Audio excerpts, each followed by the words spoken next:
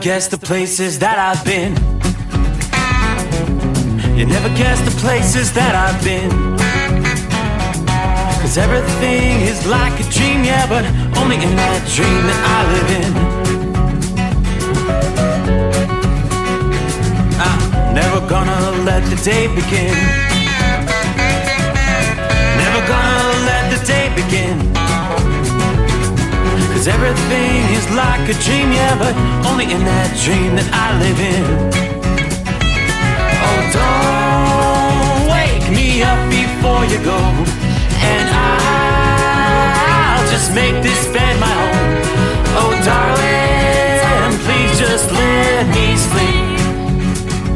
Give me my dreams.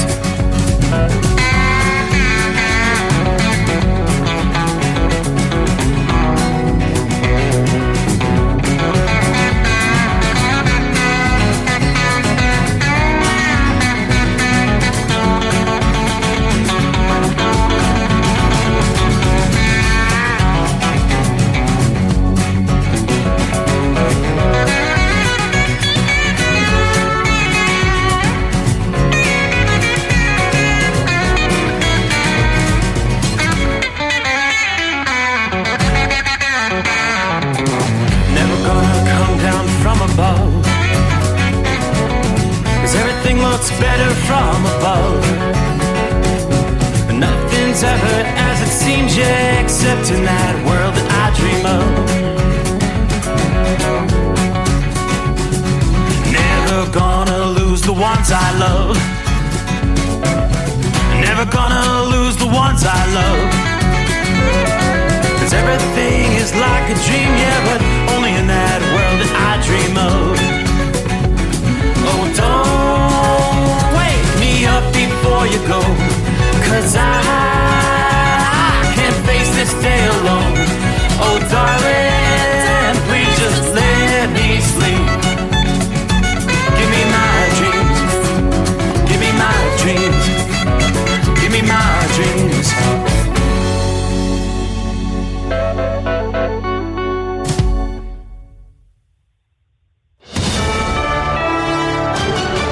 USA News, I'm Tim Berg. At least 8 people are dead in Houston as the city continues to clean up following Thursday's severe storm. Fire officials say the latest victim died as a result of carbon monoxide poisoning. City and state police are now enforcing an exclusion zone set up downtown, with some streets barricaded due to the risk from falling glass from high-rises. On Sunday night, the president of Iran died in a helicopter crash, and in response, America issued condolences for the leader's death. State Department spokesman Matthew Miller explaining why such a statement was issued while at the White House press briefing. There are people on board that aircraft who have families. We thought that's an appropriate step to take. It's the step that the United States government has taken when any number of foreign leaders with whom we had vehement disagreements have died. But we also made clear in that statement that we continue to support the Iranian people in their fundamental struggle for freedom. The statement has many Republicans angered, along with U.S. Deputy Ambassador to the United Nations Robert Wood standing for a moment of silence in honor of the former Iranian president at the UN Security Council meeting on Monday. Despite having admitted multiple times to the jury that he lied in his own testimonies, Cohen maintains he had to make hush money payments to Daniels on behalf of former President Donald Trump. Trump maintains the money was Cohen's legal fees and nothing else. This as Republican Congresswoman from Illinois, Mary Miller, says the whole case against the former president is just to keep him off the campaign trail. This partisan witch hunt has one purpose, and it's to keep President Trump off the campaign trail.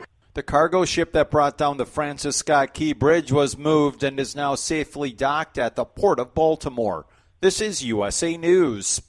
Attention! This is a public notice from the Social Security Disability Helpline. If you're one of the millions of Americans who are disabled and unable to work, you may be eligible for disability benefits from Social Security. Receiving benefits is your right. If you suffer from physical or mental disability, whether you're applying for the first time or you've already been denied, we can help. We'll evaluate your situation and deal with Social Security on your behalf. Best of all, there's no fee until you receive your benefits. Remember, we only get paid if you win your case. There are many reasons and conditions that may make you eligible for disability benefits. Many of them you may not be aware of. So if you're disabled and unable to work, call now to get started with your free, no-obligation consultation. 800-362-9337. 800-362-9337. That's 800-362-9337. The House is set to vote on a bill that would make it illegal for people in the country illegally in Washington, D.C. to vote in local elections, with Republicans hoping to push Democrats into a corner just months ahead of the November election. Lawmakers voting on the bill that would overturn a local law allowing non-citizens to vote in local elections, deciding city laws, and electing members of the Council of the District of Columbia. The vote comes as GOP leadership is looking to target election laws. A restaurant that's been around for over 50 years is filing for Chapter 11 bankruptcy. USA's John Schaefer has the details. Red Lobster is filing for bankruptcy. The Florida-based casual dining giant has filed for voluntary Chapter 11 bankruptcy, but intends to remain open while closing locations across the U.S. They have announced 99 location closures. A new Senate bill is being proposed by Texas Republican Senator Ted Cruz and Alabama Senator Katie Britt to protect access to in vitro fertilization as a fertility treatment nationwide. Their proposed bill comes after the Alabama Supreme Court decision earlier this year that embryos created through IVF can legally be considered children. Senator Cruz explaining their bill on Fox and Friends. We've introduced straightforward federal legislation to protect IVF, to create a federal right to IVF, which means that no state can ban it. For USA News, I'm Tim Berg. Have you ever picked up a towel set because it felt really soft in the store, but then when you go to use it, it's not very absorbent? That's why MyPillow has developed the MyPillow towels. Towels that work. The 6-piece towel set includes 2 bath towels, 2 hand towels, and 2 washcloths. And right now you can receive a 6-piece set for only $39.98 with promo code USA. Go to MyPillow.com, click on the radio listener special, and enter promo code USA, or call 800-951-8175. That's MyPillow.com, promo code USA. As an independent trucker, you work hard to meet your goals. The Owner-Operator Independent Drivers Association has been helping small business truckers for over 50 years with benefits, services, information, and discounts. You work hard, but OOIDA works even harder to give you advantages that large fleets enjoy. And all of our programs support our representation on your behalf in Washington, D.C. Become a member at OOIDA.com, making a difference in the lives of truckers. Fuel filtration is a big deal. Poorly filtered diesel fuel can damage injection systems, reduce efficiency, and rob horsepower, among other things. By removing the water, air, and debris from fuel, fast fuel systems can triple the life of your injection system while restoring power, optimizing fuel economy, and more. Not sure what your truck needs? Give us a call at 636-433-5410 or learn more at fastride.com. Another dark night on the interstate. Another 100 miles in the pouring rain. These are worth all the time I've spent away. Another dark night on the interstate.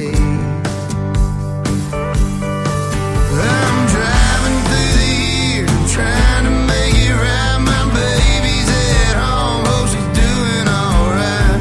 Miss my dogs and I miss my girls, I'm 1,000 miles away from my whole world.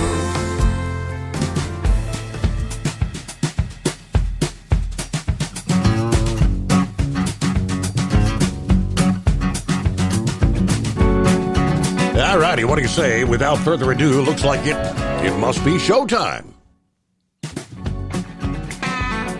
And away we go.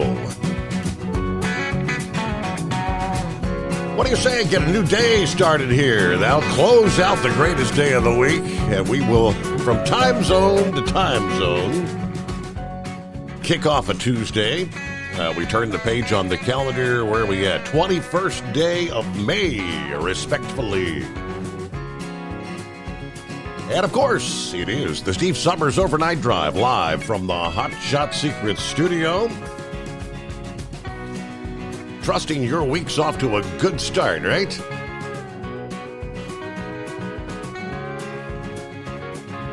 Okay, we kick off things with a look at our travelers' weather. There are a few problems out there for the overnight hours here. And again, according to forecasters, what appears to be another very, very active day. Could see a lot of tornadic activity. Could see dozens of tornadoes, according to AccuWeather. That's where we start. Weather update brought to you by Big Daddy Walker Productions. More severe weather looms as an energetic pattern in the upper levels of the atmosphere leads to numerous rounds of rain and storms across the country this week. As energy emerges from the west into the front range, it'll be clashing with humid air spilling northward out of the Gulf of Mexico.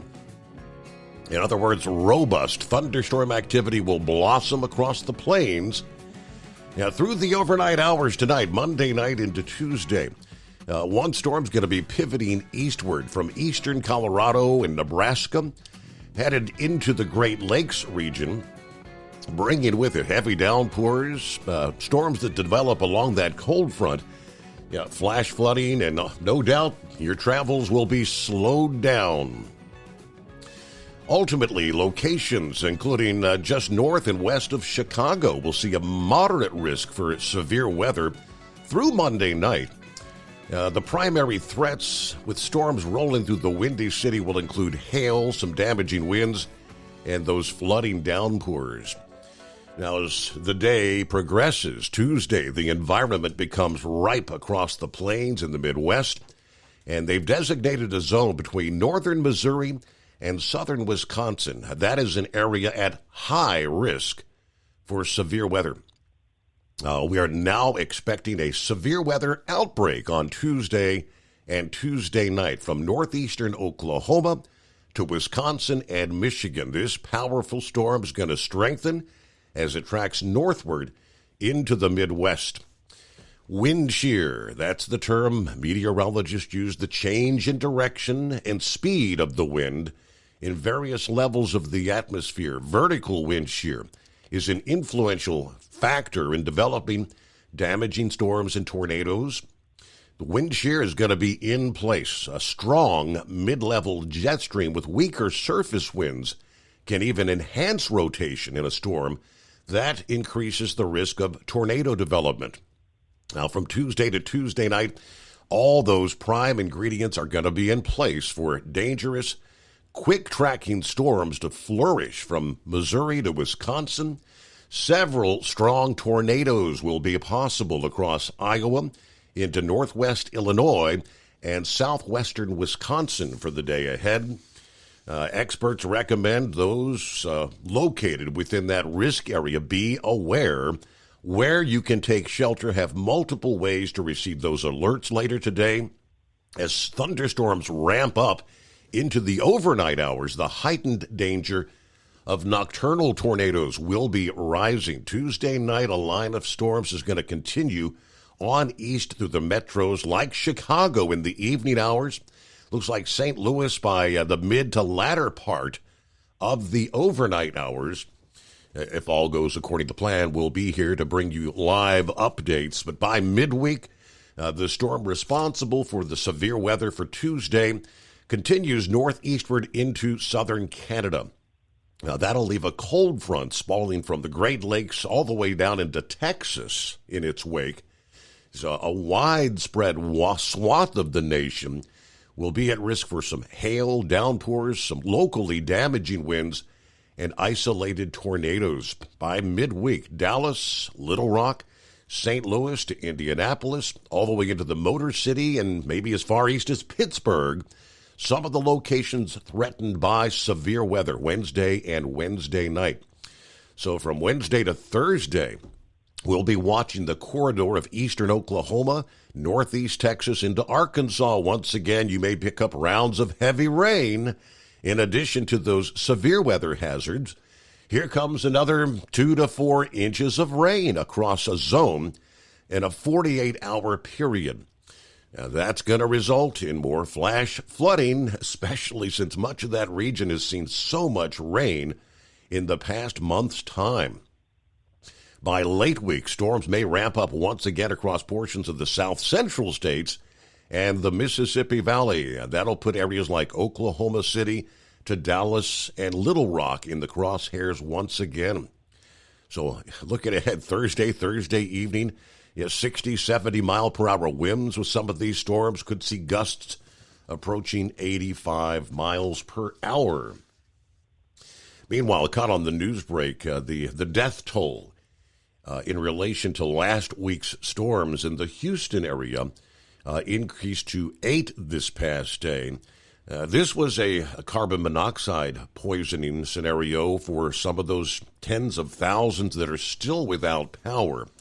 The update from the National Weather Service there, after more than 1 million customers were initially without power, we were down to 225,000 by Monday morning, primarily southeastern Texas.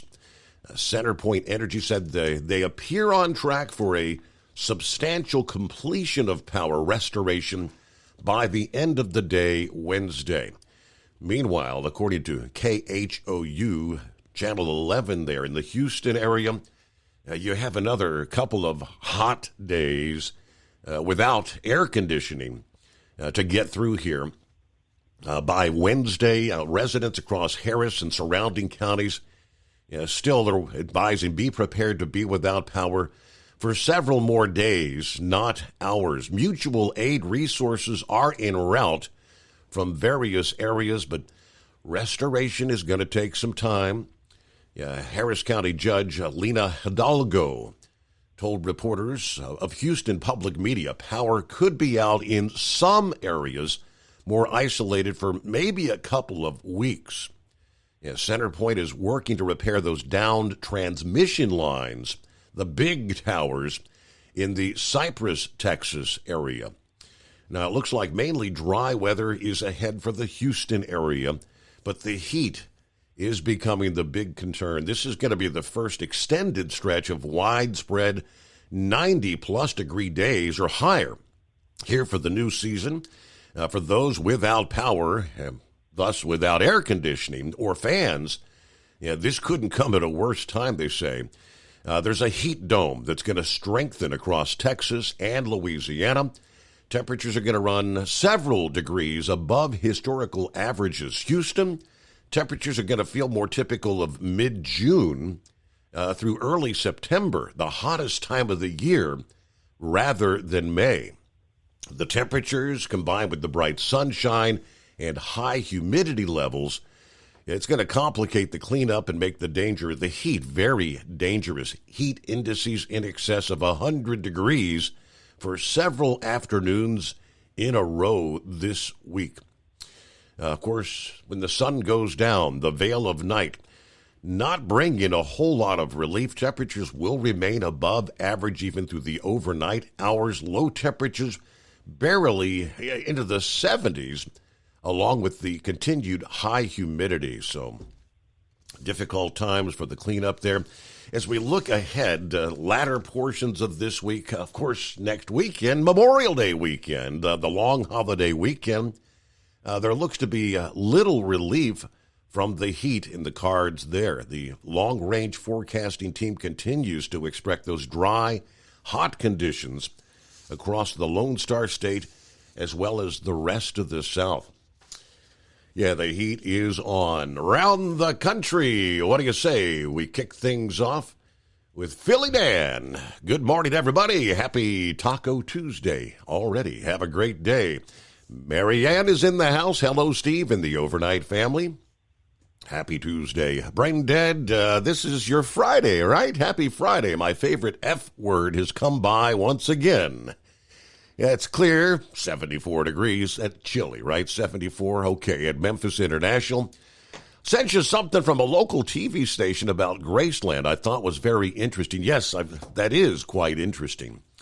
Other than that, thanks to Eskimo Mom giving me her reefer problems as I have them tonight.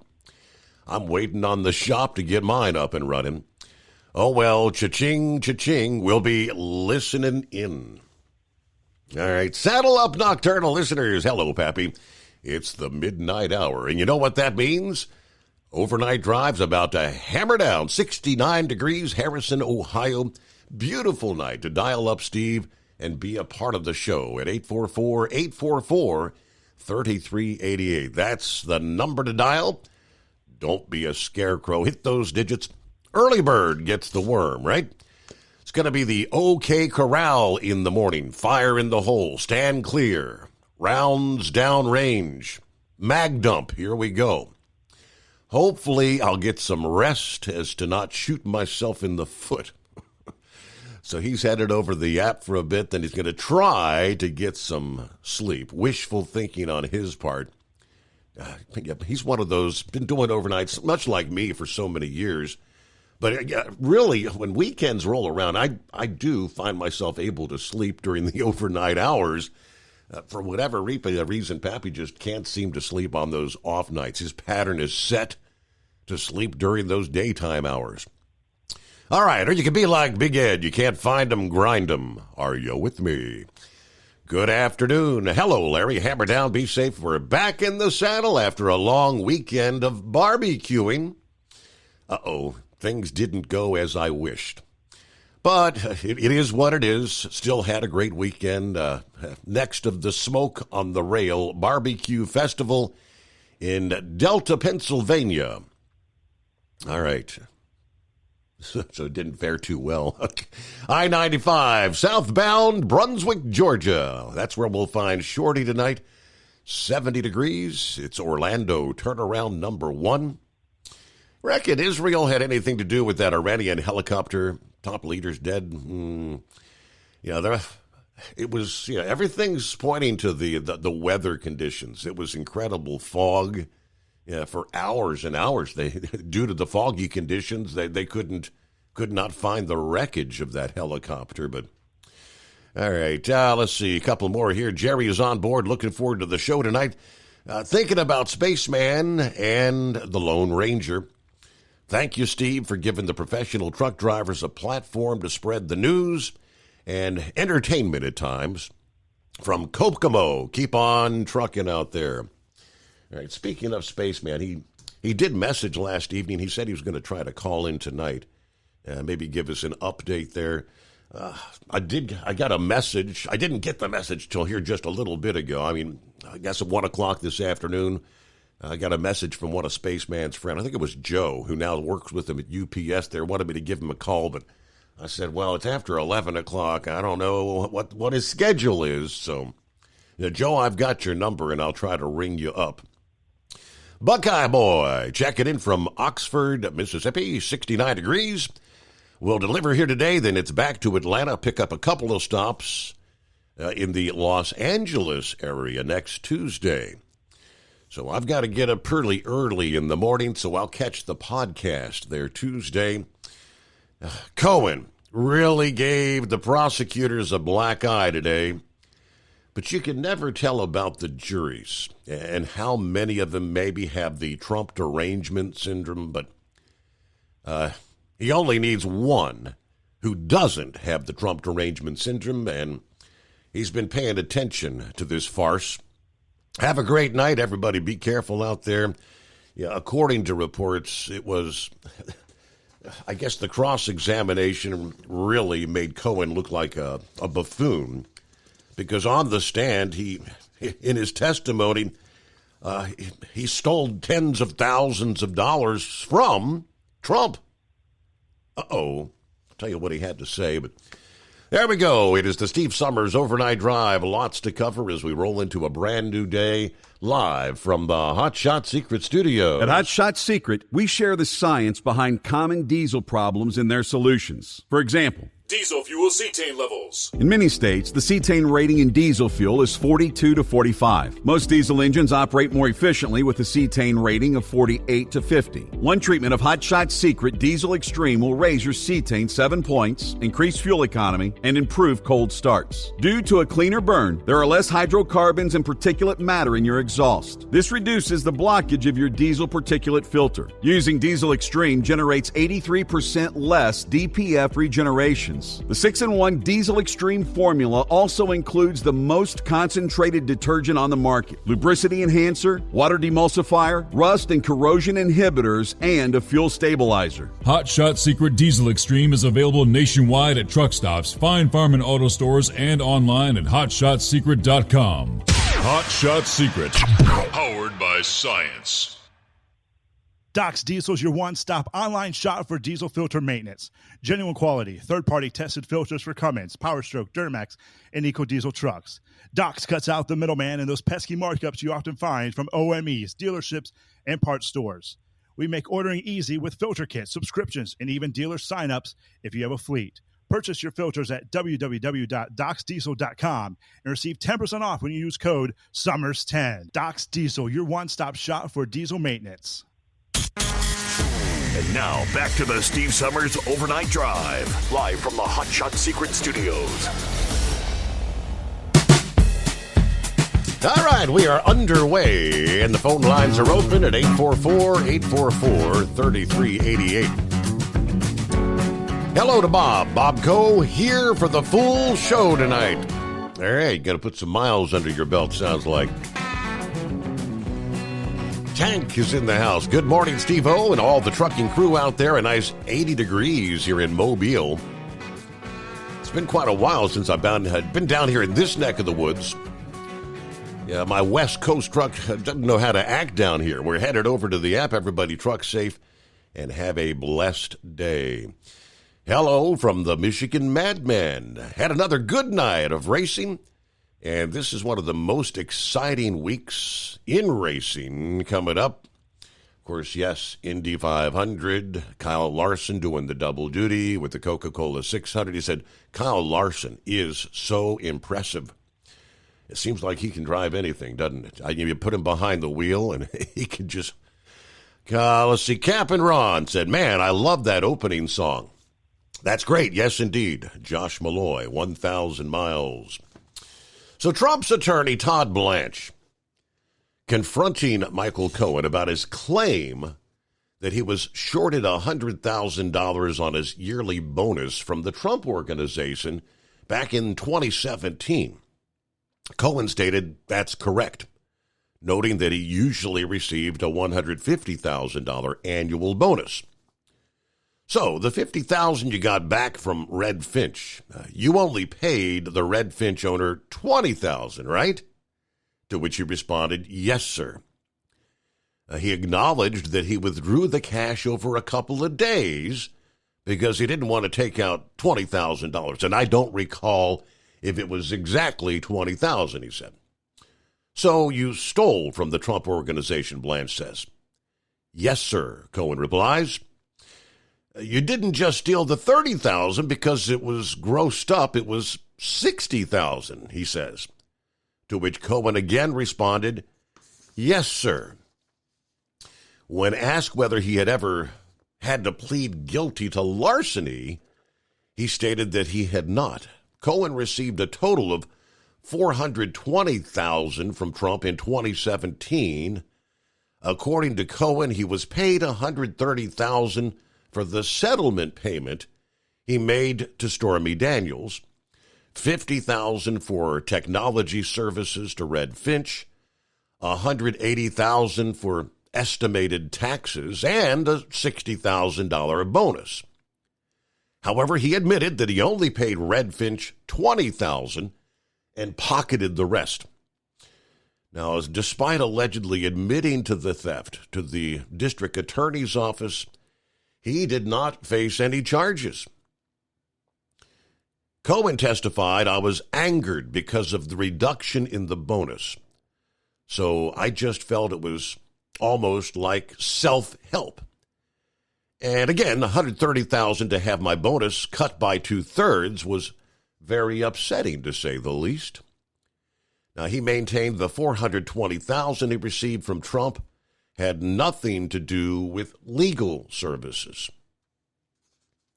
Even the likes of CNN legal analyst Ellie Honig called this admission from Cohen a bomb dropped right in the middle of the prosecution's case. Laura Coates with CNN stated that the defense can establish Michael Cohen as somebody who's not to be trusted about the money or the amount of money as well.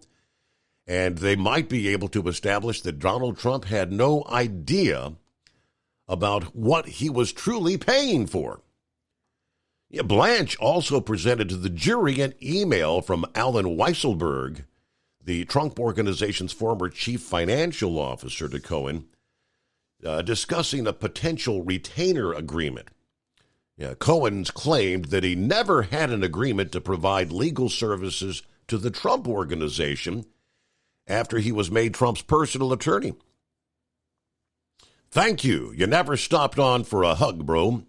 Anyway, please prepare the agreement we discussed so we can pay you monthly, said the email to Cohen. Also, Blanche confirmed with Cohen that he changed his email signature to display his role as attorney to the former president. The dog and pony show goes on, but hey, we'll get a news break, and it's the Steve Summers Overnight Drive. USA News Update. Former President Donald Trump asserts that he is the candidate for law and order. We have to have a police department where they're giving back their dignity, where they're giving back their authority to do things. He told the Fox affiliate in Dallas that combating crime is part of his plans for the southern border. If reelected, Trump promised to reinstate the policies from his first administration. Millions in the central U.S. are bracing for severe thunderstorms this week. The storms expected to begin in parts of Wyoming and Colorado, moving toward Iowa, Nebraska, and Minnesota. Major cities like Chicago, Detroit, St. Louis, and Milwaukee are also likely to experience severe weather this week. The top Democrat on the Senate Banking Committee is urging President Biden to replace the FDIC chair following reports of a toxic workplace environment under Chairman Martin Gruenberg. Ohio Senator Sherrod Brown said fundamental changes are needed. John Schaefer, USA News. Do you want to save money on your next flight? Then pick up the phone and call. That's right, call. Because the best prices are not online. They're with SmartFares. See, SmartFares has special deals with the airlines. When they have unsold seats, they use SmartFares to fill them. So you get airline tickets at crazy low prices. They have access to great prices and discounts at over 500 different airlines. Plus 300,000 hotels and rental car companies. Their prices are too low to publish online. With the extra money you'll save, you can book another trip or treat yourself to dinner or shopping. So stop searching all of those travel sites to find the lowest price on your next flight. Let one of our SmartFares expert travel agents find the best price for you. Call SmartFares today and get ready to see the world with a fat wallet. 800-871-3291. 800-871-3291. 800-871-3291. That's 800-871-3291. Taxes for Truckers provides full-service accounting solutions for owner-operators. Taxes for Truckers is the driver's financial co-pilot. We help independent truckers keep their taxes, filings, and bookkeeping running smoothly so they can focus on the road ahead. Drivers who want their business to run as smooth as their truck choose to partner with Taxes for Truckers for their accounting and tax filing needs. Stop overpaying taxes. Call 888-TAX-4TRK to start paying less tax today. At Hot Shot Secret, we share the science behind common diesel problems. For example, ultra-low sulfur fuels. Fuel has two purposes, combustion and lubrication. Ultra-low sulfur fuels have diminished the fuel's ability to lubricate. Hot Shot Secret Everyday Diesel Treatment with LX4 restores lubricity, protects your engine, and optimizes performance. Everyday Diesel Treatment is available at truck stops, Tractor Supply, O'Reilly's Auto Parts, and online at HotShotSecret.com. Hot Shot Secret, powered by science. Building relationships with their team drivers and customers still matter at IBI Security Transport. Since 1966, IBI and its team of drivers have been leaders and innovators in providing white glove service to its exclusive client base for transporting high-value freight safely and securely. Much of the IBI staff have driven trucks, so they understand both the customers' and drivers' needs. If you're seeking a career that values you as a person, not just a number, and offers great benefits and good home time, then IBI is the place for you. Call 800-582-5912 to discover why we are the leaders in team freight and start building a relationship with you. At Hot Shot Secret, we share the science behind common diesel problems. For example, Fuel additives. the purpose behind most fuel additives is to impact performance of your diesel or provide protection to your fuel system. Hot Shot Secret Everyday Diesel Treatment provides both performance enhancement and protection with 6 key components. This fully formulated premium fuel treatment includes the performance-enhancing cetane boost, injector cleaner, and LX4 lubrication, as well as protection against water with a demulsifier and rust inhibitor, plus a stabilizer that minimizes fuel filter clogs. Everyday Diesel Treatment delivers a 6-in-1 premium fuel treatment for every fill-up, every time. Everyday Diesel Treatment is available at truck stops, Tractor Supply, O'Reilly's Auto Parts, and online at HotShotSecret.com. Hot Shot Secret, powered by science. Fuel filtration is a big deal. Poorly filtered diesel fuel can damage injector systems, reduce efficiency, and rob horsepower, among other things. By removing the water, air, and debris from fuel, Fast Fuel Systems can triple the life of your injector systems while restoring power, optimizing fuel economy, and more. Not sure what your truck needs? Give us a call at 636-433-5410 or learn more at fastride.com.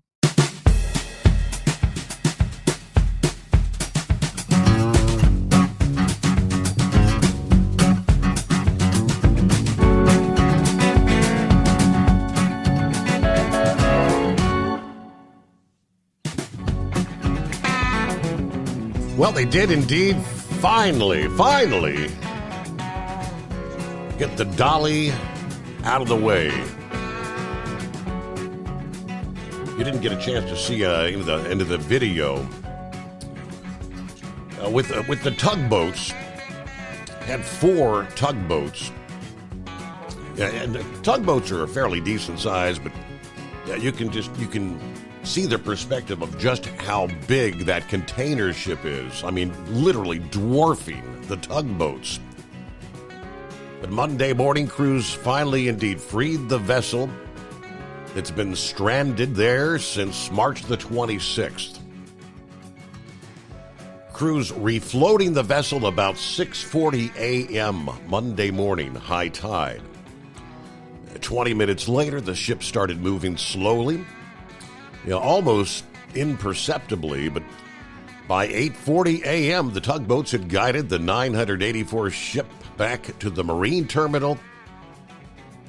Now, we took an enormous step forward in our mission to recover from the collapse, according to the governor this past day. Watching the operation from a boat about 500 feet from the dolly, lauding those who worked safely and speedily in this massive ongoing recovery, led by the Key Bridge Response Unified Command.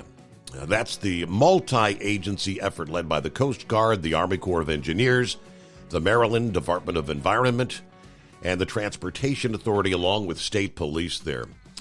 Spokesman for Synergy Marine Group that manages the ship said the vessel's return to port is no doubt a relief to all of us. Crews began laborious preparations Sunday to free the dolly, targeting the operation to take advantage of high tide a little before 5:30 Monday morning. The ship remained immobile for the next 90 minutes, though, surrounded by salvage equipment, tugboats, and a piece of the shattered bridge jutting from the water nearby. It's going to remain in port, they tell us, for a few weeks, then eventually travel to Norfolk, Virginia for more repairs. The original crew, 20 men from India and 1 from Sri Lanka, are going to have to stay on board for now, as the visas that they sail under are believed to have expired. Those guys haven't been able to get off that boat for this entire time. Now, crew members generally travel on visas that, according to Customs and Border Protection document, allow them landing privileges to remain in the U.S. as long as the vessel's here, but that cannot exceed 29 days. They've been stranded for 55 days already. Now, they did say at a certain point we're going to work with authorities to see if we can get some shore leave granted for these guys. Our ultimate goal is to get the crew off the ship so they can get back to their families, right? Respectfully. That may take some time, though, as investigations into the bridge strike continue. The crew may need to be additionally questioned. The FBI, the National Transportation Safety Board, continue looking into the bridge collapse. Of course, when the FBI boarded the ship back in April, they confiscated the crew members' phones and has yet to return them. Crew members were given replacement phones, but still lack the personal data on their original devices. Unions representing the crew said the members have undoubtedly experienced distress, particularly after they gave up their phones and lost access to family photos, online banking information, feared being criminalized over the incident. It's got to be tough on those guys. All right, hello to Bidu checking in this Tuesday morning. Hello, Steve, and the overnight crew. There's Russell. Hope all are doing well at the secret bunker. We're hanging at 69 degrees, mostly cloudy here in Dayton area. Late getting on board, a little late for the show, but I'm here. Truckers, be careful. Make it safely to your destinations. May God bless y'all. Players for the Lone Ranger and Spaceman. Everybody have a good day as we look forward to a great show. Good to have you on board. All right, there he is. Sundance, good morning. Yeah. Good morning, Steve. How you doing? Doing well. It's kind of like your Monday, I guess. Yeah, well, no, it is my Monday. Yeah, it is. Yeah, I listened to the show a little bit last night, but I was trying to get back in my weekly schedule since I run from 6 in the evening to 6 in the morning. But no, okay. So did you come up with anything to talk about this? Where we're at and where we've been, and when was the best time in America in your life and my? Like I said, we're about 2 years apart. Yeah, I'll be 58 next month. So, but I just look back over to life, and when Jimmy Carter was president, I just turned 10, and I don't, I see what happened, and I can understand what happened to him looking back on it now with the inflation and the problems that, why he got labeled the worst president in history besides Biden. Now Biden's that guy. And I see a lot of similarities between Jimmy Carter and Biden and Ronald Reagan and Donald Trump. Do you agree? I don't necessarily agree, but go ahead. Okay, well, so my thing is, if you ask the Republicans who the greatest president was before Donald Trump, it was Ronald Reagan. You agree with that? Most, I would say, yes, most would agree with that. Okay, now it's Donald Trump. He out Trumps Reagan. Would you agree with that? I don't know that that's the case, but I mean, the distance that we've come, I mean, you don't have a Reagan anymore. There's not a Reagan out there, so Trump's about the best we could find, I guess I'd say. Well, Trump has a lot of similarities to Reagan, being that they were both Democrats for a long time until they decided to go Republican. And then we have the same kind of issues that we had under Reagan with Trump. I mean, under Reagan, he was the greatest. And like I said the other day, our deficit before he came in was less than $1 trillion from the beginning of our country to him. And when he left office, it was $6 trillion. And like I said the other day, adjusted for inflation, it's $24 trillion today. Therefore, if you give Biden $24 trillion, I bet he could do a lot of good. But we can't do that no more. All right. So Carter had to deal with the oil problem, the embargo, and also with, so let's go back a little bit further. H.W. Bush and his father, all right, they were the money behind Eisenhower. And have you ever listened to Eisenhower's farewell address? I don't know that I have. I don't think I have, no. Okay. Well, he warned us, and his money came from Prescott Bush. Okay? Prescott Bush and a bunch of business owners back in the 30s were financing Hitler to kill the Jews in Germany. That's a fact. They were also fined, the Bush family was fined $1.5 million for trading with the enemy back then, which is, I don't even know what that would be worth today. And that's why the Bush family has always had I don't think they're as American as people think they are, as they care about this country. They really don't. They're just trying to get their money back that they were fined back in the 30s and 40s. All right. So then we have, all right, so then the oil, so W. Bush was behind, he was a big oil man. He was one of the, and Nixon got his money from Prescott Bush, which was H.W.'s father also. All right. So Nixon is the one that took us off the gold standards and put us on the petrodollar, meaning any country, if Russia wanted to buy oil from Saudi Arabia, they had to use U.S. dollars. Correct. Okay? Therefore, all right, so in any other country in the world, if China wanted to buy oil from Saudi Arabia, had to be U.S. dollars. That was the printing press.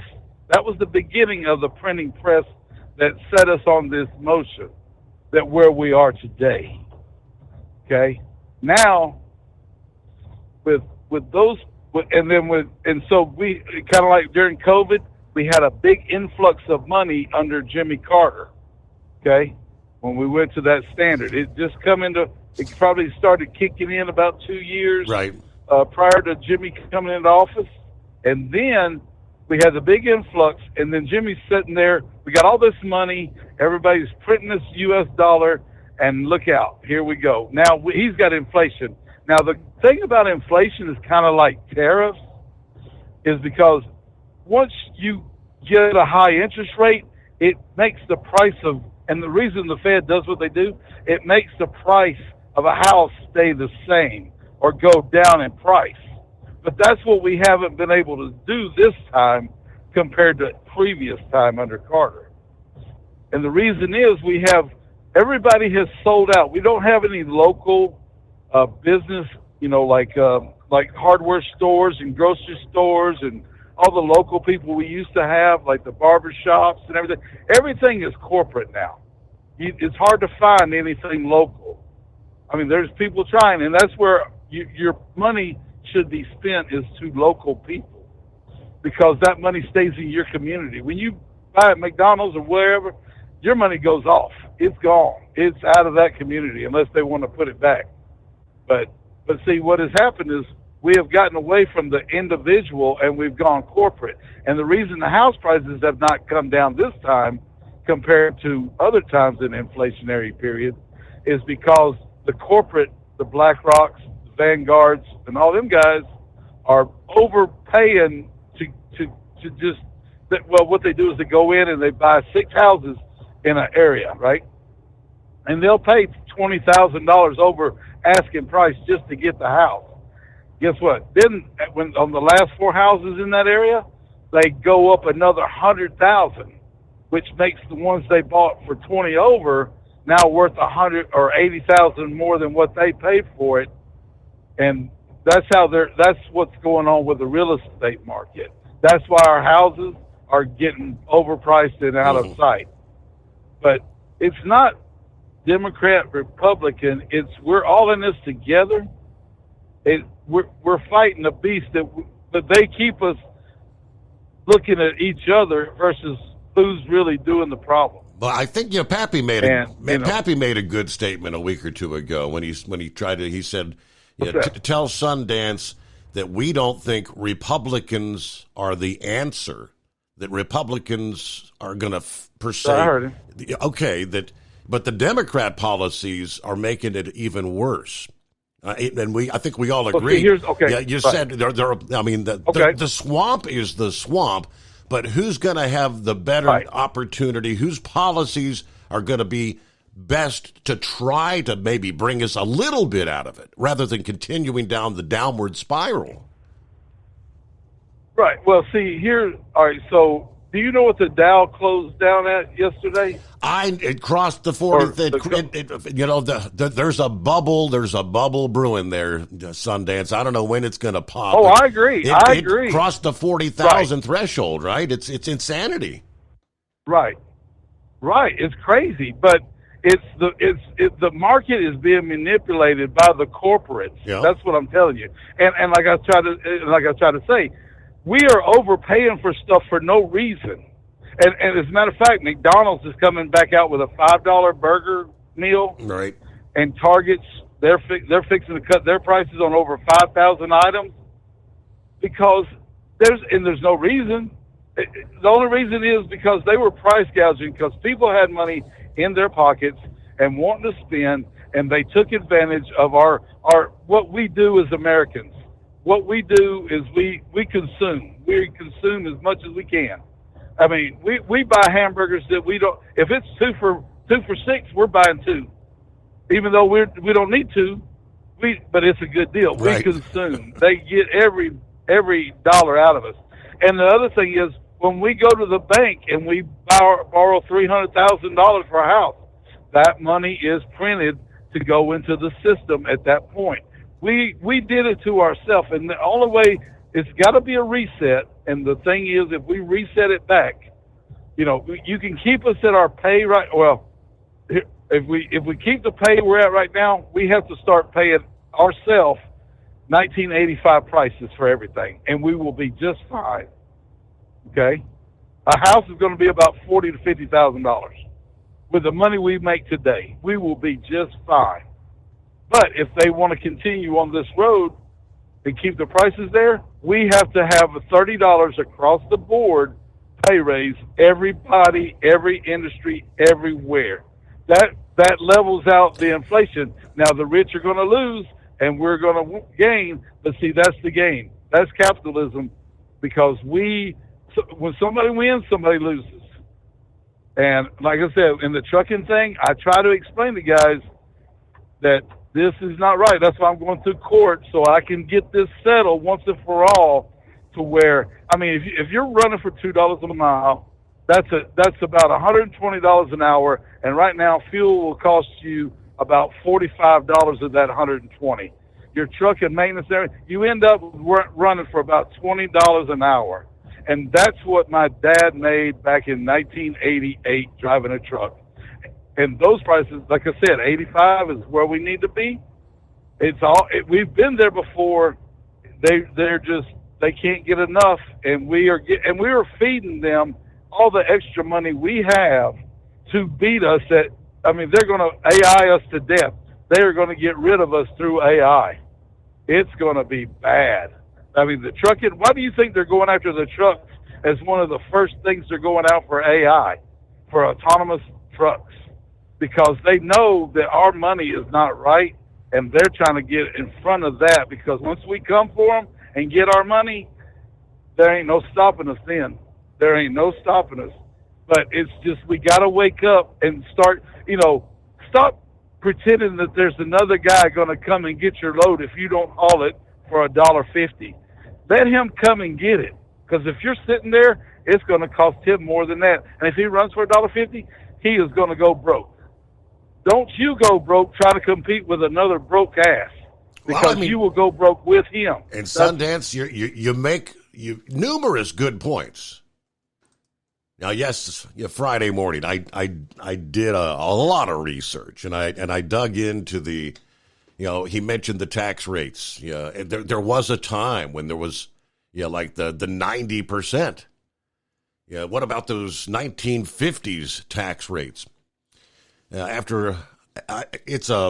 It would be a boring discussion, a boring program to go through all of this and try to explain it all.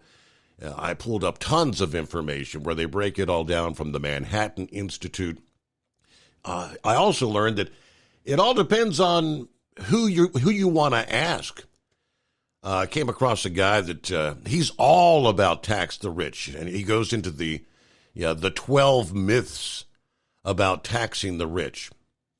Trying to say that, yes, that's the greatest thing since sliced bread.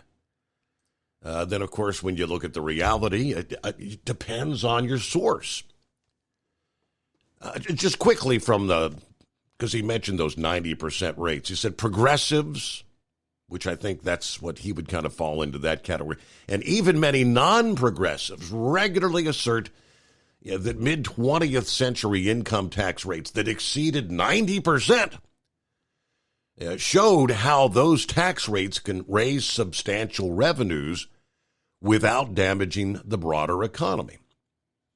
As with the European example, a closer examination reveals this is a false narrative. The highest marginal income tax bracket was temporarily raised to 77% during World War I before falling to 25% in the 1920s, after an elevation to 63% in 1932, then 79% in 1936. For taxable incomes over $110 million in today's dollars, the top bracket was pushed up to 94% to fight World War II, before settling at 91% for most of the 50s and early 60s. 1964, top bracket was gradually reduced to 70, where it remained until President Reagan persuaded Congress to slash it to 50%, and then 28%. Since then, the top federal bracket has fluctuated between 28 and 39.6%.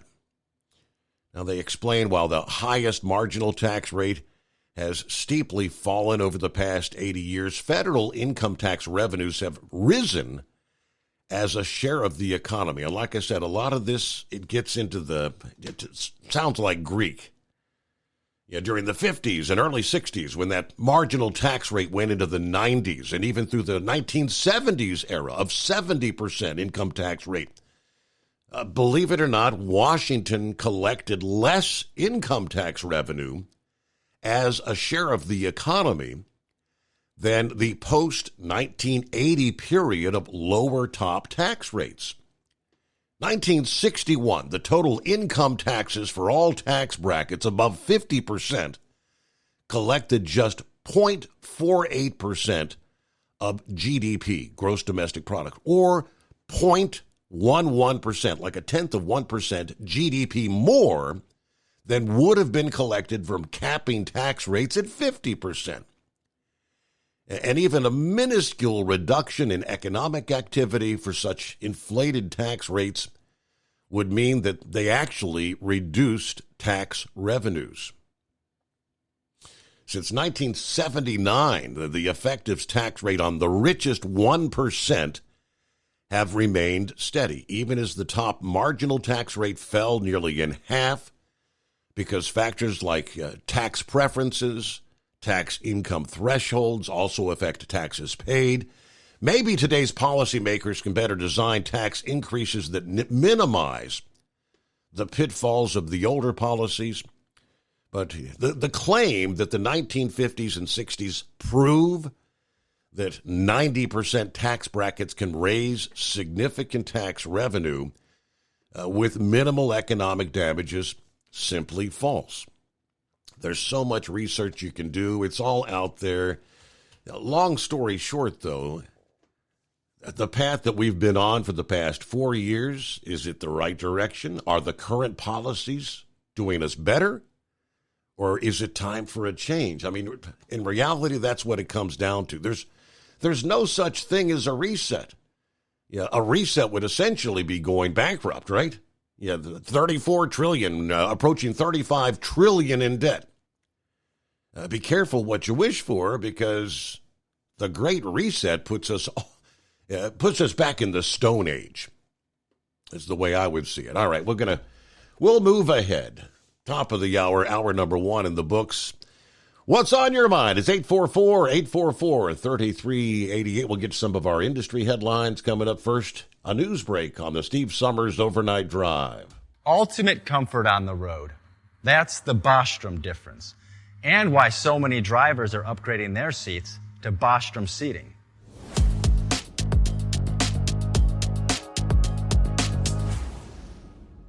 With roots dating back to 1935, we know seating.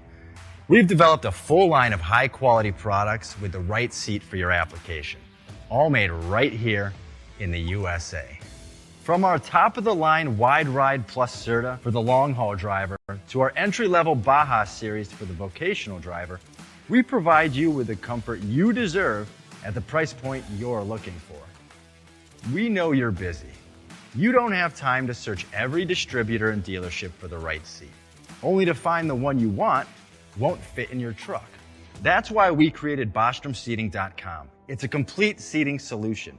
You can build the perfect seat with the features and options you desire, and we'll help you be certain it'll fit in your cab. Once you've built the perfect seat and have the part number in hand, you can shop pricing and availability. Our Where to Buy feature allows you to pick up a seat right where you are or anywhere along the road you'll be traveling. When you install a Bostrom seat, you become part of the Bostrom family. A family that includes other drivers who recognize this is more than work.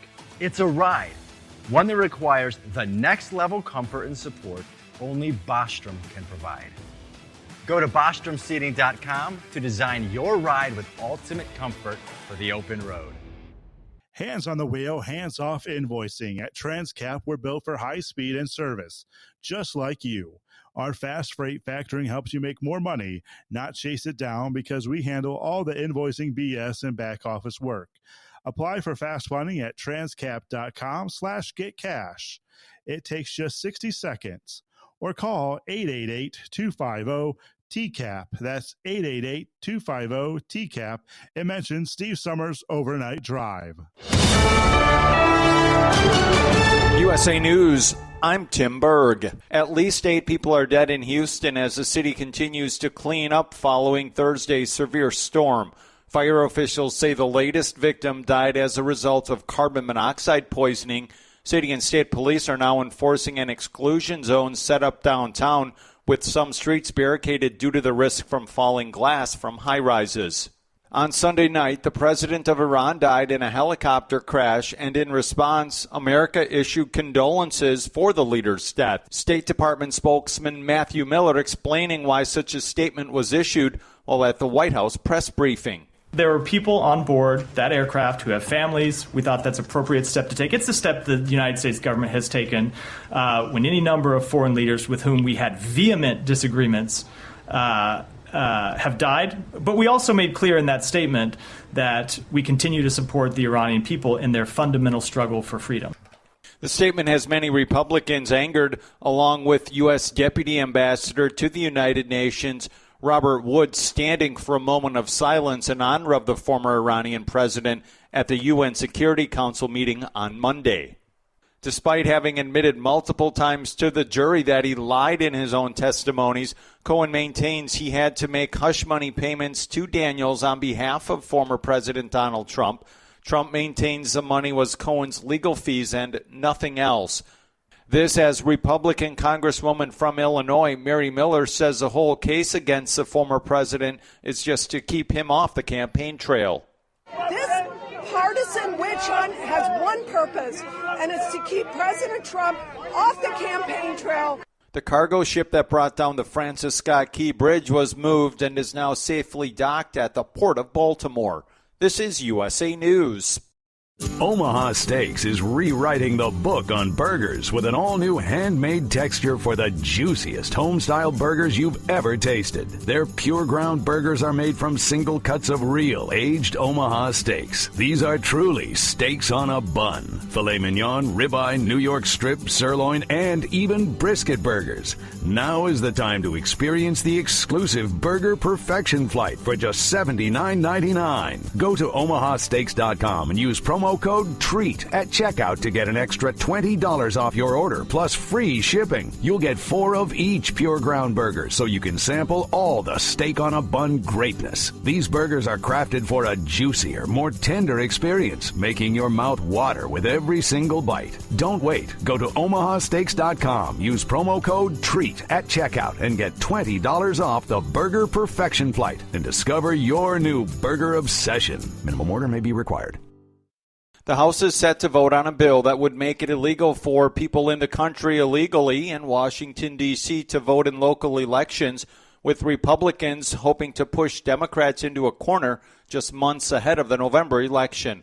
Lawmakers voting on the bill that would overturn a local law allowing non-citizens to vote in local elections, deciding city laws, and electing members of the Council of the District of Columbia. The vote comes as GOP leadership is looking to target election laws.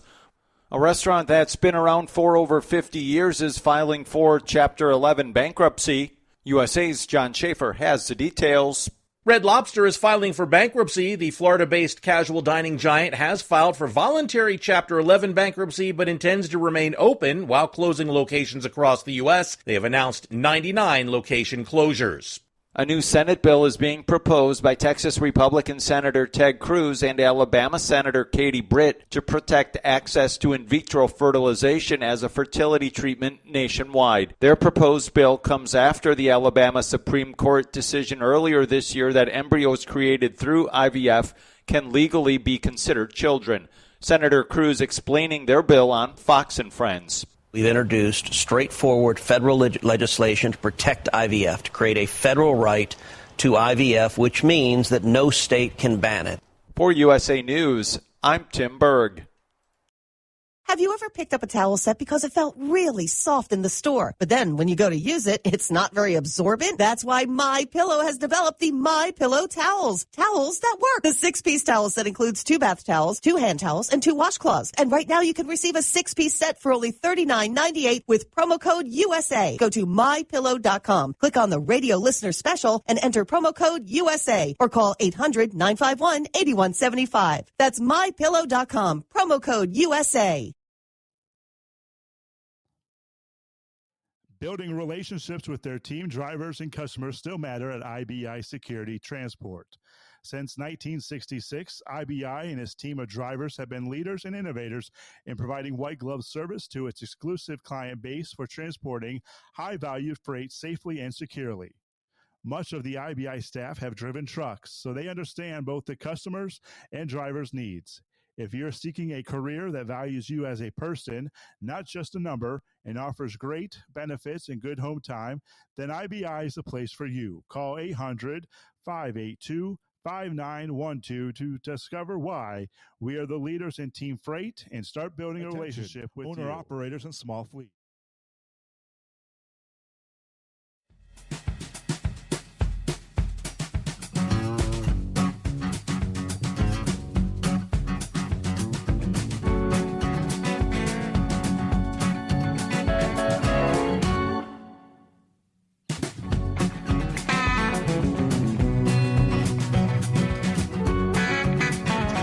All right, and we roll into a Tuesday.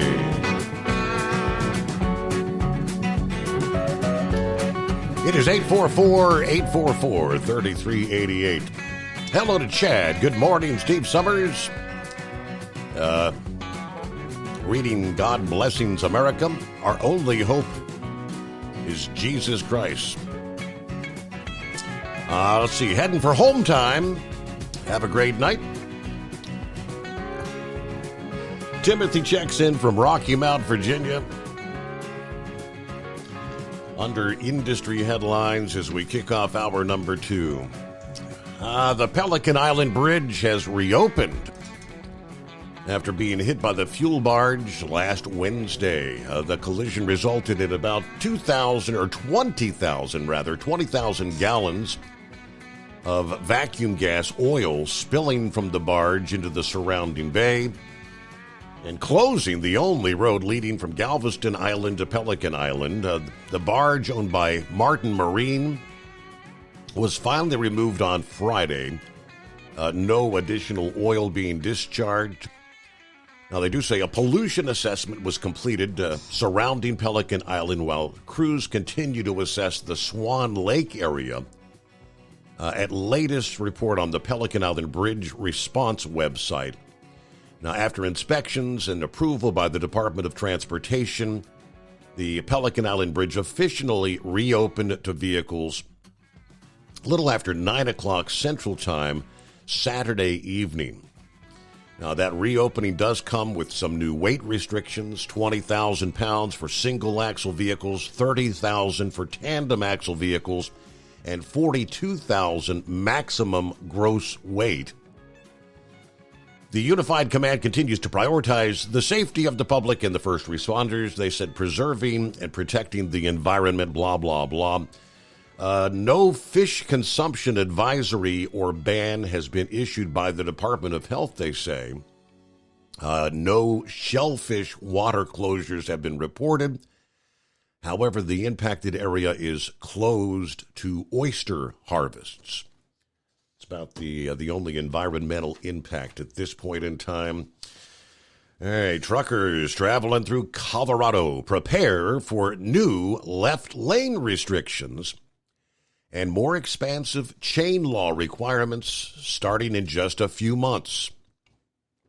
Apparently, this past day, Governor Polis signed into law the Commercial Vehicle Highway Safety Measure, legislation imposing new rules on commercial vehicle drivers in hopes of increasing safety. Now, the bill will forbid commercial vehicles from traveling in the far left lane of I-70 in a number of areas unless specifically required or authorized to pass by law. Starting August of this year, Glenwood Canyon, that's like the 115 to 131 mile marker, Dowd Junction, the 169 to 173. Vale Pass, mile markers 180 to 190. Eisenhower Johnson Tunnel, the 205 to 221. Georgetown Hill, mile markers 224 to 228. Floyd Hill, the 243 to 247. The new law will also expand the areas where truckers are required to carry chains between September 1 and May 31st. I won't go through all the mile markers, but on I-70, the Morrison area, from Frisco to Fairplay on State Highway 9, Empire on US 40, Salida on US 50, so several other areas. US Route 550, the entire route. Also, the new law will require the Colorado Department of Transportation to establish heightened speed limit enforcement zones in Glenwood Canyon on I-70 east from the 116 to the 131 and westbound from 118.5 to the 131. Colorado DOT will be required to post signage information notifying commercial drivers of the increased fines in the area.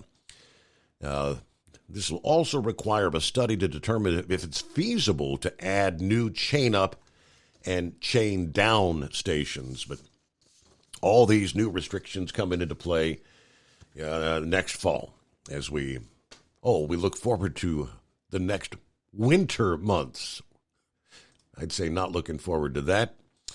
Good to have you on board. Daryl checks in here on a Tuesday. How we doing, Daryl? Good morning. How's the family and how's Stryker? All doing well. Thank you very much. I could have used Stryker Mother's Day morning. I got my car stolen out of my garage. Really? My truck broke into, my other car broke into. But they stole a car around the corner up the street of a 16-year-old girl, and her dad had just gave it to her for her 16th birthday. And he put a tag on it where they could follow her by their cell phones. Yeah. And they followed the thieves to Dayton, and they parked the two cars on the street there in Dayton, and Sandy's Towing picked them up and towed them in. It cost me $500 to get my car back. But we got it back. It had about probably $2,000 worth of damage on it. It was a 23 Toyota. Really?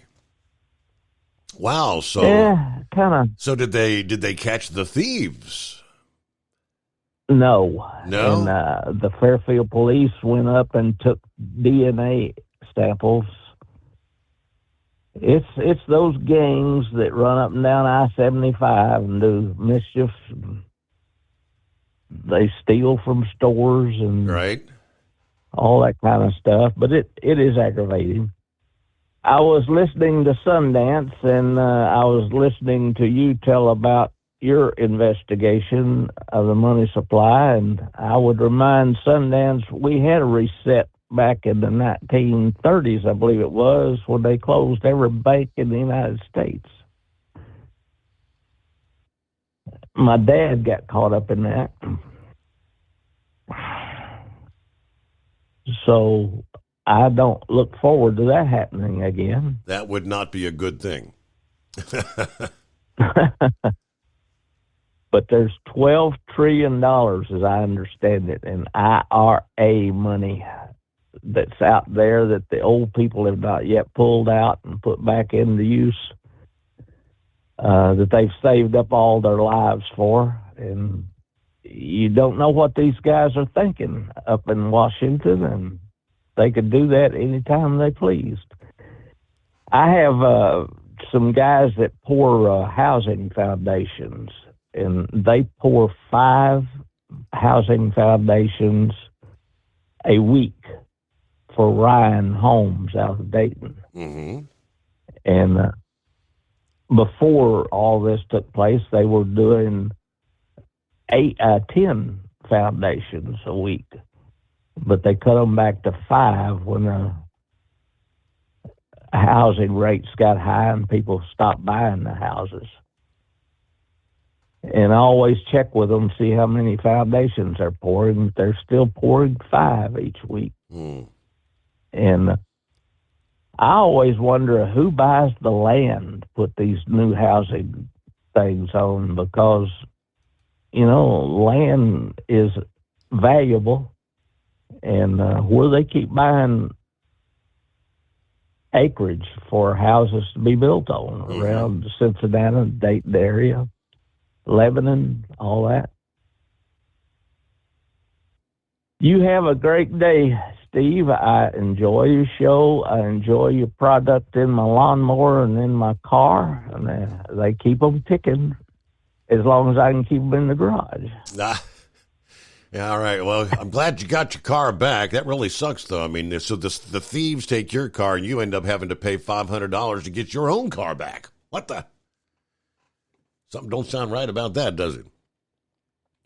I guess somebody had to pay the tow bill, right? It's 844-844-3388. Hello to Debbie. Good morning, Steve. A comfortable 68 here in the Hoosier tonight. Warming up to a steamy 89 today. Well, counting today, I have 4 days left in the school year. All right.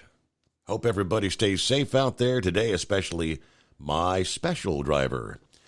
Have a tremendous Tuesday. Thank you very much, Debbie. All right, let me flip over. It's kind of like beating a dead horse, I guess, when I talk about electrifying this country, electrifying the trucks, electrifying the cars. But we don't have the available power, right? How many times have we preached that? Well, here we go. As summer rolls in with warmer temperatures, large portions of the U.S. are at a higher risk of blackouts. The new report warns. This is becoming all too common. The North American Electric Reliability Corporation, the nonprofit grid watchdog, released their latest summer reliability assessment last Wednesday. And it shows what past seasonal and long-term assessments have shown. America's grid operates on thin margins of reliability. Anytime inclement weather hits, heat waves, cold snaps, increased demand on the grid puts large portions of this country at risk of blackouts. From the Midwest, New England, to California and Louisiana, according to the assessment, the risk of blackouts during heat waves this summer is rising. The risk of emergency conditions in Texas, according to the assessment, will hit 18% this summer. The risk of rolling blackouts, 14.6%. There's a number of factors, according to the NERC, contributing to the lack of adequate electricity supply. This includes the retirement of coal-fired generators, which removes on-demand electricity resources from the grid. A lot of capacity has been replaced by reliable natural gas-fired power plants, but during cold weather, natural gas gets diverted to heat for homes, which leaves less for generating commercial electricity. Lastly, increased reliance on intermittent wind and solar, which, depending on the weather conditions, may not be available when demand is high. Just a couple weeks ago, we shared where the figures show last year all the additional wind farms and windmills that were built around the country ultimately generated less power than the previous year because there were many times where the wind just wasn't blowing. The problem's likely to get a lot worse. Last month, the EPA requiring coal plants to retrofit for carbon capture and storage or retire. Now, since these upgrades are very expensive, most of them will retire. New natural gas plants will also have to add CSS under these new rules, which will discourage investment in the expensive projects. While existing gas plants are exempt, they may actually ultimately be targeted later. Energy analyst Isaac Orr and Mitch Rollin, who published their analysis on their Energy Bad Boys Substack, explain in the EPA's Green Leap Forward, they do not conduct operational reliability studies as part of their rulemaking. Instead, they rely on what's called resource adequacy, which the EPA has stated is not sufficient analysis to ensure there will be enough electricity during peak demand periods. In determining resource adequacy, the agency looks at generators' capacity factors, which are the number of gigawatts or megawatts that various sources are expected to provide under normal operating conditions. However, as the EPA shuts down on-demand power sources, then much of that capacity is made up of wind and solar power, which may or may not be available at any given time, such as a heat wave or a cold snap. The rule, this new EPA rule, has electric cooperatives and utilities sounding the alarm bells. Not only are the rules expected to undermine the grid's ability to meet current demand, the demand for electricity is expected to rise as data centers, manufacturing facilities, electric vehicles, electrification of home appliances. The National Rural Electric Cooperative, which represents nearly 900 nonprofit rural electric cooperatives and public power districts, called the rules unlawful, unrealistic, and unachievable. Duke Energy serves 8.4 million customers. The Carolinas, Tennessee, Florida, Indiana, Kentucky, Ohio said these rules will limit their ability to serve future demand as New manufacturing and data facilities are built in those areas. This final rule presents significant challenges to customer reliability and affordability, as well as limiting the potential for our ability to be a global leader in chips, artificial intelligence, advanced manufacturing, according to a Duke Energy spokesperson. PJM, which serves 14 states in the east central U.S., also warned of increased problems as loads on the grid rise. The EPA has not sufficiently reconciled their compliance dates with the need for generation to meet dramatically increasing load demands on the system. Despite the proclamations of those who place climate change above all other considerations, even the Department of Homeland Security has admitted the dangerous and disruptive effect that a grid failure may have. Extended power outages would impact the whole community and the economy. A power outage is when the electric power goes out unexpectedly.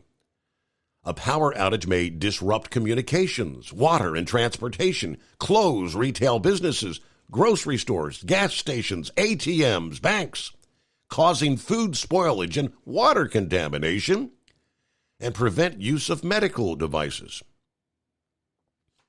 Critics of the EPA's rules also argue they assume a much greater potential for CCS deployment than actually exists. Over the past 15 years, attempts to make CCS work with coal-fired power plants have failed repeatedly.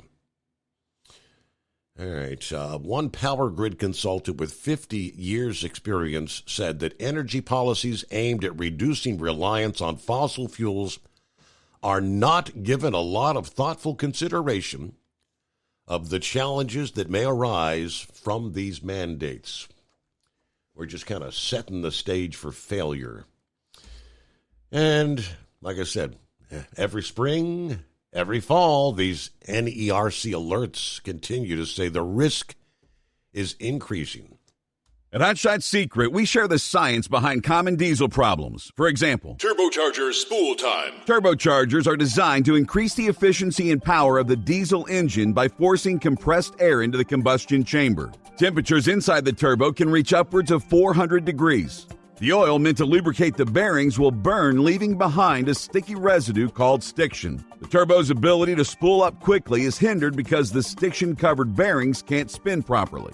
Hot Shot Secret Stiction Eliminator cleans the stiction from turbo bearings, reducing spool time, and builds maximum boost sooner in the RPM range. Stiction Eliminator is a synthetic cleaner plus nano lubricant that contains no harmful solvents and is formulated to be left in the engine to safely dissolve stiction for thousands of miles. It works as you drive. Hot Shot Secret Stiction Eliminator. Available at truck stops, Tractor Supply, O'Reilly's Auto Parts, and online at hotshotsecret.com. Hot Shot Secret. Powered by science. If that sound gives you nightmares, there's a cheap and easy way to avoid engines not firing. Stable, America's #1 fuel stabilizer, ensures quick and easy starts after storage. Stable's proprietary formula keeps fuel fresh for 2 years, outperforming competitors. Pour Stable in your gas can or directly into the tank of your car, truck, hybrid, boat, ATV, motorcycle, or lawnmower to prevent fuel-related engine problems that cost time and money. When you store, start with Stable. And now, back to the Steve Summers Overnight Drive.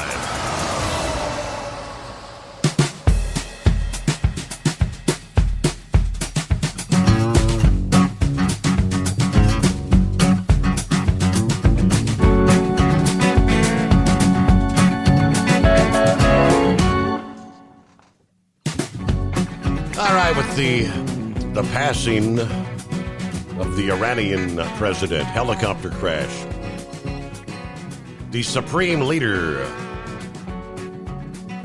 Ali Khamenei, announcing 5 days of public mourning, confirming the first vice president, which is Mohammed Mokber, as the interim head of the executive branch. Iran now has a maximum period of 50 days before a presidential election must be held to choose Raisi's successor. Khomeini said in a statement carried by the official news agency, "I announce 5 days of public mourning and my condolences to the dear people of Iran. Mokber will manage the executive branch and is obliged to arrange with the heads of the legislative and judicial branches to elect a new president within a maximum of 50 days.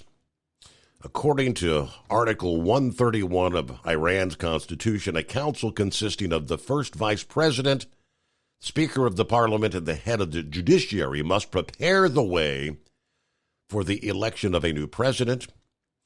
Mokber, like Raisi, is seen as close to the Ayatollah, who has the last say in all matters of the state. Either way, Mokber became the first vice president in 2021. That's when Raisi was elected president there. So that's where things stand in Iran. About a minute before a news update here. What do we have? Yeah, Braindead forwarded this my way out of Memphis.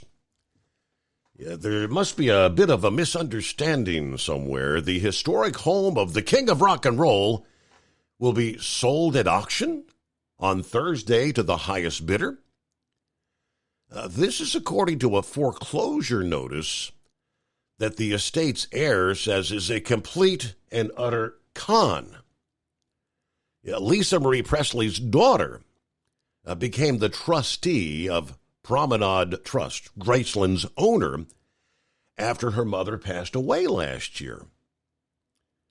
Now, according to the lawsuit filed by Kioff this month, this alleged company by the name of Nuancy Investments and Private Lending presented documents in court claiming to show that Presley borrowed $3.8 million from that company and gave a deed of trust encumbering Graceland as security. Well, pause there. At Hot Shot Secret, we share the science behind common diesel.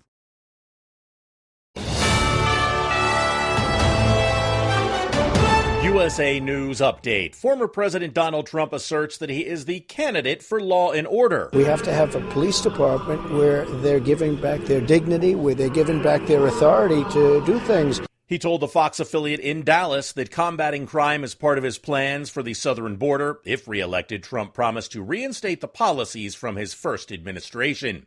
Millions in the central U.S. are bracing for severe thunderstorms this week. The storms expected to begin in parts of Wyoming and Colorado, moving toward Iowa, Nebraska, and Minnesota. Major cities like Chicago, Detroit, St. Louis, and Milwaukee are also likely to experience severe weather this week. The top Democrat on the Senate Banking Committee is urging President Biden to replace the FDIC chair following reports of a toxic workplace environment under Chairman Martin Gruenberg. Ohio Senator Sherrod Brown said fundamental changes are needed. John Schaefer, USA News.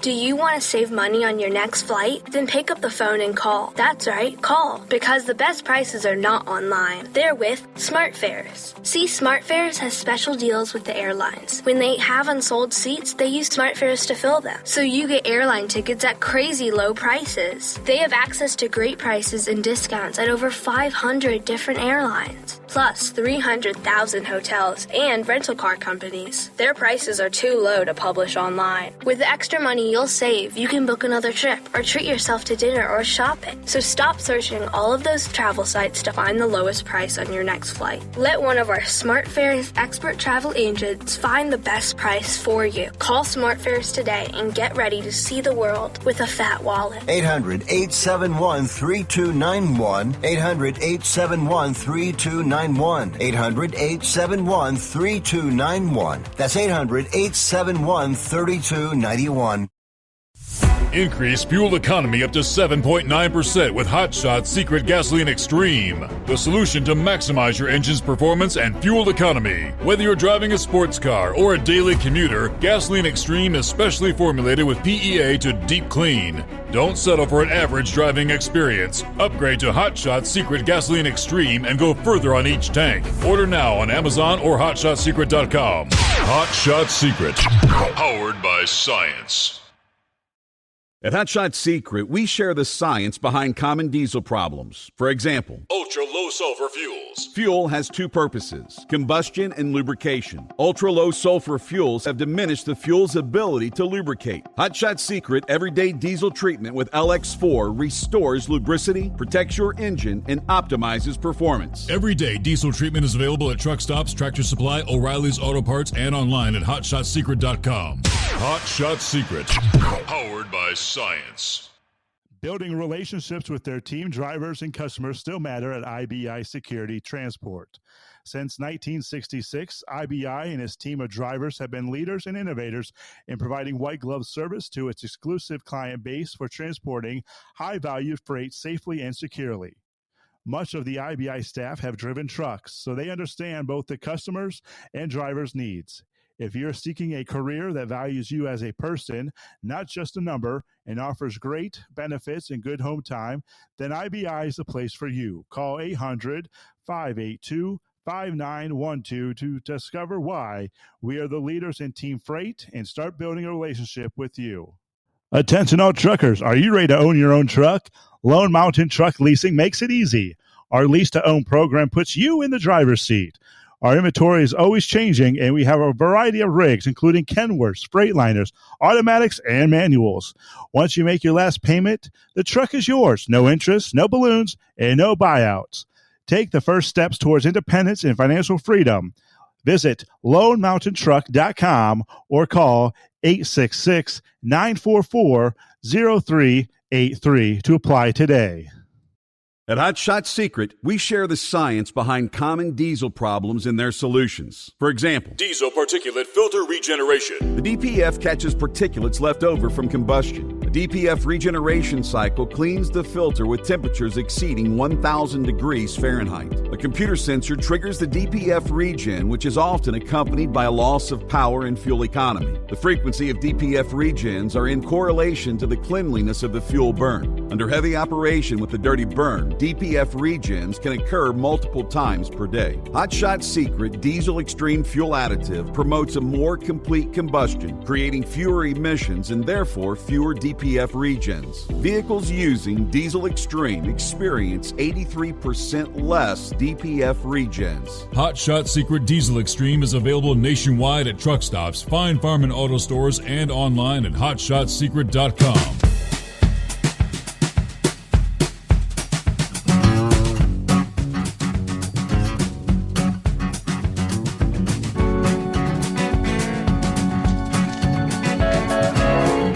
All right, we pick up. Back at it here on a Tuesday morning. Hope your week's off to a good start. What looks to be a pretty active weather day. We're going to pull up some of the latest, see what kind of issues we've got. Yeah, we have had a handful of tornado warnings throughout the evening. Now, that's supposed to increase maybe rather dramatically later in the day today. Yeah, Iowa looks to be one of those states kind of in the crosshairs. Meanwhile, let me get back to what's the deal with Graceland? So Lisa Marie, of course, passed away last year, and her daughter, Danielle Riley Keough, became the trustee of Promenade Trust, the owner of Graceland. Now, she said these documents are fraudulent. Her lawsuit goes on to say that her mother never borrowed money from Nuance Investments, and there's no evidence that the company even exists. The suit claims that the business scheduled a non-judicial sale of Graceland based on the counterfeit deed for this Thursday, May the 23rd. So I guess with this counter lawsuit, the two parties are set to appear in court Wednesday ahead of the alleged sale. I guess we're going to determine, does this investment in private lending LLC actually exist? Are these legitimate documents? Might she be at risk of losing?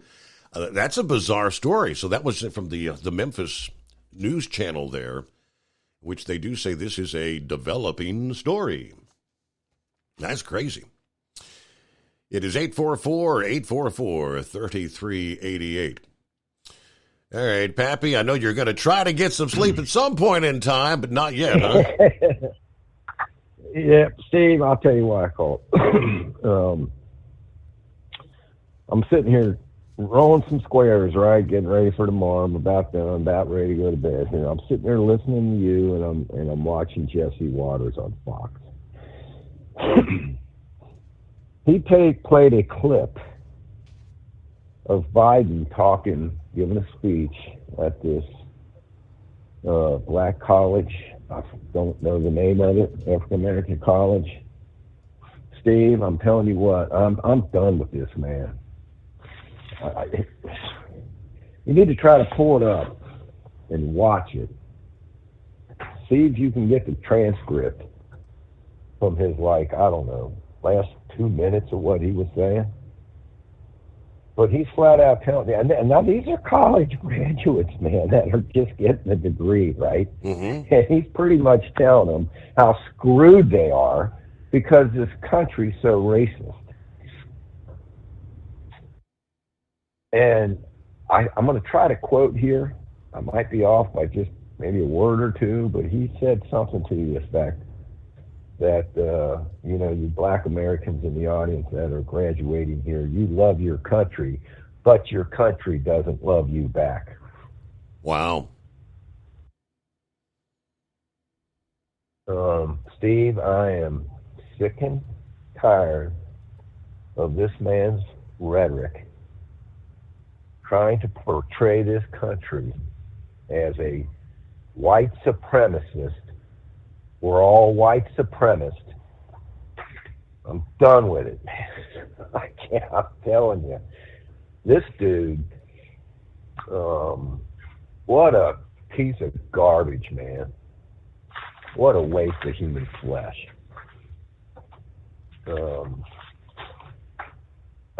That's all I got to say, man. I got to get off here before I say too much.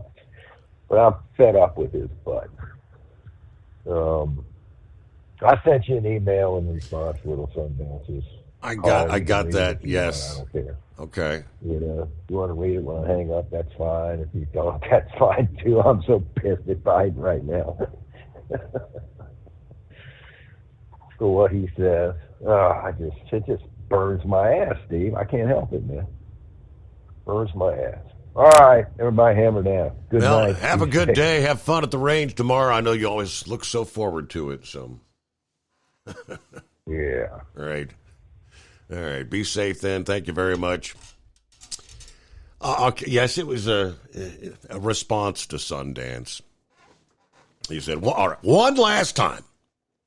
Last time I'm going to say this, and I'm done talking about it. Pass this along to Sundance. The Democrat Party stands for big government. Conservatives, not all Republicans, but conservatives stand for smaller government, less government involved in our lives, taking our money so they can spend it on all their social programs, government housing, government grants, all their socialist programs designed to demotivate people from work. Republicans are not the answer to our problems, but the Democrats that are the cause of our problems. Now, the global elites and almost all politicians in the D.C. swamp are destroying this country, intentionally bringing this country down so they can have their one world order. Now, if you'll remember, George H. Bush was the first president to utter those words. Former CIA director George H. Bush. Trump is against the D.C. swamp and the globalist in this one world order. He stands for America first. Yes, the World Economic Forum have stated they want a reset. And there will be a reset so they can take control of all of our lives if we lose this election to the swamp and the elites. So there you go. Right? There's a difference in a Republican and a conservative, right? That's one big distinction there. You ever heard the term rhino? They call themselves Republican in name only, right? Good morning, Steve, and the overnight crew. Hope everybody's doing well. Looks like it's going to be a hot one today, so everybody stay cool and hydrated. Have a safe week, everybody. Be safe out there. From your friend, Big John. Thank you very much. All right, several, I think Landline covered this past day. The trucker, the FMCSA, said they're going after some of these household good movers. How there's so much corruption in this, and it's been going on for decades. Scams perpetrated by interstate household good movers and brokers are the focus of a nationwide crackdown by the FMCSA, according to yesterday's announcement. Operation Protect Your Move is an enforcement initiative created to address complaints about household goods moving companies and brokers that do not comply with federal safety and consumer protection regulations. Americans deserve a fair deal when they move into a new home, and we are cracking down on the moving companies that hold people's possessions hostage. This initiative will build on last year's progress holding scammers accountable. They conducted a similar moving company-focused operation last spring, followed by 3 household good broker-focused operations in Nevada, New York, and New Jersey, and one in Florida. The 2023 operation uncovered more than 1,000 violations of FMCSA regulations. In response, they took enforcement actions where appropriate, issuing letters of probable violation or revoking companies' operating authority. In addition to the Department of Justice filing a civil penalty enforcement case based on the result of last year's operation. That case is pending in court in California. But this year's operation will target movers and brokers all over the country with the highest number of consumer complaints. According to the FMCSA statement, the agency will continue to refer criminal violations to the DOJ for prosecution where appropriate. Now, ahead of the busy summer moving season, the FMCSA is launching the Protect Your Move education campaign, trying to raise consumer awareness of these moving scams. Consumers are encouraged to research and plan before moving across state lines by using the FMCSA's free online resources. They've got links there to all the resources available, which includes a moving checklist for before and during the move. There is a consumer rights and responsibilities pamphlet. There is a Spot the Red Flags link, kind of guiding you to help to spot some of the deceptive practices that these household movers use. And there's also a link to tips for a successful move. Anyone who's experienced moving fraud can file a complaint against a moving company or broker through the FMCSA's National Consumer Complaint Database, which many people probably have no idea that even exists. But again, it's a problem. I know for decades we've been talking about these household movers. Because oftentimes they'll give you a quote. It's going to cost you X number of $1,000 for this move. Yeah, we'll load your stuff. Well, they get your stuff loaded, and all of a sudden you get a phone call or a message. It's going to cost you X number of $1,000 more than the original quote, and they've got your stuff, and you ain't getting it back until you pay. It's almost like highway robbery. It's a ransom kind of thing. All right, 844-3388. Would that be always moving, maybe? Yes, it's me. It's me. Hi there. I'm still here. Hi, how are you this morning? Doing good. How was the week off? Did you get the dumpster filled? Oh my God, that's the only way to go. I mean, I almost had it filled, and it was between the house and the first barn. And I tell you, that was a full body workout. By the time I drug stuff out and walked across with it, and then had to heave it up and over into that thing, and then go back. Yeah, that was a process. I had a full body workout every day, and I extended the dumpster through Sunday because I just couldn't. I could only do so much, and then I was just beat for the day. You know, not as young as I used to be, but I gave it my best shot. And then my friend that I pedal with, her son that bales my field, he came over on the last day on Sunday, and he lifted the heavy stuff up into it. So I had a lot of it staged around it, but there were some things, I mean, there's just no way. And there were a couple of things that it took the two of us to get it up and into there. But it's also emotionally draining because everything you pick up, you remember. You remember where it came from. You remember what you paid for it. You know, it just brings back a lot of memories. And letting it go was difficult, but, you know, you do it.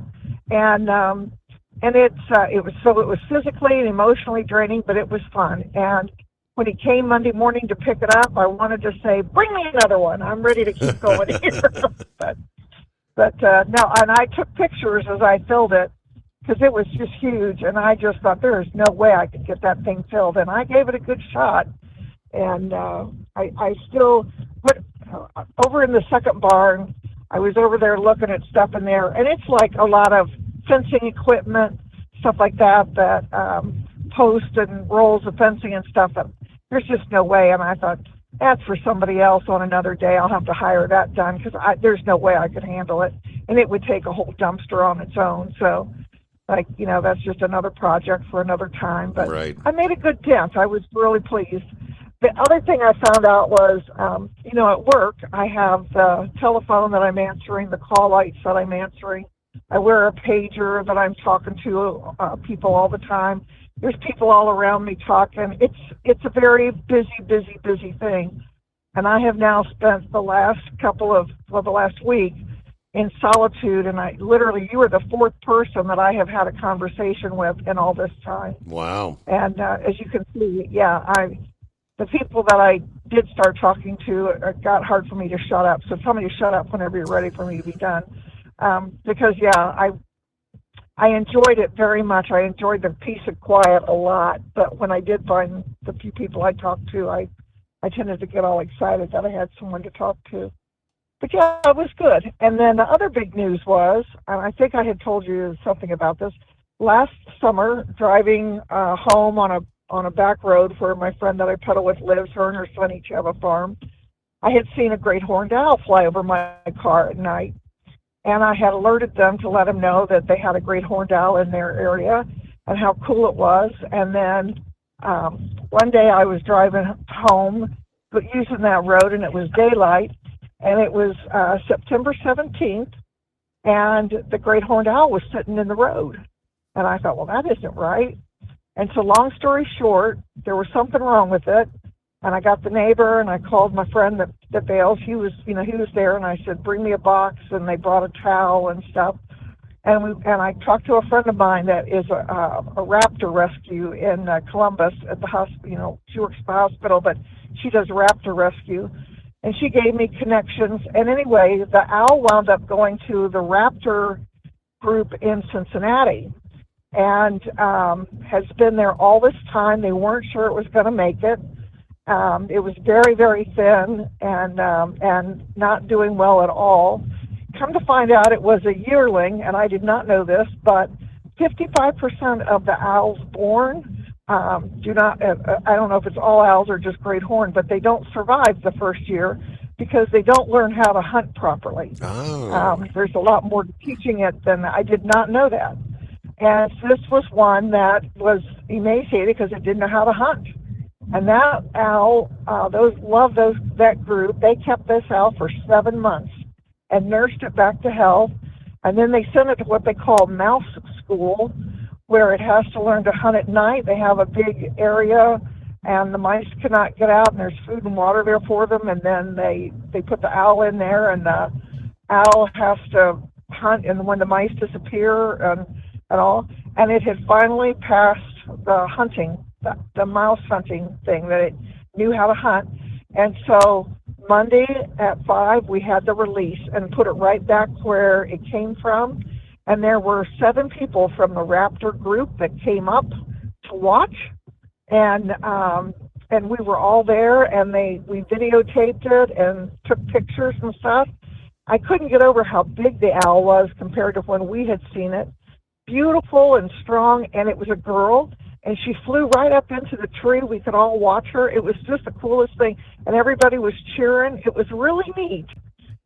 So hats off to the raptor group out of Cincinnati for How about that? saving that owl. And yeah, isn't that cool? Isn't that cool? And you know, the day I found it, so it was there from 9/17 to 5/20. That's 7 months that they took care of it. And I tell you, when I picked it up, I put the towel over it and picked it up, and I was just, blowing my mind that I was holding a wild great horned owl. I mean, that was incredible to me. That was a thrill of a lifetime. But so nice to see her healthy and well and put back out where she belongs and all. So, yeah, a lot of good fields. She, came from the farmland, a lot of good fields for her to hunt in, and a lot of trees to roost in and stuff. And so a very nice success story, and I want to be sure and thank the Raptor group for that, because that was really cool. That is So awesome. that was my big exciting news. Yeah, isn't that neat? So, yep, tonight's my last night of freedom. Tomorrow I'm still off tomorrow. Well, today, Tuesday, and then it's back to boo-hoo, having to, be like everybody else and work. But I appreciate you working every night. I really do, Steve. And thank you to Hot Shot Secret for sponsoring you. Absolutely. You just keep right on working. You work, and then the rest of us can play and listen, okay? Great to hear from you. Always moving. Thank you for sharing this morning. Have a great day. And, yeah, I guess you got to make a paycheck, right? So it's back to work we go. What I got here? Looks like the Carolina Monkey Gouger is in the house. Where in the wide, wide world of sports have you been? Well, Steve, we've been playing Granddaddy, trying to be Roland Martin and professional fishing, and, but we back at the grindstone now, getting the job done. So what were you? You've been out, 3-4 weeks? I've lost track of time. Let's see. Rutt was born, in March. About a month and a half. Okay, I know it's been a while, yeah. Okay. Yeah, Rutt's doing good. He's up to 10 pounds and eating like a Trojan. Good. And everything's going good with him, and he's starting to fill out now. His face is filling out and everything, and just happy, and everybody's happy. But I tell you what, Dave, Steve, I am not ready for retirement. Say what? Say what? Yeah, I am not ready to retire. When I got behind this steering wheel this morning, I thought, listen, peace, quiet, solitude, Yeah. Everything was just the sound of this kitty cat rumbling under my feet sent a joy through my head, man. I tell you, being a granddaddy full time, I just don't think I'm ready for the job. That getting up at 6 o'clock in the morning, driving. Hang on 1 second there. I screwed that up. All right. Dropping her off at school. Mm-hmm. And then And then the 2-year-old is wide awake when you get back. You think he's going to ease back into bed. Oh, no, it's playtime for him. And, and he goes about 12. I got to go pick Biscuit up about 1:30, so I go down there and get her out of school and get back home. Well, he done had his little nap, and he ready to go again. Man, at the end of the day, I would give out. I didn't know a 2-year-old and a 70-year-old could work you over like that. But, man, I'm going to tell you something. I wish I had their energy. I could be a super trucker. And it got to go fishing, and done a lot of fishing. And, yeah, they were jumping in the boat committing suicide. I still got the scars on my hand from taking them off the hooks. And, I just don't think I'm ready to retire yet, as bad as I want to. But I got this truck. I had a different view on my mind. I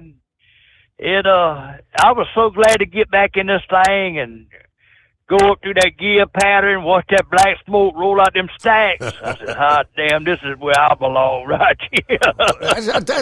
How many drivers over the years have we talked to that have retired and in fairly short order? I think Big Ed made it almost a year, and he's back out there. But we got to pause there. Hold the thought. We'll be back right after this. Ultimate comfort on the road. That's the Bostrom difference, and why so many drivers are upgrading their seats to Bostrom seating.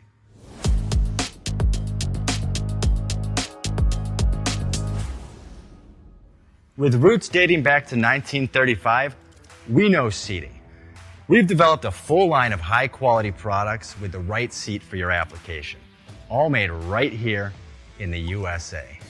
From our top-of-the-line Wide Ride Plus Certa for the long-haul driver to our entry-level Baja series for the vocational driver, we provide you with the comfort you deserve at the price point you're looking for. We know you're busy. You don't have time to search every distributor and dealership for the right seat, only to find the one you want won't fit in your truck. That's why we created BostromSeating.com. It's a complete seating solution. You can build the perfect seat with the features and options you desire, and we'll help you be certain it'll fit in your cab. Once you've built the perfect seat and have the part number in hand, you can shop pricing and availability. Our Where to Buy feature allows you to pick up a seat right where you are or anywhere along the road you'll be traveling. When you install a Bostrom seat, you become part of the Bostrom family. A family that includes other drivers who recognize this is more than work. It's a ride. One that requires the next level comfort and support only Bostrom can provide. Go to BostromSeating.com to design your ride with ultimate comfort for the open road. Hands on the wheel, hands off invoicing. At Transcap, we're built for high speed and service, just like you. Our fast freight factoring helps you make more money, not chase it down, because we handle all the invoicing BS and back office work. Apply for fast funding at transcap.com/getcash. It takes just 60 seconds. Or call 888-250-TCAP. That's 888-250-TCAP. And mention Steve Summers Overnight Drive. USA News, I'm John Schaefer. The trial of former President Trump's criminal hush money case in New York City has concluded for the day. The prosecution's key witness, former Trump lawyer Michael Cohen, has finished his testimony after more than 17 hours spanning 4 days. Proceedings are scheduled to continue Tuesday before a break for the remainder of the week and next Monday. Former President Trump is asserting that he is the candidate for law and order. We have to have a police department where they're giving back their dignity, where they're giving back their authority to do things. He told the Fox affiliate in Dallas that combating crime is part of his plans for the southern border. If reelected, Trump promised to reinstate the policies from his first administration. He also said Texas Attorney General Ken Paxton would be a solid cabinet choice. The U.S. is closely monitoring the investigation into the death of Iranian President Ebrahim Raisi. During a news conference Monday, Defense Secretary Lloyd Austin was asked if he was concerned that Iran might blame the U.S. or Israel for the incident. The United States had no part to play in that crash, and that's a fact, plain and simple. The incident occurred Sunday afternoon in the mountainous province of East Azerbaijan when a helicopter carrying Raisi, the Iranian foreign minister, and 7 others crashed. The International Criminal Court is seeking arrest warrants for Israeli Prime Minister Benjamin Netanyahu and Hamas leader Yahya Sinwar. According to the court's prosecutor, the warrants are for charges of war crimes and crimes against humanity related to the October 7th attack on Israel and the ensuing war. The top Democrat on the Senate Banking Committee is urging President Biden to replace the FDIC chair following reports of a toxic workplace environment under Chairman Martin Gruenberg. Ohio Senator Sherrod Brown stated that fundamental changes are needed at the agency after reviewing an independent report. This is USA News. Omaha Steaks is rewriting the book on burgers with an all-new handmade texture for the juiciest home-style burgers you've ever tasted. Their pure ground burgers are made from single cuts of real aged Omaha steaks. These are truly steaks on a bun. Filet mignon, ribeye, New York strip, sirloin, and even brisket burgers. Now is the time to experience the exclusive Burger Perfection Flight for just $79.99. Go to omahasteaks.com and use promo code TREAT at checkout to get an extra $20 off your order, plus free shipping. You'll get 4 of each pure ground burger, so you can sample all the steak on a bun greatness. These burgers are crafted for a juicier, more tender experience, making your mouth water with every single bite. Don't wait. Go to omahasteaks.com, use promo code TREAT at checkout, and get $20 off the Burger Perfection Flight and discover your new burger obsession. Minimum order may be required. The cargo ship that brought down the Key Bridge is now safely docked at the Port of Baltimore. The Dolly was refloated during high tide Monday morning, and 5 tugboats helped to guide the massive vessel the 2.5 miles to the Seagirt Marine Terminal. That is where the ship, which still has a portion of roadway from the bridge on its bow, will remain for weeks. Democrats in D.C. are demanding U.S. Supreme Court Justice Samuel Alito recuse himself from all cases related to the 2020 election after reports showed he flew an upside-down American flag after the January 6th U.S. Capitol riot. Pennsylvania Senator John Fetterman told CNN over the weekend, if we are supposed to be impartial and to be away from all of the kind of the politics of that, it's absolutely bizarre and surreal. He said he does not believe, however, that Alito will choose to recuse himself. The New York Times published a photo taken by a neighbor of the flag outside Alito's home in Alexandria, Virginia, just days after a pro-Trump mob stormed the Capitol January 6th. The inverted flag has been associated with Trump's claims that Biden stole the 2020 election. That's Ryan Daniels reporting. Millions in the central U.S. are bracing for severe thunderstorms this week. The storm's expected to begin in parts of Wyoming and Colorado, moving towards Iowa, Nebraska, and Minnesota. Chicago, Detroit, St. Louis, and Milwaukee also likely to experience severe weather. I'm John Schaefer, USA News. Have you ever picked up a towel set because it felt really soft in the store, but then when you go to use it, it's not very absorbent? That's why MyPillow has developed the MyPillow towels. Towels that work. The 6-piece towel set includes 2 bath towels, 2 hand towels, and 2 washcloths. And right now you can receive a 6-piece set for only $39.98 with promo code USA. Go to MyPillow.com, click on the radio listener special, and enter promo code USA, or call 800-951-8175. That's MyPillow.com, promo code USA. At Hot Shot Secret, we share the science behind common diesel problems and their solutions. For example, diesel particulate filter regeneration. The DPF catches particulates left over from combustion. The DPF regeneration cycle cleans the filter with temperatures exceeding 1,000 degrees Fahrenheit. A computer sensor triggers the DPF regen, which is often accompanied by a loss of power and fuel economy. The frequency of DPF regens are in correlation to the cleanliness of the fuel burn. Under heavy operation with the dirty burn, DPF regens can occur multiple times per day. Hot Shot Secret Diesel Extreme Fuel Additive promotes a more complete combustion, creating fewer emissions and therefore fewer DPF regens. Vehicles using Diesel Extreme experience 83% less DPF regens. Hot Shot Secret Diesel Extreme is available nationwide at truck stops, fine farm and auto stores, and online at hotshotsecret.com. Hot Shot Secret, powered by science.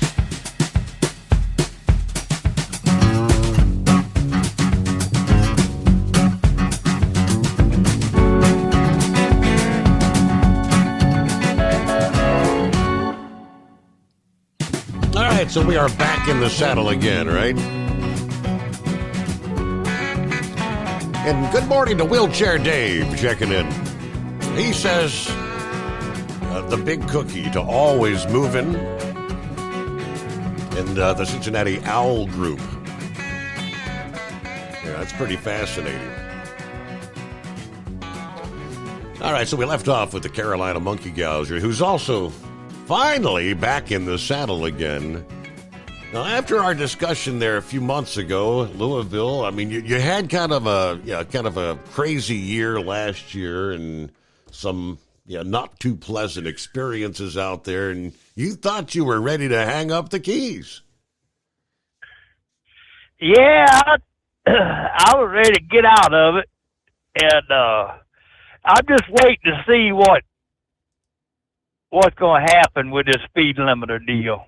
I think what's going to happen is they're going to wait after Biden gets kicked out of office, and then that last day he's going to come in there and probably zap us with it. From what I understand, they're going to kick the can a little further down the road on this thing. So I'm hoping that, maybe they do. If they don't, if they do the first year, I'll get out of it. If they don't, I might truck a month or two later. I don't know. It all depends, Steve. I mean, like I said, I got behind the wheel this morning, started out, and boy, it sure felt good. I mean, after a month and a half being off, and everything, and going back to work, I got the itch. Trucking's a sickness. When you've been in it as long as I have been, I hear everybody talk about it being a sickness. Didn't realize how bad I had it, but Debbie called me. I had been going out. She said, "I'm ready for you to come back home." I said, "I'll see you about Sunday or Monday. I'll talk to you later." I mean, had been going to Irish, she want me to come back to the house. I said, all you want to do is work me like a rented mule. That's what you want me to do. Golly, honeydews. I didn't know I had so many honeydews. But I finally got all them caught up, got all the project done, everything around the house. Decided it was time to come back to work. They asked me, they called me Friday and said, "Do you still work here?" I said, "Yeah, as far as I know I do." "Well, you want to go back to work?" I said, "Yeah." I said, "We got a load for you." Wow. I said, "All right," And those guys that I'm leased on, they have been throughout this whole ordeal, calling, checking every week, anything they could do. It just makes you feel good that you work for a great bunch of people. And they was all real concerned and told me if there's anything they could do for me, they'd let me, just let them know. Mm-hmm. So anyway, I got boy, I tell you one thing, Coors beer, its stock must have went up that month and a half I was off. Because, when everybody found out I was home, it seemed like every day about 6 o'clock, they was ganged up around the cooler box out there. Uh-huh. And sitting around, talking, trying to solve the problems of the world around a fire, and so anyway, I drank my share of that Colorado Kool-Aid while I was off. And, it sure was good. I thought about you a couple of nights. Thought about old Pappy sitting around that old fire at night, he drinking them old Skull Buster beers and stuff. I said, if y'all was here living this southern life, y'all wouldn't know what to do. Yeah, so how about the swimming pool? But, you been in your cement pond? Oh yeah, we've been in that we finally got that thing squared away, and it's a semi cement pod. What we done this time different, they claimed that we needed to do was put that pool base in it. That pool base cement in the bottom of it. Mm-hmm. Well, we got that done, got it all smoothed out, everything looked good. They come there and put it in there, you know, and so they come back to plumb it. And this guy said, "Why'd you put that pool base in the bottom of it?" I said, "That's rough on the liner." I said, "Well, look here, crackerhead. Y'all the one that told us to do that." So I made a trip up there to the pool place real fast before they got any further. Had a little talk with that guy up there, and he says, "Hey, look," he said, "I'm telling you, you will love it." Well, Steve, I tell you, it's smooth on the bottom. I mean, I don't know how long it's going to last or hold up, but so far, everybody seems to like it. I know Biscuit just tore it up. She first one in it.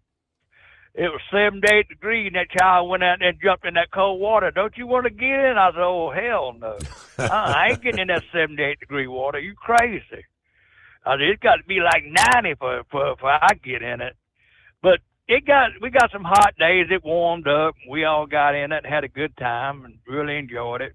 You know, it was a good investment. And David said, "Well, we have to do this again. We're going in ground." I said, "I told you to go in ground 10 years ago, and you wouldn't listen to me." But so anyway, the pond's complete, and everything else is going good, man. Going good. All right, that's good Really to hear. You know, been reading a lot on what's going on in the trucking world, Steve, and I tell you something, man, it don't look good. Have you been reading about this bloodbath? I saw, the freight rates and those sort of things. Is that what you mean? Yeah, freight rates, fuel, and insurance costs going through the roof, and trucking companies parking trucks. And, I don't know if you've seen the Prime deal, but Prime they caught a fella. I don't know if the DOT or the Highway Patrol caught him or whatever, but anyway, it went back to safety. And the man that owned Prime said, "Well, I'll tell you how we'll stop this. We'll just put cameras facing in and outward on them," and said that'll put a stop to it. Well, apparently, they got a letter from 9,000 truck drivers said they're ready to park their big old Prime trucks. So that's going to be interesting to watch, see what happens there. But I mean, I just can't believe some of the stuff I was reading, and Steve, I didn't realize, you get out of this thing for about a month and a half, and the world passes you by. But I mean, the used truck market has took a dive. There's no demand for it right now, and I had to run over to Peterbilt Friday and pick up some parts. And I said, "Y'all got the same truck been sitting here for 6 months." They said it probably sat out there another 6 months too. Said ain't nobody got no money. Nobody want to lend money, for the trucking industry. Mm-hmm. Said I noticed there was a big old shiny rig sitting out there in front of the bank at the house, and I wheeled in. I said, "I'm gonna just go in here and cure." I was a big old nice KW. And I wheeled in there and went in there and talked to my bank. I said, "Hey," "what year is that?" He said, 2023. I said, "What?"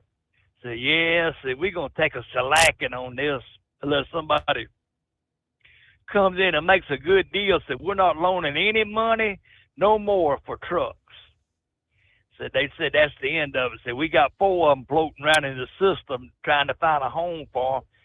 I said, "Well, let me ask you something." I said, "What were the payments on that thing?" He said, $2,400 for 7 years. I said, "Golly, man, I can't believe somebody done that. It's just ridiculous, So anyway, we got out of it, got back into reality now, and out here doing the deal, man. Everything seems to be just poking along. I just glad that I didn't come out last week. They really got hammered down there in Houston, didn't they? Yes, they did. And I seen a bunch of the power line crews. They got a big power line deal there in Sumter that they go all over the United States building these power lines. And I pulled in a place to eat, and I seen 2 or 3 of the fellas that I knew that were from home, and I walked over there, was talking to them. I said, where y'all going? I said, headed to Houston. I said, Houston? Said, yes. I said, man, said, they got power lines down everywhere down there. And said, we're the only one that's equipped to, go across them swamps and stuff, where they got the marshes and stuff. They got all that equipment where they can take them tracks and go across there and pull that wire and stuff. He said, we'll probably be down there a month. I said, boy, oh boy, ain't it something? But other than that, everything's going pretty good. But I was listening to Always Moving, talking about her encounter with that owl. Mm-hmm. I had one about maybe 16 years ago that wasn't so pleasant. I had a full-grown one come through the windshield at 75 miles an hour and landed in my lap. And I was all over the road, and there was 4 or 5 boys behind me. We was kind of running a little convoy down through there. And when they got to me, I got stopped. And them old claws were laying there side my leg. I said, whatever y'all do before you move that thing, you make damn sure he's dead. And so he was dead. I picked feathers out that truck for about, seemed like 6 months. I didn't know how I had so many damn feathers. And they said, what you going to do? I said, well, that little old town up there, I said, they probably got a hardware store.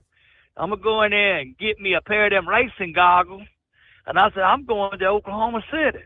They said, you can't drive that truck like that. I said, stick around and watch me. So they all spent the night, stayed with me to make sure everything was okay, Next morning, I went in there and I bought me one of them big old bandanas that had him tied to my back of my head, put it up over my nose. I put them welding goggles on, and to Oklahoma City I went.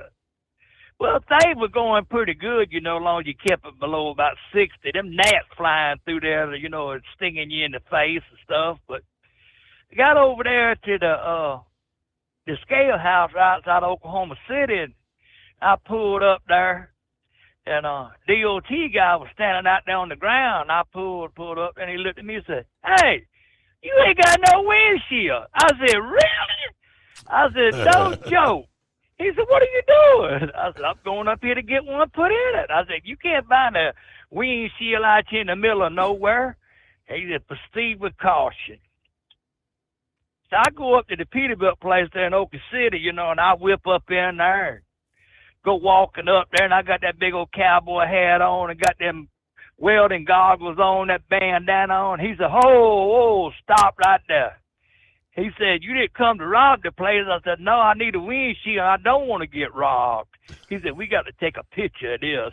We ain't never seen nobody drive a damn truck without no windshield in it. I said, well, you seen it now. I said, you in the 60 miles of nowhere, you got to do what you can do. They ain't got one of them places all over the United States that just come and put a windshield in. Right.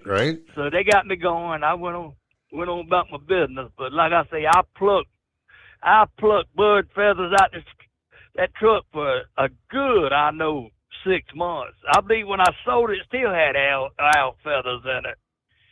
But that was my encounter with the barn owl. It wasn't a very nice one, I can tell you that. I didn't have the same encounter she had.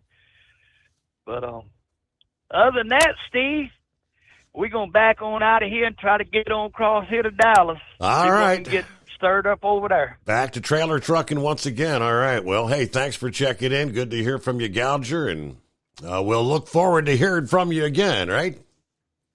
Just don't make it 6 weeks from now. Good morning to Too Tall. Good morning, Steve, and the Overnight Drive family. Everybody be safe out there. Okay, we'll get back to the calls right after a quick timeout and 844-844-3388. The Steve Summers Overnight Drive. Taxes for Truckers provides full-service accounting solutions for owner-operators. Taxes for Truckers is the driver's financial co-pilot. We help independent truckers keep their taxes, filings, and bookkeeping running smoothly so they can focus on the road ahead. Drivers who want their business to run as smooth as their truck choose to partner with Taxes for Truckers for their accounting and tax filing needs. Stop overpaying taxes. Call tax for TRK to start paying less tax today. Attention, owner-operators and small fleets. Don't take chances with your future. Trust the trucking experts at 10-4 Truck Insurance for your insurance needs. Enjoy peace of mind knowing your livelihood is in safe hands. Protect your rig and your sanity. Give 10-4 Truck Insurance a call at 866-666-6856 or cruise over to 104ins.com.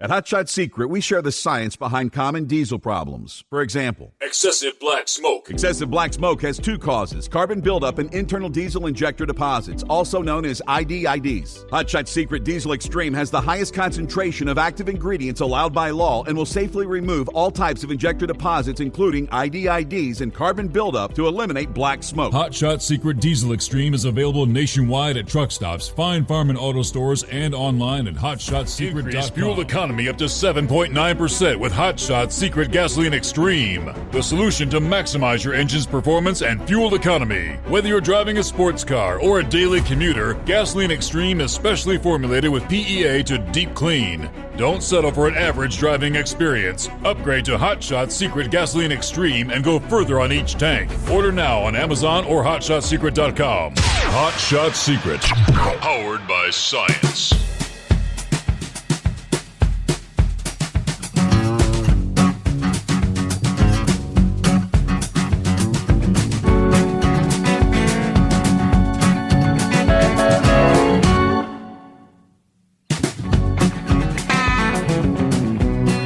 Back at it here, I guess. Guess you can say we saw the handwriting on the wall last week when the word came out. The Red Lobster was shuttering a number of stores around the country, effective immediately.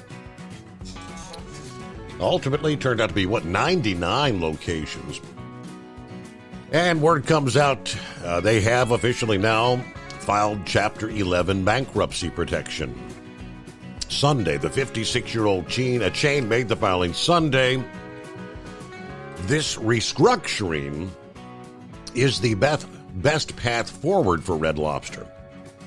It allows us to address several financial and operational challenges and emerge stronger and refocused on our growth. According to the CEO, Jonathan Tibbus, said they'll use the bankruptcy proceedings to simplify their operations, close restaurants, and pursue a sale. As part of the filings, they have entered into a so-called stalking horse agreement, meaning it plans to sell the business to an entity formed and controlled by its lenders. All right, the Orlando, Florida-based chain founded by Bill Darden, who wanted to make seafood restaurants more accessible and affordable.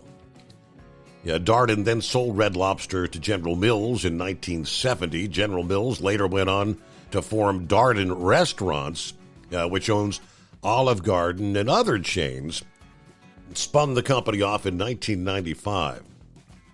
Of course, last fall, Red Lobster lost millions of dollars on their ultimate endless shrimp promotion, $20 for all-you-can-eat shrimp deal. We knew the price was cheap, but the idea was to bring more traffic into the restaurants. Now, he said the deal did work. Restaurant traffic increased, but more guests opted for the $20 deal than we expected. We don't earn a lot of money at $20. For the first 9 months of last year, the Union Group, one of the world's largest seafood suppliers, reported a $19 million share of loss from Red Lobster. Okay, so see where it goes, but I don't know. Will they survive, right? It is 844-844-3388. Looks like, let's see. Are we on board, Eagle? Good morning. Yeah. Hello? Go ahead, Eagle. Yeah, I thought you might have dozed off. Yeah, we got you. No, I'm still here. Yeah, I listen to Monkey Gouger, yeah. Been a while since he called in, so yeah, that's a good deal. Yeah, Steve, got a lot of things to talk about tonight. Let's see. I guess I could start with the helicopter deal. Helicopter deal over in Iran. This guy here, I don't know. Like I said, there's always rumors and nonsense going on after an event like this takes place, but nobody will know the true story. But some people are saying there might have been some sabotage involved in it. Mm-hmm. The helicopter going down, mechanical failure done on purpose. So hopefully they don't try to blame the U.S. and try to get some more garbage going on, because the U.S. Biden is not smart enough to do something like that. He's too stupid. He's too stupid to do that. So American people shouldn't have to worry about this being planned by Biden, because I doubt it. He doesn't even know what day it is. You ask him what day it is, he probably tell you it was Saturday. But yeah, so that's the least of your people. Should be the least of your worries is what he thinks. But here's what people doesn't seem to understand, Steve. I listen to another guy. He has a radio show, but it's a daytime radio deal. And he put it like this. Okay, this guy who got killed is basically a nobody. He's a so-called important, but he doesn't have no power. The Ayatollah is the guy running things in Iran, similar to what's going on in the U.S. of A. Joe Biden, if anybody thinks that Biden is running the show in the U.S., then you got some serious problems. Barack Obama, Hillary Clinton, the old presidents from the Democrats from the past, Nancy Pelosi, all individuals are controlling Joe Biden. You notice that Nancy Pelosi is back in Washington, D.C. There's no reason for her to be there. She claims that she's back because she doesn't want to see Donald Trump get back in the White House. Well, there's no reason for her to be there. She no longer works in Washington. Well, But she's still a House member, Eagle. She's still a member of the House of Representatives for the San Francisco, but she's no longer Speaker of the House. But she is still a Congresswoman, Okay, yeah. Okay. Well, let's hold that thought, and we'll come back with more after the news break here. As we hit the bottom of the hour on a Tuesday, it's 844-844-3388, the Steve Summers Overnight Drive.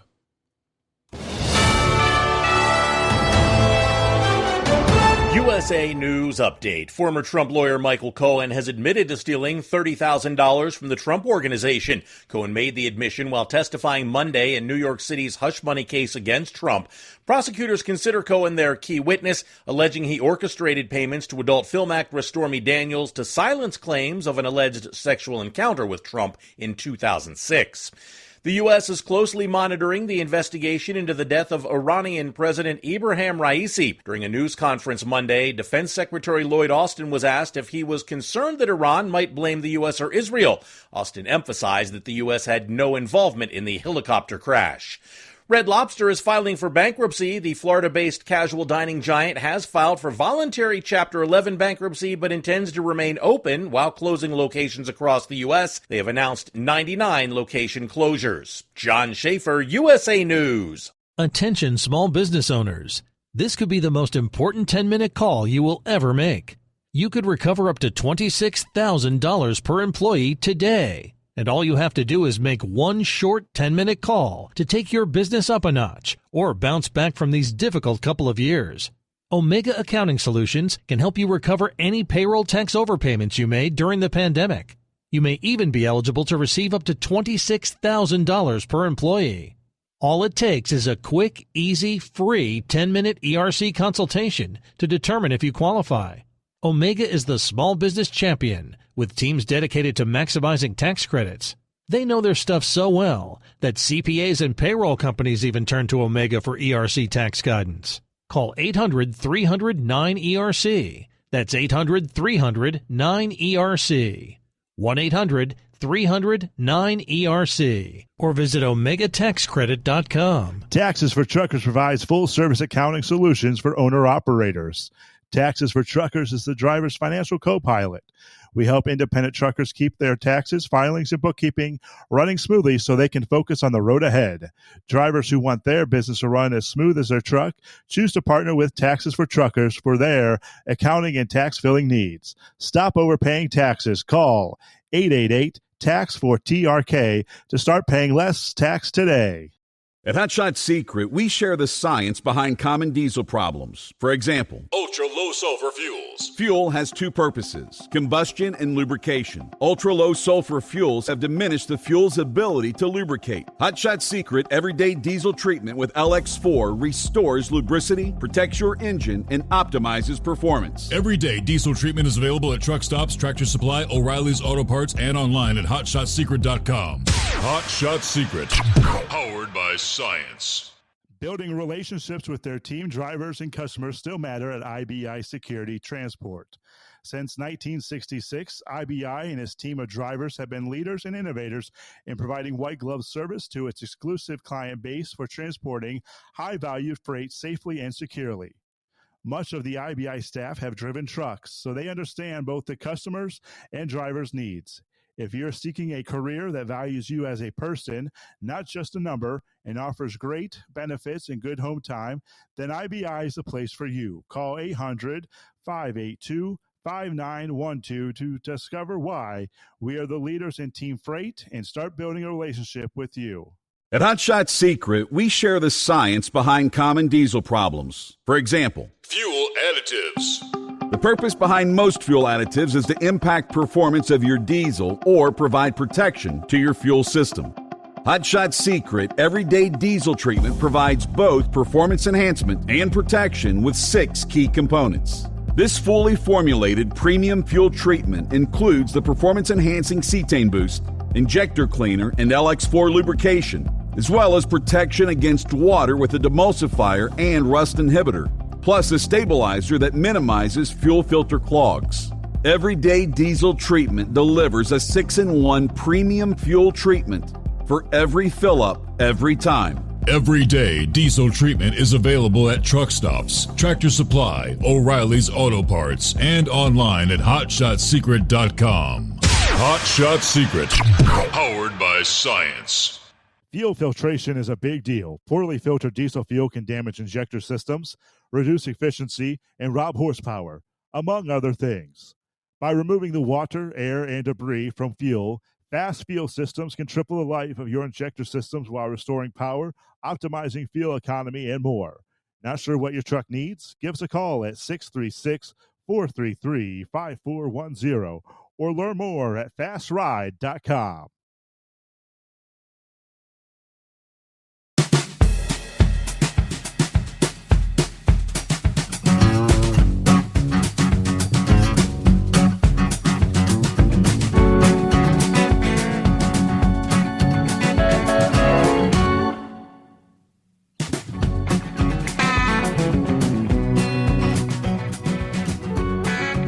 All right. And welcome back. All right, out of the news break, welcome back, Eagle. Okay, yeah. Appreciate that. Okay, yeah, so, like I was saying before the break, Steve, Biden, he naturally would say he didn't know anything about what transpired over in Iran. But like I said, who really cares? Like I said, that, like Pappy said last night, they don't give a damn about the USA. They want to destroy the U.S., Iran, and so the hell with them. Like I said, I don't, want to wish nobody bad luck, but, like I said, you and I both know where that guy's at right now, and I don't think he's in heaven right now, so he'll get what's coming to him. All the destruction and people he don't kill, so he'll get what's coming to him. So, I'm not going to say nothing bad about the guy because I don't, know enough to say it. But like I said, I'm not going to shed no tears. Let's put it to you that way. Right. Okay, now, let's just put it to you that way there. But yeah, let's go to the next subject, Steve. You still there? Yes, sir. Mm-hmm. Okay. Oh, okay. No, I thought the phone call had dropped. Okay, yeah. Now, let's go to the next deal that transpired. I want to talk about some car racing action before I get back to the politics. and that goes with Kyle Busch, who I talked to you about last night. This guy here, you know, he's been in the NASCAR for a long time now, you know, running roughshod, you know, running his mouth and disrespecting other drivers and disrespecting reporters and media and other people. And what he did, he got exactly what he deserved last night. It should have happened a long time ago. Somebody should have put their hands on that guy because he has a very cocky and arrogant attitude, just like Stenhouse said. And Stenhouse waited for him, and he did exactly what he should have did. And he got what he deserved, Kyle Busch. Only thing I don't like about it, Steve, is that Stenhouse, you know, you coming up on Charlotte next week, this week, I mean, and that's a high-speed racetrack, you know, close to 200 miles an hour, and he's talking about he's going to wreck Kyle Busch. He's going to try to wreck his car like he got wrecked. You can't play, you know, I can see doing that at a short track, you know, when the speeds are slower, you know, 70, 80, 90, 100 miles an hour, you know, you stand a less chance to get somebody hurt. But if you wreck somebody's car going, you know, 200 miles an hour, somebody could get hurt. So Stenhouse, hopefully he'll think about it, you know, before Sunday, and he might not even be able to race. They still ain't came out with no penalty yet or what they're going to do for him trying to start the fight. He might not even be allowed to race on Sunday. But hopefully he won't try to take no action during the race because somebody could get hurt, you know, when these cars are traveling that fast, you know, and, you know, with his frustration with Kyle Busch. Hopefully they can sit down at the table and maybe talk before the race on Sunday. But if they can't do that, hopefully he won't make the mistake and wreck the guy at Charlotte and maybe cause somebody to get hurt. Nobody wants to see that, you know, in the situation. So hopefully he'll think about it, you know, calmer heads prevail. You know, but something else I didn't realize, Steve, I don't know, I didn't realize that until later tonight when you had me on hold. I was looking at some videos that I didn't know that his father was involved in it too, Stenhouse's father. Both of them was waiting for Kyle Busch when the race ended. They was at his car hauler, the trailer, where they parked the cars after the race. I thought it was just Stenhouse, but his father was also involved in it too. Cause his father was pissed off about it. So yeah, Kyle Busch, he's been pretty quiet today. I haven't heard no comments from him. So that punch might have scared the hell out of him. Cause that's, as far as I know, that's the first time anybody's ever tried to put hands on Kyle Busch. So he might be scared to talk cause he ain't had a damn thing to say all day long. I thought for sure he was going to have something to say, but he didn't. So maybe Stenhouse scared the hell out of him. Okay. Now let's go to the real deal, Steve. And that's back with Donald Trump again. And as the latest news on this case, if the news that I'm hearing on this case is true, Steve, this case should be thrown in the trash can. Well, it should have been thrown in the can a long time ago. But they saying that Cohen admitted today that he stole money from Donald Trump to pay Stormy Daniels, or what, $30,000 or something. They say, which is no surprise from a guy like him, a known liar. Guy's already been in jail already. And that's what gets me, Steve, is that, well, we already know this judge is bogus, but that he would allow a man like Cohen to even take the stand, Steve. This guy's already been in jail. For lying to the court system. And then they're going to sit him on the stage and let him come in there and lie again. But he burned himself today, if what I'm hearing is true. Yes. And it should be a mistrial. It should be a mistrial if what he said today, from what I heard. Well, like I said, it's not going to be one because you know the judge is a Democrat. He's paid and bought, by the Biden administration, Bragg and the whole damn courtroom is bought and paid for. So all we can hope for at this point, or what Trump can hope for, is that it's a mistrial. One of these jurors had a guts, and that's what it's going to take, is the guts. All it takes is one guy for it to be a mistrial. Hopefully one of those people will have the guts to do the right thing and let Donald Trump not be found guilty of this bogus case, because this is really despicable. But here's something that really gets me, Steve, about Joe Biden. That people should be ashamed of themselves. Joe Biden He was in Atlanta, Georgia. I forgot to talk to you about this yesterday. He was in Atlanta, Georgia. On Sunday for the graduation at a all-black college, Morehouse University, and he was flapping his mouth again, talking about why is he so concerned about it? But he just wants to get the black vote. He was saying that blacks are treated unfairly in America. Blacks are not allowed to do this or not allowed to do that, and that he's one of the few presidents. If it wasn't for him, a lot of things that blacks have nowadays we wouldn't have. And, he said that he worked for the first black president, which is Obama. This guy here is nothing but a scammer, Steve. This guy here is a guy who tries to jump on the opportunity. He doesn't give a damn about blacks. I'm speaking from a black man. Joe Biden hasn't done a damn thing for me in the 3 years, and especially Kamala. They talk about she the first black female vice, but she is, especially her. She's an embarrassment. A lot of black people don't even recognize her representing them because she's done absolutely zero for the blacks in the 3 years in the White House. She's done more for illegals than she's done for her own people. So Joe Biden and Kamala, like I say, the door can't open wide enough for both of them to walk out into the sunset. And we never to be seen again, neither one of them, as far as I'm concerned. And like I said, Steve, Trump, even Trump, when he get in the White House, these next 3 or 4 years, it's going to be pure hell because it's going to be hard to turn around everything Biden has done wrong.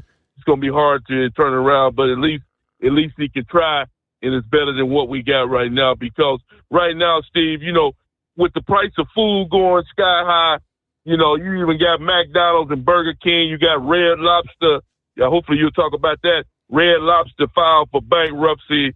Restaurant, been around for a long time. They even having difficulties now. You got businesses that I never thought before, Steve, that would be having Walmart financial difficulties in this so-called Biden economy. You got people that's ready to fall flat on their face right now, Steve. If like I said, like I told you a couple weeks ago, and this be it. If Biden gets back in another 4 years, won't nobody have a damn job. Everybody will be unemployed. So all the people that's working right now, and you see on the news, you hear about another guy losing his job. Don't get too confident, my man, because if Biden get in for another 4 years, you might be in the unemployment line with that guy that you're watching on television. And I thank you for taking my call tonight. Eagle, have a good morning. Thank you for checking in. You got it. Be safe out there. All right, it's 844-844-3388. Again, the aftermath of Sunday night's Ricky Stenhouse-Kyle Busch fight. NASCAR could turn around and hand out penalties. But is that going to be the case here? NASCAR has allowed drivers to fight amongst themselves and let it go. Ross Chastain and Noah Gragson last year at Kansas, a good example. However, there are times when they get involved and hand out punishments. This Ricky Stenhouse Jr. fight could be one of those instances. Let's remember, Stenhouse had 2 hours to sit and cool off, but still insisted on confronting Busch verbally and physically at the haulers. Now, Matt Crafton did something similar to Nick Sanchez last year after the Truck Series race at Talladega. Crafton received a fine for that. But also remember that Ricky Stenhouse Sr. got into it with Kyle Busch as well. And that is a big no-no. Bob Pockrass of Fox Sports has been around NASCAR for years. In his opinion, Stenhouse Jr. could see a similar fine to what Crafton received last year. Also, Stenhouse's dad will probably receive a suspension. Stenhouse Jr., after the fight, also yelled that he was going to wreck Kyle at Charlotte. Now, that's a heat-of-the-moment kind of thing that is said right after a fight. NASCAR likely won't do anything in response to that specific moment. Of course, NASCAR can do what they want, more or less, so the penalties, fines, or punishments might look a little different in the end. Every situation is unique, and NASCAR has a range of options at their disposal. Hello to Philip. Good morning. Hey, bud. I think old Stenhouse is going to chill out. I mean, that's a heat of the moment thing, like what you said there. He just shooting his mouth off because he's mad as heck. I mean, that's all it is. I heard that he parked his car in Kyle's pit box. Did you hear that, Steve? I did not. Yeah, I heard after the incident happened, they put him back. When he came into the pits, he parked his car in Kyle's box. I don't know. I didn't watch the race. Eagle would have to let me know about that one. But that's what I heard. I heard he just parked his car in Kyle's pit box and walked off. I don't know if that's true or not. Like I said, I didn't see the race. I was sleeping, getting ready for work. But that's one of them things. I tell you, today is Tuesday. The race is on Sunday. Everybody chills out on Monday, and on Tuesday the hammer goes down usually. Correct. So, yep. Today or tomorrow probably. Yep. Today or tomorrow probably the day if they're going to throw a penalty at him. That's usually the way it happens. They let everybody get cooled down on Monday, and then they throw the hammer down on Tuesday. So we'll see how that plays out. And I tell you what, Steve, they pushed that old Starliner back a little bit more. I hear we're going Saturday now. Did you hear anything about that one? I haven't heard the update. Nope. Yeah, we're going to be launching on Saturday now for the Starliner. Musk, he's got his stuff going. He's got one, let's see, California early day tomorrow, and then he's got another one that's going to be down here in Florida about 4 hours after that one. And he's got his stuff going, and they're doing a wet dress rehearsal on that yesterday on that Starship. So I mean, it's all falling into play for him. He's getting it ready. And also, Steve, they're doing a study now down here right now on the land at Cape Canaveral for the Starships. They want to do 40 Starships a year launching out of Cape Canaveral. Wow. That's a lot of launches, and they have an environmental study they have to do. Even though the pad has been there since the Apollo days, they still have to do this environmental study for it because it's a different kind of rocket and a different kind of system. And let's see if he gets that going. But he wants to get it in Cape Canaveral. He wants some Starships going out of Cape Canaveral as well as Boca Chica. So. And he's also talking, there's rumored that he's going back to taking off out in the ocean. They're thinking about buying more oil rig or buying some more oil rigs to rig those out as launch pads and take off out in the ocean instead of even having to worry about dealing with the deal on the land, because every time you set up a launch pad out anywhere other than Cape Canaveral, it's all kinds of regulations and all kinds of stuff. So let's just see how it plays out with those guys. And Steve, yesterday we were talking about marijuana. I heard you guys talking about the marijuana usage and stuff. And one of the guys was looking for a term that they use that folks have to require to do drug testing. You have to do drug testing when you're in a safety critical position. So anything that's safety critical by the DOT standards. Now this is DOT. I'm talking like truck driving, trains, airplanes. You have to have if you're in a safety critical position, you have to be drug tested. So if you're driving a bag cart, loading bags onto an airplane, that's safety critical. If you're a pilot, if you're a truck driver, if you drive trains, you're an engineer, you're a conductor, anything that's going to be involved in a safety critical operation, that has to be drug tested. And that's the big question. If you want somebody that's in a safety critical position, was mentioned yesterday about an electrician wiring a house. That's a safety critical position there. You don't want to wire that house backwards and cause somebody's house to catch on fire. That's what the main cause as far as people are wanting to know what's going on with this. do you want somebody on that stuff? And I'm still hearing that guy that ran those guys off down here in Ocala with that bus, he was on a CBD type oil. I don't know if you'd heard any mention about that in the story or not, but I heard he was on like a marijuana, like an oil, right. Well, that's like a CBD type oil. That's what Dan had brought up, that it wasn't necessarily alcohol, that was maybe THC or whatever. But the big question was that under the current standards, like the FMCSA drug test that drivers take, or that you would have to take, that they test for Schedule 1 and Schedule 2 drugs, moving marijuana to Schedule 3, that you know, as things stand right now, as a Schedule 3, it would not be a part of your drug test.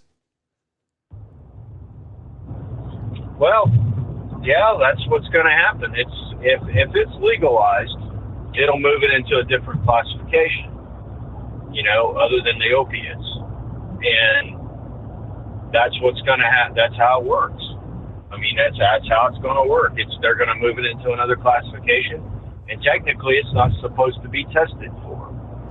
So that was the big question. Are we going to have now truck drivers and electricians and train operators and pilots potentially partaking of marijuana and doing those duties, right? Yeah. Yeah, it's a big question. Okay, so Steve, well, look at it this way. Alcohol, we're just going to use this as an example. Sure. Now. Okay, so you can consume alcohol in your time off when you drive a truck.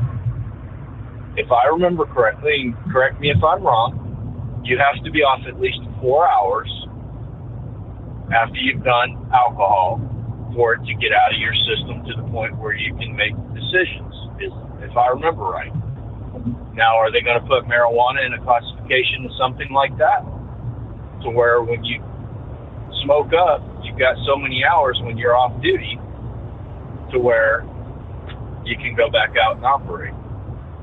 I don't think so. I think marijuana stays in your system a little bit longer than 4 hours. Well, that's the problem. You know, yeah, I mean, marijuana, I mean, it could be in your system for days, and I mean, if you for regular users, it can take 30 plus days to get it out of your blood system. Absolutely. And I think even with mood, and that's the big question. That is the big question. Is it still going to be in there? I mean, it comes down to it. You don't want somebody driving impaired. Right. I mean, we've got enough distractions in this world today between telephones and all kinds of other stuff out here that distract people driving. We don't need somebody that's hipped up high driving an 80,000-pound vehicle. We don't want that. I mean, that's what Horse Feathers was alluding to yet last night when he was talking about it. You know, you don't want somebody out there. Look at his situation. You want somebody out there driving an 80,000-pound propane tank? You really don't, do you? Correct. You know? So, but it brings a lot of questions up, and it ain't just going to affect truck driving. It's going to affect a lot of industries. You think about how many people work in factories that get drug tested. The second you get in an accident in any job, pretty much now, if you're in any job that's safety critical, you're going to get pulled for drug testing. That's the first thing they're going to do. I don't care if you're driving a forklift. I don't care if you're working in a factory on a machine. If you're building an airplane, you're a pilot. If you get in some kind of accident, they are going to pull you, and it's a job-related accident. They are going to pull you for drug testing immediately, whether you caused it or it inflicted you. So, it's just food for thought. You know, it's one of those things we're going to have to sit back and see how it works out. And Monkey Gouger was mentioned about the speed limiters. Hey, Steve, how far along is that coming? They keep kicking the can down the road, like you said. Now it's an election year, and they're probably not going to do anything. They're now saying that they might put out a proposal by the end of the year. And once they do put it out, it takes several years to get something done, so it's going to be a while. Yeah, I think it is going to be a while. The big thing is, and I hate to say this, and the big thing is that we're going to have to watch and see how all this electrification stuff goes in the next few years. Because I think with electrification, they want more control on things. And that's just my opinion. We've all heard about AI and autonomous and all this stuff. I think it's all about controlling the system more. I mean, Steve, there's an article out there right now, and I can't pull it up right now because I'm driving, but there is a company down here in Florida that does land excavation. Okay, they do the excavation, and they come in, they prep the land for the buildings to be built, or houses or whatnot. And they're building a community in Southwest Florida, and all of the dump trucks that are on this community's excavation site are autonomously controlled. There's an operator that's 40 miles away sitting in an office controlling 3 dump trucks that are moving dirt on a job site.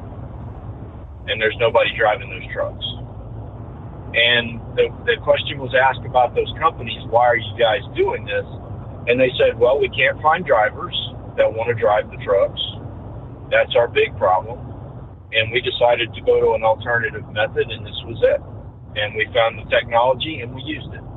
Now, if that keeps going that route, it could be all over the place, you know. So, just food for thought out there, buddy. Y'all have a good day, and I'll let you go. I know you're coming up to the top of the hour. Yes, indeed. All right. Well, thank you for checking in. Philip, yes. Have a good day at work there. Looking at 844-3388 as we close out another hour here.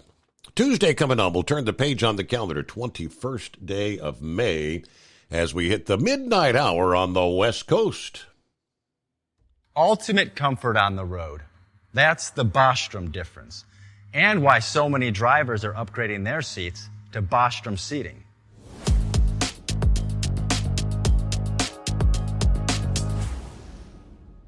With roots dating back to 1935, we know seating. We've developed a full line of high-quality products with the right seat for your application, all made right here in the USA. From our top-of-the-line Wide Ride Plus Certa for the long-haul driver to our entry-level Baja series for the vocational driver, we provide you with the comfort you deserve at the price point you're looking for. We know you're busy. You don't have time to search every distributor and dealership for the right seat, only to find the one you want won't fit in your truck.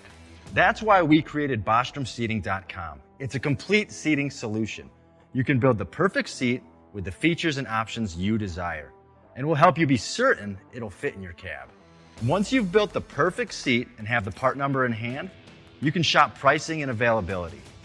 Our Where to Buy feature allows you to pick up a seat right where you are or anywhere along the road you'll be traveling. When you install a Bostrom seat, you become part of the Bostrom family. A family that includes other drivers who recognize this is more than work. It's a ride, one that requires the next level comfort and support only Bostrom can provide. Go to BostromSeating.com to design your ride with ultimate comfort for the open road. Hands on the wheel, hands off invoicing. At Transcap, we're built for high speed and service, just like you. Our fast freight factoring helps you make more money, not chase it down, because we handle all the invoicing BS and back office work. Apply for fast funding at transcap.com/getcash. It takes just 60 seconds. Or call 888-250-TCAP. That's 888-250-TCAP. And mention Steve Summers Overnight Drive.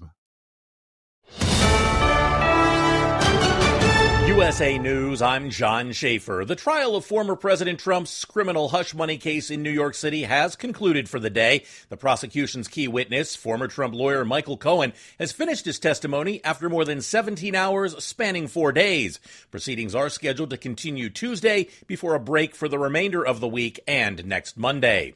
Former President Trump is asserting that he is the candidate for law and order. We have to have a police department where they're giving back their dignity, where they're giving back their authority to do things. He told the Fox affiliate in Dallas that combating crime is part of his plans for the southern border. If reelected, Trump promised to reinstate the policies from his first administration. He also said Texas Attorney General Ken Paxton would be a solid cabinet choice.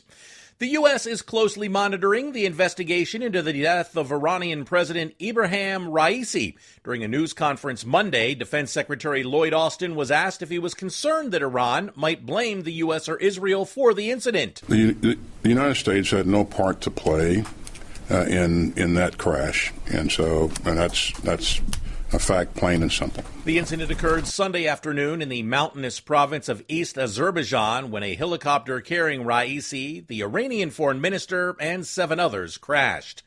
The International Criminal Court is seeking arrest warrants for Israeli Prime Minister Benjamin Netanyahu and Hamas leader Yahya Sinwar.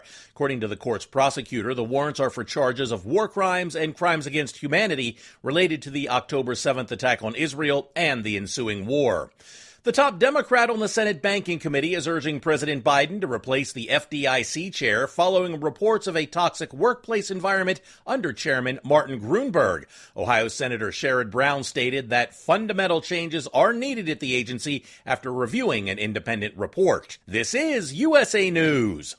Omaha Steaks is rewriting the book on burgers with an all-new handmade texture for the juiciest home-style burgers you've ever tasted. Their pure ground burgers are made from single cuts of real aged Omaha steaks. These are truly steaks on a bun. Filet mignon, ribeye, New York strip, sirloin, and even brisket burgers. Now is the time to experience the exclusive Burger Perfection Flight for just $79.99. Go to omahasteaks.com and use promo code TREAT at checkout to get an extra $20 off your order, plus free shipping. You'll get 4 of each pure ground burger, so you can sample all the steak on a bun greatness. These burgers are crafted for a juicier, more tender experience, making your mouth water with every single bite. Don't wait. Go to omahasteaks.com, use promo code TREAT at checkout, and get $20 off the Burger Perfection Flight and discover your new burger obsession. Minimum order may be required. The cargo ship that brought down the Key Bridge is now safely docked at the Port of Baltimore. The Dolly was refloated during high tide Monday morning, and 5 tugboats helped to guide the massive vessel the 2.5 miles to the Seagirt Marine Terminal. That is where the ship, which still has a portion of roadway from the bridge on its bow, will remain for weeks. Democrats in D.C. are demanding U.S. Supreme Court Justice Samuel Alito recuse himself from all cases related to the 2020 election after reports showed he flew an upside-down American flag after the January 6th U.S. Capitol riot. Pennsylvania Senator John Fetterman told CNN over the weekend, if we are supposed to be impartial and to be away from all of the kind of the politics about it, it's absolutely bizarre and surreal. He said he does not believe, however, that Alito will choose to recuse himself. The New York Times published a photo taken by a neighbor of the flag outside Alito's home in Alexandria, Virginia, just days after a pro-Trump mob stormed the Capitol January 6th. The inverted flag has been associated with Trump's claims that Biden stole the 2020 election. That's Ryan Daniels reporting. Millions in the central U.S. are bracing for severe thunderstorms this week. The storm's expected to begin in parts of Wyoming and Colorado, moving towards Iowa, Nebraska, and Minnesota. Chicago, Detroit, St. Louis, and Milwaukee also likely to experience severe weather. I'm John Schaefer, USA News. Have you ever picked up a towel set because it felt really soft in the store, but then when you go to use it, it's not very absorbent? That's why MyPillow has developed the MyPillow towels. Towels that work. The 6-piece towel set includes 2 bath towels, 2 hand towels, and 2 washcloths. And right now you can receive a 6-piece set for only $39.98 with promo code USA. Go to MyPillow.com, click on the radio listener special, and enter promo code USA, or call 800-951-8175. That's MyPillow.com, promo code USA. At Hot Shot Secret, we share the science behind common diesel problems. For example, excessive black smoke. Excessive black smoke has 2 causes: carbon buildup and internal diesel injector deposits, also known as IDIDs. Hot Shot Secret Diesel Extreme has the highest concentration of active ingredients allowed by law and will safely remove all types of injector deposits, including IDIDs and carbon buildup, to eliminate black smoke. Hot Shot Secret Diesel Extreme is available nationwide at truck stops, fine farm and auto stores, and online at hotshotsecret.com. Increase fuel economy economy up to 7.9% with Hot Shots Secret Gasoline Extreme, the solution to maximize your engine's performance and fuel economy. Whether you're driving a sports car or a daily commuter, Gasoline Extreme is specially formulated with PEA to deep clean. Don't settle for an average driving experience. Upgrade to Hot Shots Secret Gasoline Extreme and go further on each tank. Order now on Amazon or HotShotSecret.com. Hot Shot Secret, powered by science.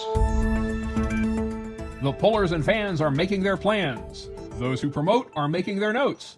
But the business of pulling is still business, and where sponsorship is concerned, business is booming. From National Tractor Pullers Association headquarters in Columbus, Ohio, this is the NTPA Overnight Radio Report. Well, this week's report is just one long commercial. But no apologies from behind this microphone, because these are companies and organizations you need to know because of their investment in our great motorsport.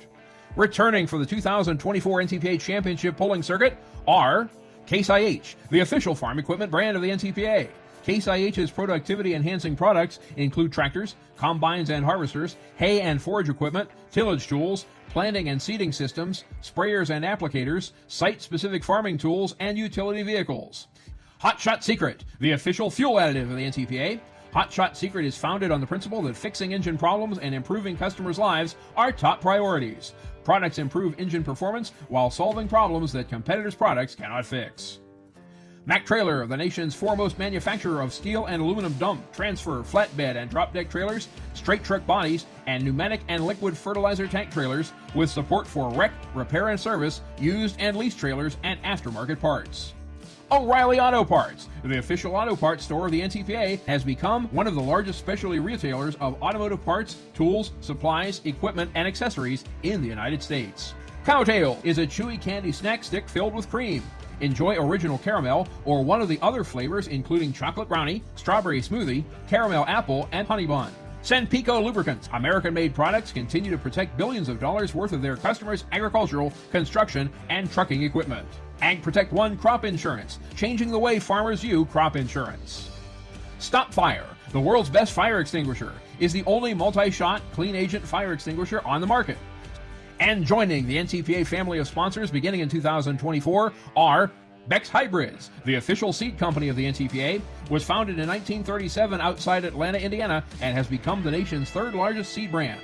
Beck's helps farmers achieve success from generation to generation through authentic customer experiences, product diversity, practical farm research, seed quality, precision technology, and field performance. Wix Filters manufactures more than 210 million filters each year and ships them to customers in over 80 countries. Wix employs more than 3,500 passionate and dedicated associates who help make the best filters in the world. The Wix Racing Filters catalog covers the full line of Wix Racing oil, air, and fuel filters, along with the Wix line of cast aluminum racing mounting bases. Mitas Tires has designs and sizes for agricultural equipment, material handling machines, construction vehicles, and motorcycles. U.S. Army dedicates its energy in 4 focus areas: warfighting, delivering ready combat formation, continuous transformation, and strengthening the profession. We thank each of these companies and organizations for seeing NTPA Championship Pulling as a way of reaching the heartland of America with their message. In large part due to this explosion of interest in truck and tractor pulling, the NTPA will increase its 2024 end-of-season payout by over $115,000 across its brand and regional national series. So remember, pulling fans and competitors, to support the companies that support the sport you love. Reporting for the NTPA on the Overnight Drive, I'm John Dunlap. Stay safe and pull hard.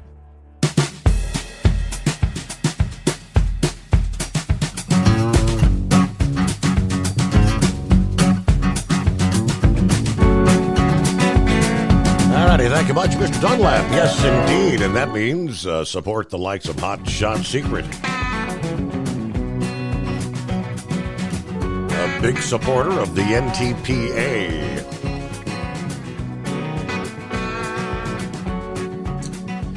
All right, we're back, and it's 844-844-3388. Hello, 57. Good morning, sir. Make a quick report on the sleep study. Well, I had the 1 month extension, and I finally got a hold of somebody, and they lined me up. Well, the hospital's supposed to do the work, and I'm halfway through the 3-month extension. And, well, I got the appointment for July. It'll be about 15 days past the 3-month extension, so I'm going to have to call the chiropractor / DOT physical doctor, see if I can get another extension before they totally run me out of work. So the drama goes on. I don't believe I need it. I've talked to other drivers, you know, if I get to bed 11 o'clock, sleep till about 6, 12, sleep till about 6, I'm up all through the night. I'm not, I'll get the boogaloos from time to time, but for the most part, I sit wide awake all through the night hours. So it don't sound like I've got the problem. We'll find out. And apparently, you got to give him a 3 month of information off them machines before he can give you. Lord, it's going to be almost time to redo my physical anyway by the time I get done with this. Now, okay, that all set aside, the World Court, I listened to that just before I left out the house. When's the last time you ever heard of an Israeli soldier raping a Palestinian? Off the top of my head, I don't know that I've ever heard of any. Absolutely not. That's included in that. I listened to the list. They went down the list. I mean, this faction of the World Court is sort of like a court in New York City. I mean, a good thing it did say a Biden administration official come out and said that, they don't recognize this court. So why in the world the news media wants to keep promoting this mess beats me no end. At least without acknowledging that the government we got in there now clearly said they don't agree with it. That's just an update on that. Thought I'd throw that out there.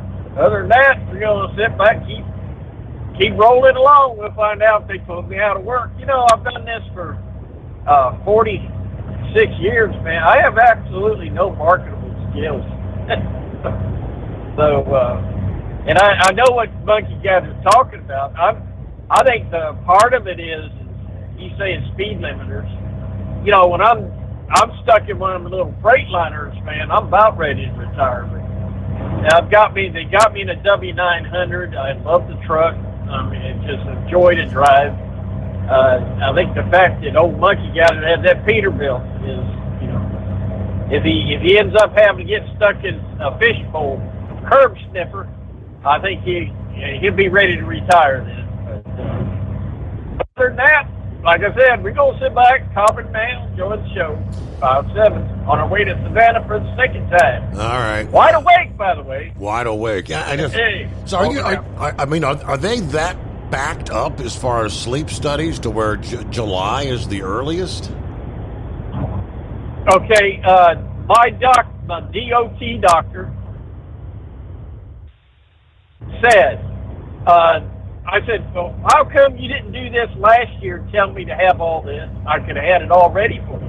He goes, well, this is the FMCSA, got a poor score.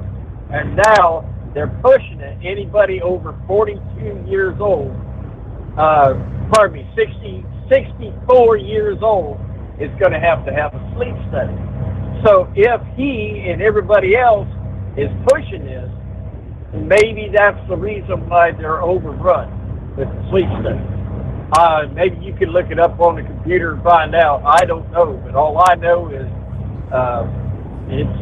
they're backed up. And so I can only do what I can do, But it would make sense to me if they're being pushed. A lot of drivers are being pushed, as they say. A lot of drivers are my age, the end of the baby boomer. So I can see where we're going in there. Yeah, all right. And by the way, I did try to tell my doctor it ain't that we're falling asleep. It's the fact that we can't control our own sleep. Back in the 10 and 8, you could stop south of Atlanta, lay down for a couple hours while they're all killing each other on the Beltway, then get through Atlanta, get through Charlotte, and on up the coast, you know. But now you've got to drive right into that mess because you've got to keep up. Well, I ain't saying nothing. You got to keep up with the computer. And I said, you know what? I haven't found an OSB plug-in back here in my rectum. So, you know, they just, until they do that, humans just can't live by the computer alone. That's all there is to it. All right, 5-7, we down. Copy the mail, as you say. I guess it was a little advertisement thing, kind of soliciting people to join in a class action, but it's kind of interesting. As I just purchased, leased our new Subaru. It says, do you own a Honda, Hyundai, Kia, or Subaru that's less than 5 years old? Your vehicle may be collecting sensitive personal information about you and selling it to third parties. We talked about this. Lauren Fix, the car coach, had a story I shared last week. Car manufacturers, Honda, Kia, Hyundai, Subaru, collecting drivers' sensitive personal information and driving behavior data and selling it to third parties without obtaining proper consent. This information is then sold to data brokerage firms that sell it to insurance companies, potentially resulting in higher insurance premiums for drivers. I've got a link where you could click to the form to see if your vehicle is eligible for the class action. But they go into what kind of data are they collecting. Modern vehicles come equipped with high-tech features, complex computers, sensors, cameras on the inside and out, and connected services and apps. Drivers benefit from this in many ways, but may not realize that third parties are collecting and profiting from the private information that this technology collects. Recent research by the nonprofit Mozilla Foundation found 84% of vehicle manufacturers have been collecting and sharing personal driver data without explicit consent. Owners seemingly have little control or transparency over what data is gathered and who has access to some of this personal data, including driving data such as speeding, braking, and acceleration information, which provides insights into your driving habits and style. Connected services data, such as contact information, account login credentials, payment information, and personal preferences. Sensitive personal information, such as drivers' health, religious and philosophical beliefs, sex life, sexual orientation, genetic data, unique biometric information, and more. Now, how a car is going to garner any of that, I don't understand. You know, what in my vehicle is going to divulge my religious or philosophical beliefs, sex life, sex orientation? Let's see. Lastly, are car makers selling your data without permission? Car manufacturers have access to an abundance of data from vehicle sensors and connected services. It is alleged that many automakers fail to explicitly disclose how personal information is collected and used. A New York consumer alleged that when his car insurance jumped by 21%, he filed a request to the Fair Credit Reporting Act to find out why. He received a more than 130-page consumer disclosure report that detailed each time he or his wife had driven his vehicle over the previous 6 months. It showed details such as speeding, hard braking, sharp accelerations, which are used against him in determining his risk score for insurance coverage. If you've purchased a new make or model of one of these vehicles within the past 5 years, you may have a legal claim. It's pretty interesting, but All right, we'll get a quick time out here. Back into the Steve Summers Overnight Drive. At Hot Shot Secret, we share the science behind common diesel problems and their solutions. For example, Diesel fuel cetane levels. in many states, the cetane rating in diesel fuel is 42 to 45. Most diesel engines operate more efficiently with a cetane rating of 48 to 50. One treatment of Hot Shot Secret Diesel Extreme will raise your cetane 7 points, increase fuel economy, and improve cold starts. Due to a cleaner burn, there are less hydrocarbons and particulate matter in your exhaust. This reduces the blockage of your diesel particulate filter. Using Diesel Extreme generates 83% less DPF regeneration. The 6-in-1 Diesel Extreme formula also includes the most concentrated detergent on the market, lubricity enhancer, water demulsifier, rust and corrosion inhibitors, and a fuel stabilizer. Hot Shot Secret Diesel Extreme is available nationwide at truck stops, fine farm and auto stores, and online at hotshotsecret.com. Hot Shot Secret, powered by science. Doc's Diesel is your one-stop online shop for diesel filter maintenance. Genuine quality, third-party tested filters for Cummins, Powerstroke, Duramax, and EcoDiesel trucks. Doc's cuts out the middleman and those pesky markups you often find from OMEs, dealerships, and parts stores. We make ordering easy with filter kits, subscriptions, and even dealer sign-ups if you have a fleet. Purchase your filters at www.docsdiesel.com and receive 10% off when you use code SUMMERS10. Doc's Diesel, your one-stop shop for diesel maintenance. And now, back to the Steve Summers Overnight Drive, live from the Hot Shot Secret Studios.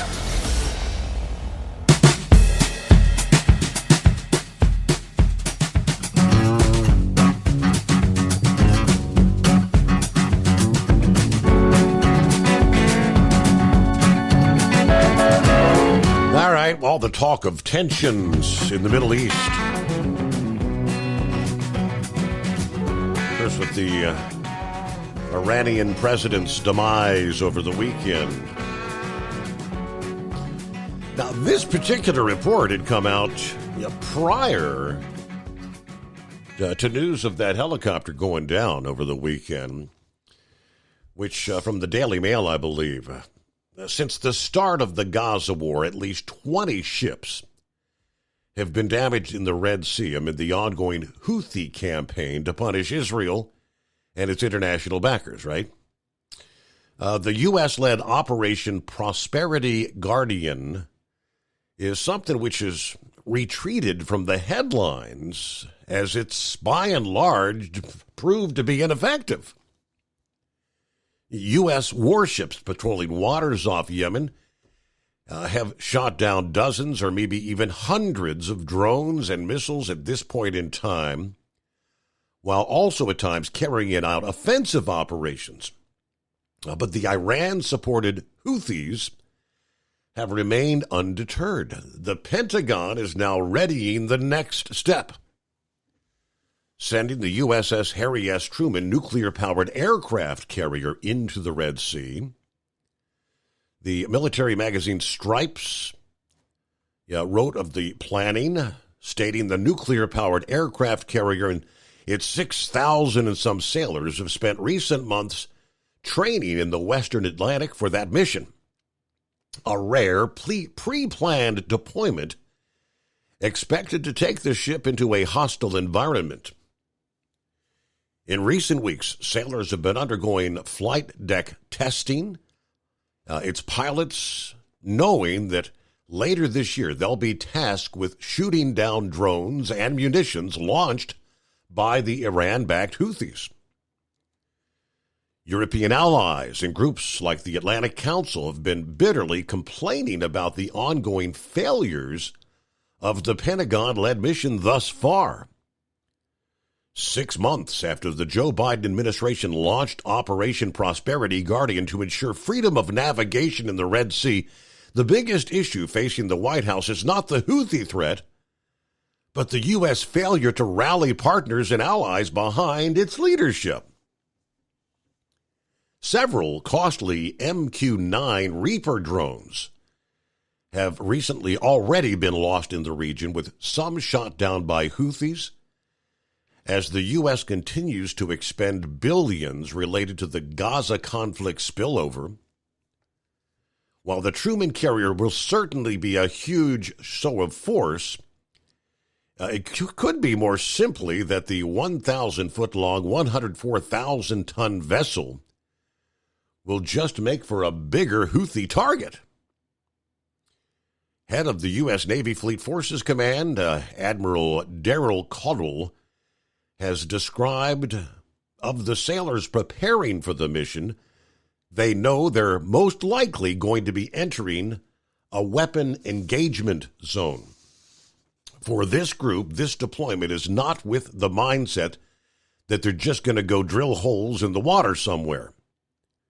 This is, we're going to be employed for combat. Yeah, back in November, there was a rather stunning and contradictory admission from the commander-in-chief. As has been the sad pattern for more than 20 years of the so-called global war on terror, this naval commander is openly talking about deploying for combat in a new, volatile, high-stakes theater. Yet there's never been formal congressional authorization to go to war with Yemen or the Houthis. Of course, there have been many such cases historically, but it's interesting times, right? All right, a couple minutes, we'll hit the news break there. Looks like Heat Wave will be joining us. Eagle forgot to chime in about, he wanted to talk about the Baltimore thing. Got that ship floated and out of the water well, not out of the water, but out of the way, so they can continue to open that shipping channel there in Baltimore. And, of course, room for you at 844-844-3388. So last week, the big headline about the debates, the Trump surprisingly agreeing to all those conditions of the debate. Trump announced Friday that he's accepted an invitation to a fourth presidential debate against Joe Biden. I said, well, what do you mean? I never even heard about a third. Via Truth Social, he said the fourth debate will be televised by NBC and Telemundo. Well, there's one major sticking point. The Biden campaign has rejected a third presidential debate, let alone a fourth. But Trump said, I've accepted a fourth debate against Crooked Joe, this time with NBC and Telemundo. It's important as Republicans we win with our great Hispanic community. All right, the Biden camp has agreed to, as we know, those first two debates. Biden made his terms clear for two one-on-one debates, which Trump accepted those terms. No more games, no more chaos, no more debate about debates. But Trump continues pressing for additional debates, but I don't see a chance in you-know-what of the Biden camp agreeing to, hell, they may regret even having one debate. USA News Update. Former Trump lawyer Michael Cohen has admitted to stealing $30,000 from the Trump Organization. Cohen made the admission while testifying Monday in New York City's hush money case against Trump. Prosecutors consider Cohen their key witness, alleging he orchestrated payments to adult film actress Stormy Daniels to silence claims of an alleged sexual encounter with Trump in 2006. The U.S. is closely monitoring the investigation into the death of Iranian President Ebrahim Raisi. During a news conference Monday, Defense Secretary Lloyd Austin was asked if he was concerned that Iran might blame the U.S. or Israel. Austin emphasized that the U.S. had no involvement in the helicopter crash. Red Lobster is filing for bankruptcy. The Florida-based casual dining giant has filed for voluntary Chapter 11 bankruptcy, but intends to remain open while closing locations across the U.S. They have announced 99 location closures. John Schaefer, USA News. Attention small business owners. This could be the most important 10-minute call you will ever make. You could recover up to $26,000 per employee today. And all you have to do is make one short 10-minute call to take your business up a notch or bounce back from these difficult couple of years. Omega Accounting Solutions can help you recover any payroll tax overpayments you made during the pandemic. You may even be eligible to receive up to $26,000 per employee. All it takes is a quick, easy, free 10-minute ERC consultation to determine if you qualify. Omega is the small business champion with teams dedicated to maximizing tax credits. They know their stuff so well that CPAs and payroll companies even turn to Omega for ERC tax guidance. Call 800-300-9ERC. That's 800-300-9ERC. 1-800-300-9ERC. Or visit OmegaTaxCredit.com. Increase fuel economy up to 7.9% with Hot Shot Secret Gasoline Extreme, the solution to maximize your engine's performance and fuel economy. Whether you're driving a sports car or a daily commuter, Gasoline Extreme is specially formulated with PEA to deep clean. Don't settle for an average driving experience. Upgrade to Hot Shot Secret Gasoline Extreme and go further on each tank. Order now on Amazon or HotShotSecret.com. Hot Shot Secret, powered by science. At Hot Shot Secret, we share the science behind common diesel problems. For example, ultra-low sulfur fuels. Fuel has two purposes, combustion and lubrication. Ultra-low sulfur fuels have diminished the fuel's ability to lubricate. Hot Shot Secret Everyday Diesel Treatment with LX4 restores lubricity, protects your engine, and optimizes performance. Everyday diesel treatment is available at truck stops, Tractor Supply, O'Reilly's Auto Parts, and online at HotShotSecret.com. Hot Shot Secret, powered by science. Building relationships with their team drivers and customers still matter at IBI Security Transport. Since 1966, IBI and its team of drivers have been leaders and innovators in providing white glove service to its exclusive client base for transporting high-value freight safely and securely. Much of the IBI staff have driven trucks, so they understand both the customers' and drivers' needs. If you're seeking a career that values you as a person, not just a number, and offers great benefits and good home time, then IBI is the place for you. Call 800-582-5912 to discover why we are the leaders in team freight and start building a relationship with you. Attention all truckers, are you ready to own your own truck? Lone Mountain Truck Leasing makes it easy. Our lease-to-own program puts you in the driver's seat. Our inventory is always changing, and we have a variety of rigs, including Kenworths, Freightliners, automatics, and manuals. Once you make your last payment, the truck is yours. No interest, no balloons, and no buyouts. Take the first steps towards independence and financial freedom. Visit LoneMountainTruck.com or call 866-944-0383 to apply today. At Hot Shot Secret, we share the science behind common diesel problems and their solutions. For example, diesel particulate filter regeneration. The DPF catches particulates left over from combustion. A DPF regeneration cycle cleans the filter with temperatures exceeding 1,000 degrees Fahrenheit. A computer sensor triggers the DPF regen, which is often accompanied by a loss of power and fuel economy. The frequency of DPF regens are in correlation to the cleanliness of the fuel burn. Under heavy operation with the dirty burn, DPF regens can occur multiple times per day. Hot Shot Secret Diesel Extreme Fuel Additive promotes a more complete combustion, creating fewer emissions and therefore fewer DPF regens. Vehicles using Diesel Extreme experience 83% less DPF regens. Hot Shot Secret Diesel Extreme is available nationwide at truck stops, fine farm and auto stores, and online at HotShotSecret.com. Hot Shot Secret, powered by science.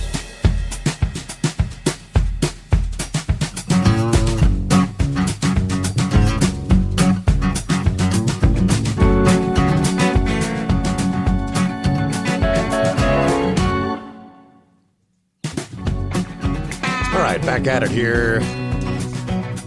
Hello to Dennis. Following on the sleep study thing. Good morning, friends. Said I'm 275 pounds, just got my DOT physical renewed this past March 19. In my 26 years of driving, I've never been recommended for a sleep study. I do know that my sleeping ability to stay asleep has been worse as the years go by. Yeah, I kind of noticed that as well. Yeah, fall asleep, but constantly waking up, tossing back and forth, back and forth. As far as Roy, good to have you with us, Roy, chiming in about the data that your car can gather. And I said, how are they going to get sexual preferences and religious beliefs and your philosophical He said, well, I said, I think the phone kind of listens to their conversations is what he had heard. All right. Is there anywhere you can get away from it all, right? It's time to get off the grid, right? Hello to Gary this morning. There's Norman, headed for Kansas City this morning, picking up a van trailer. All right. Thank you, gentlemen, for checking in. There's Hired Gun. It's been a while. Hired Gun checking in from Northwest Georgia for the last hour and a half this morning. Hope everybody's doing well. Very good to hear from you, Hired Gun. Let me see here. Senor Heatwave, I do believe. Hi there. Good morning, Senor. Hope things are going well with you. I want to talk about Sundance's claims about Reagan spending $6 trillion. Did he name the report or article, page, paragraph, and book title that would sustain his claim to what Reagan did during his 8 years in office? Have y'all had any talks about that? I don't know the exact number, but I mean, I think he did grow the debt by. I could probably do a little research and find the numbers. Yeah, I would greatly appreciate it, because I wouldn't trust him to tell me night was dark and daylight was bright. You know, he just kind of gets me as one that's wishy-washy. First he'll talk good sense, then he'll start spouting off nonsense. So I don't know if I should treat him like Spandau Ballet and yell true, or if I ought to go to Linda Ronstadt and start singing You're No Good. So, anyways, I'm sorry about my voice. It's not very good. I was listening to what he was saying until my headset died on me, which is perfectly fine. Mm-hmm. This dust-up between AOC and Marjorie Taylor Greene. You know, maybe MJT went a little bit far, or MTJ, or whatever Marjorie Taylor Greene is. Maybe she went a little too far talking about Priscilla's eyelashes being fake. But to have AOC come down with her donkey mule face, start braying about, oh, that's not right, that's not right. And I thought Marjorie Taylor Greene's response was pretty accurate. Oh, did I hurt your feelings? And then, you know, OAC just came unglued. It was almost like she was threatening to come down there and beat her ass. You know, I thought that was pretty hilarious. And then Fetterman saying, I need to apologize to the Jerry Springer Show because I always said Congress acted like the Jerry Springer Show. So I thought that was a pretty good jab. And Fetterman, he's very surprising. I don't know why he didn't do so good in the areas that he was at prior to becoming senator. But he still votes with the party 99% of the time. So, anyways, heading down to Phoenix, over here at Flagstaff now. And they were talking about high winds. Well, I ain't come across any yet. I don't know where that's supposed to be. I did come across a work zone that said, you know, drop speed to 55 because workers were present. And there wasn't anybody out in the work zone. It's like, why don't you guys just turn them signs around and turn the radars off if there's not going to be anybody in the work zone? Are they trying to pre-program us to slow down in that area? You know, if you're going to say one thing, by God, there ought to be workers on the highway. If they ain't going to be none there, turn them signs around. I found out something disturbing earlier today. I've got my pickup as collateral on a loan that I got a year and a half ago. Well, I opened up a letter from that institution saying that I didn't have insurance. And I thought, well, there's got to be some damn mistake. So I called USAA. And they says, yeah, we sent you email and mail to let you know that, you know, January payment didn't make. And it's like, oh, that's nonsense. So I tried going online, and my daughter was a little slow getting the information, and you know, it was in May, and I said, hey, I need to go back to January. But I did call USAA to get the policy renewed. They said $2,100. I said, well, how's that going to be in monthly installments? And he says, well, after your first 6 months, it'll be $450, which is $120 more than what I was paying for the 3 vehicles. Mm-hmm. And they said, no, we want $2,100 now. And I told her, I says, there ain't no way in hell that's happening. So I go online and I find Progressive. And for all 3 cars, full coverage, $500 deductible, you know how much they wanted from me? $98.04 the first month. And then after that, $104 each month thereafter. And it's like, well, how in the hell can y'all offer it so cheap? While USAA was taking me to the bank every damn month. So I don't know what's going on. I'm just a little disappointed because my New Mexico, state of New Mexico, Taxation and Revenue Office did not send me anything in regards to me not having insurance. Oh, but they damn sure sent me a bill saying, hey, your property taxes have gone up $600. I mean, where are these people's priorities at? Right.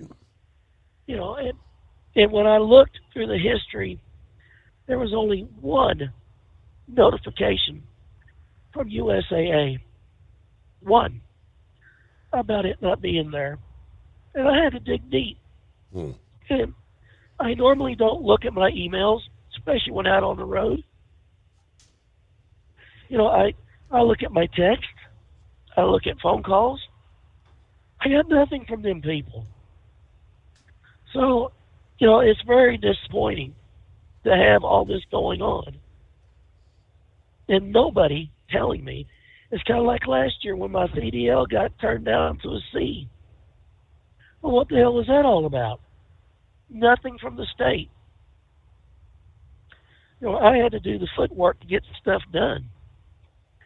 And that included me going to Amarillo, Texas to get my birth certificates, or copies of.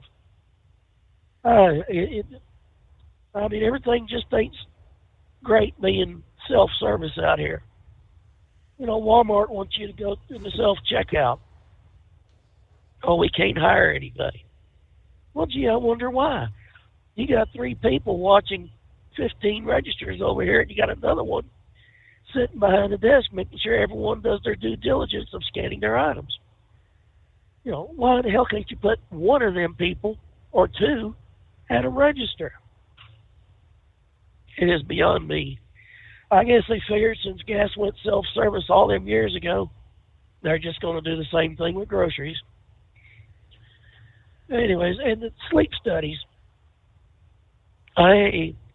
When I got my sleep apnea, the first diagnosed, I think it was 2009, 2010. That damn thing is like a drug. I can't sleep without it. Unless I'm sitting in this driver's seat with my legs across the passenger seat, and I sleep sitting up. But you put me down in a laying position, even on pillows, I can't sleep worth a damn. I've got to have that mask on. So, I mean, damned if you do, damned if you don't, right? So, anyways, I guess I'm done bitching for the night. You have yourself a good night. Well, going back real quick, because I've pulled the numbers up here. What was Sundance's accusation about Reagan's debt? How much did he say? Reagan left office with $6 trillion in debt. Okay, He didn't add $6 trillion to the debt. He added $1.86 trillion to the debt. So. Okay, so whatever. What was the debt when Reagan got out? Was it $6 trillion then? No, well, that's what I'm saying. It's just, I mean, it goes all the way back. We can start with, I mean, I guess all the way back in time, but I mean, start with Nixon, Ford, Carter, how much they added. I mean, it was in the billions per year under all the other presidents. The first time somebody added $1 trillion to the debt was, who would have been the first $1 trillion debt? George W. Bush was the first to add $1 trillion debt in a year's time. But under Ronald Reagan, let me scroll back down here, a total of $1.86 trillion to the national debt, which was like 186% increase from, the $997.8 billion at the end of Carter's last budget. Well, we had to pay for the screws, nuts, washers, bolts, and toilet seats and hammers, right? Right. Excuse me. Well, I'll go through some of the. So it wasn't. Reagan didn't do $6 trillion. I don't know where he got that number from. Let's see. It was a 186% increase. George H.W. added $1.55 trillion to the debt, a 54% increase from the $2.857 trillion debt at the end of Reagan's last budget. Bill Clinton increased the national debt by almost $1.4 trillion, almost a 32% increase from the $4.4 trillion at the end of George H.W.'s last budget. You get to George W. Bush, added, this is when the numbers really started growing, $5.85 trillion, a 101% increase from the $5.8 trillion debt at the end of Clinton's last budget. For fiscal year 2001, Barack Obama added about $8.6 trillion, about a 74% increase to the national debt at the end of President Bush's last budget in 2009. Donald Trump, at the end of fiscal year 2020, the debt was at $26.9 trillion. Trump added $6.7 trillion to the debt between 2017 and 2020, a 33.1% increase, largely due to the effects of the COVID pandemic and the 2020 recession. In his fiscal year 2021 budget, Trump's budget included a $966 billion deficit. However, the national debt actually grew by $1.5 trillion between October of 2020 and October of 21. So then you get to Joe Biden. Of course, he racked up, 3-point-some trillion in just the first couple of years.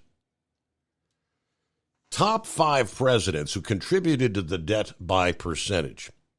Now we're going way back in time. Franklin Delano Roosevelt, 1933 to 45. Roosevelt added the largest percentage increase to the national debt, although he only added $236 billion. You got to remember, this is 1930s and 40s. But the increase was about a 1,048% increase from the $22.5 billion debt left by Herbert Hoover. The Great Depression and the New Deal contributed to FDR's yearly deficits, but the biggest cost was World War II. Number 2 was Woodrow Wilson, the second largest contributor to debt percentage-wise. He added about $21 billion, which was a 723% increase over the debt left by his predecessor. World War I contributed to the deficits that raised the national debt. Ronald Reagan, 1981 to 89. Ronald Reagan increased the debt by $1.86 trillion, or 186%. Reagan's supply-side economics didn't grow the economy enough to offset the lost revenue from tax cuts. He also increased the defense budget by 35%. George W. added $5.85 trillion. That was a 101% increase, putting him in fourth. Now, Bush launched the War on Terror in response to the 9/11 attacks, which led to multi-trillion-dollar spending on the war in Afghanistan and the war in Iraq.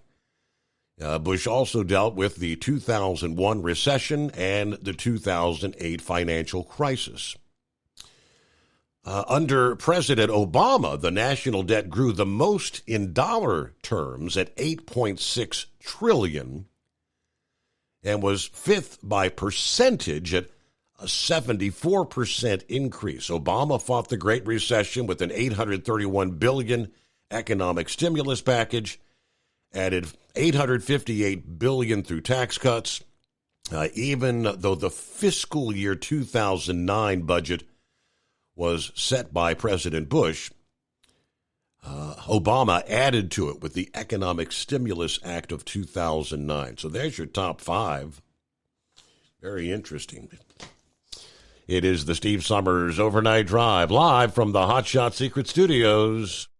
Hey, Kenworth owners, is your AC and heating performing poorly with little airflow in the cab? Soaring Eagle HD Truck Parts is here to solve your worries.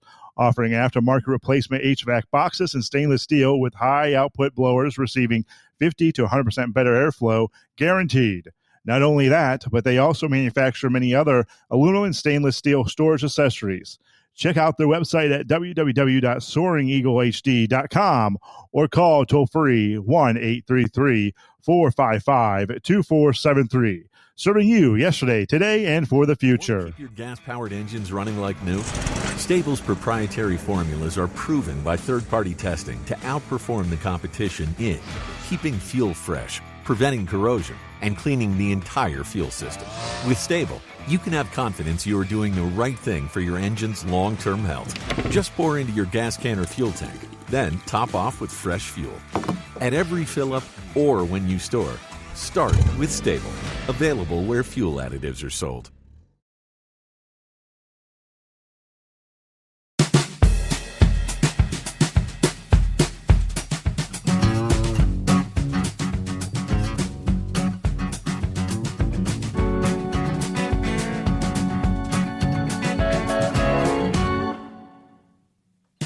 All right, back on board. Eagle wanted to chime in about the ship in Baltimore. Yeah, welcome back, Eagle.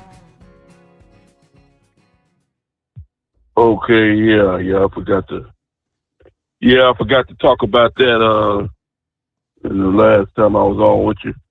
Yeah, okay, so like I told you earlier this week, Steve, it looks like they moved the ship. Mm-hmm. Finally got the ship moved to another location today after damn near 2 months of sitting in the same position with the bridge material sitting on top of it. But as of now, we still don't know. I don't know if maybe you got some names. I still don't know the name of these individuals that was on this ship and who these people are. You know, maybe we'll get some information now that the ship is out of the back in port, and before whatever they say they got to do some repairs to it before it heads on out for its final destination, wherever that is.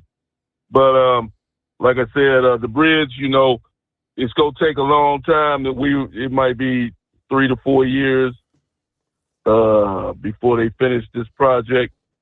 And it's going to cost a lot of money to fix this thing. Luckily, they had 6 or 7 people lost their lives. It could have been a whole lot worse, but still need to get this investigation to find out what truly did happen to this bridge so it doesn't happen again and nowhere else in the U.S. That's the main thing, is that we can't allow this to happen again. To a major bridge in America, because this is really doing some bad stuff in the Baltimore area with traffic and people having to reroute their ways to go to work and go home and this and that. Luckily, I don't have to go to Baltimore. I don't go that way no more, so I don't have to deal with that. But truck. I know you got some people that listen to your show that travel that area. So good luck to them because they're gonna need it from the way it sounds. Because this bridge project is gonna take a long time to finish. But like I said, Steve, like I talked to you about, road projects around America. It's funny how they can get these jobs done when they want to, but other than that, these construction projects go on and on and on and on and on for years, and they never finish them. And a lot of money and time. You drive by these projects now, Steve. It don't get dark outside now until about 8:30 in the Eastern Time Zone. I drove by a work zone today. It was 5 o'clock in the afternoon. Not a worker to be seen. At 5 o'clock in the afternoon, they wonder why they can't finish these road projects. They need to work until at least get dark, halfway dark outside before they complete their work to get these projects done. But they're not in no rush to get them done. So they just riding that clock, riding the time. At the taxpayers' expense is really a damn shame. What's going on? With that situation, need to get these people put a foot in them. But one other thing I wanted to talk to you about right quick, Steve, is the restaurant. I was looking at a video tonight when you had me on hold again, all these restaurants that are going out of business. After the COVID virus, Steve, a lot of people, they were told not to go to restaurants. That's what some of these so-called experts have come up with. A lot of people were told not to go to restaurants due to they couldn't be close to other individuals, this and that. And people never returned to these restaurants, Steve. Everybody got used to using telephones, calling food up, and having somebody deliver the food to your house, going to the restaurant and picking it up and not going inside. So in return, all these so-called sit-down restaurants never recovered, and now you got people going out of business now. Restaurants, 2 or 3 years later, they haven't made no damn money in the last 2 or 3 years since the COVID virus, and now the people are filing for bankruptcy, such as Red Lobster and other places. And it's really that COVID virus. It is kind of sad, isn't it? But yeah. Hey, we got a break for a news update there. Ultimate comfort on the road. That's the Bostrom difference. And why so many drivers are upgrading their seats to Bostrom seating.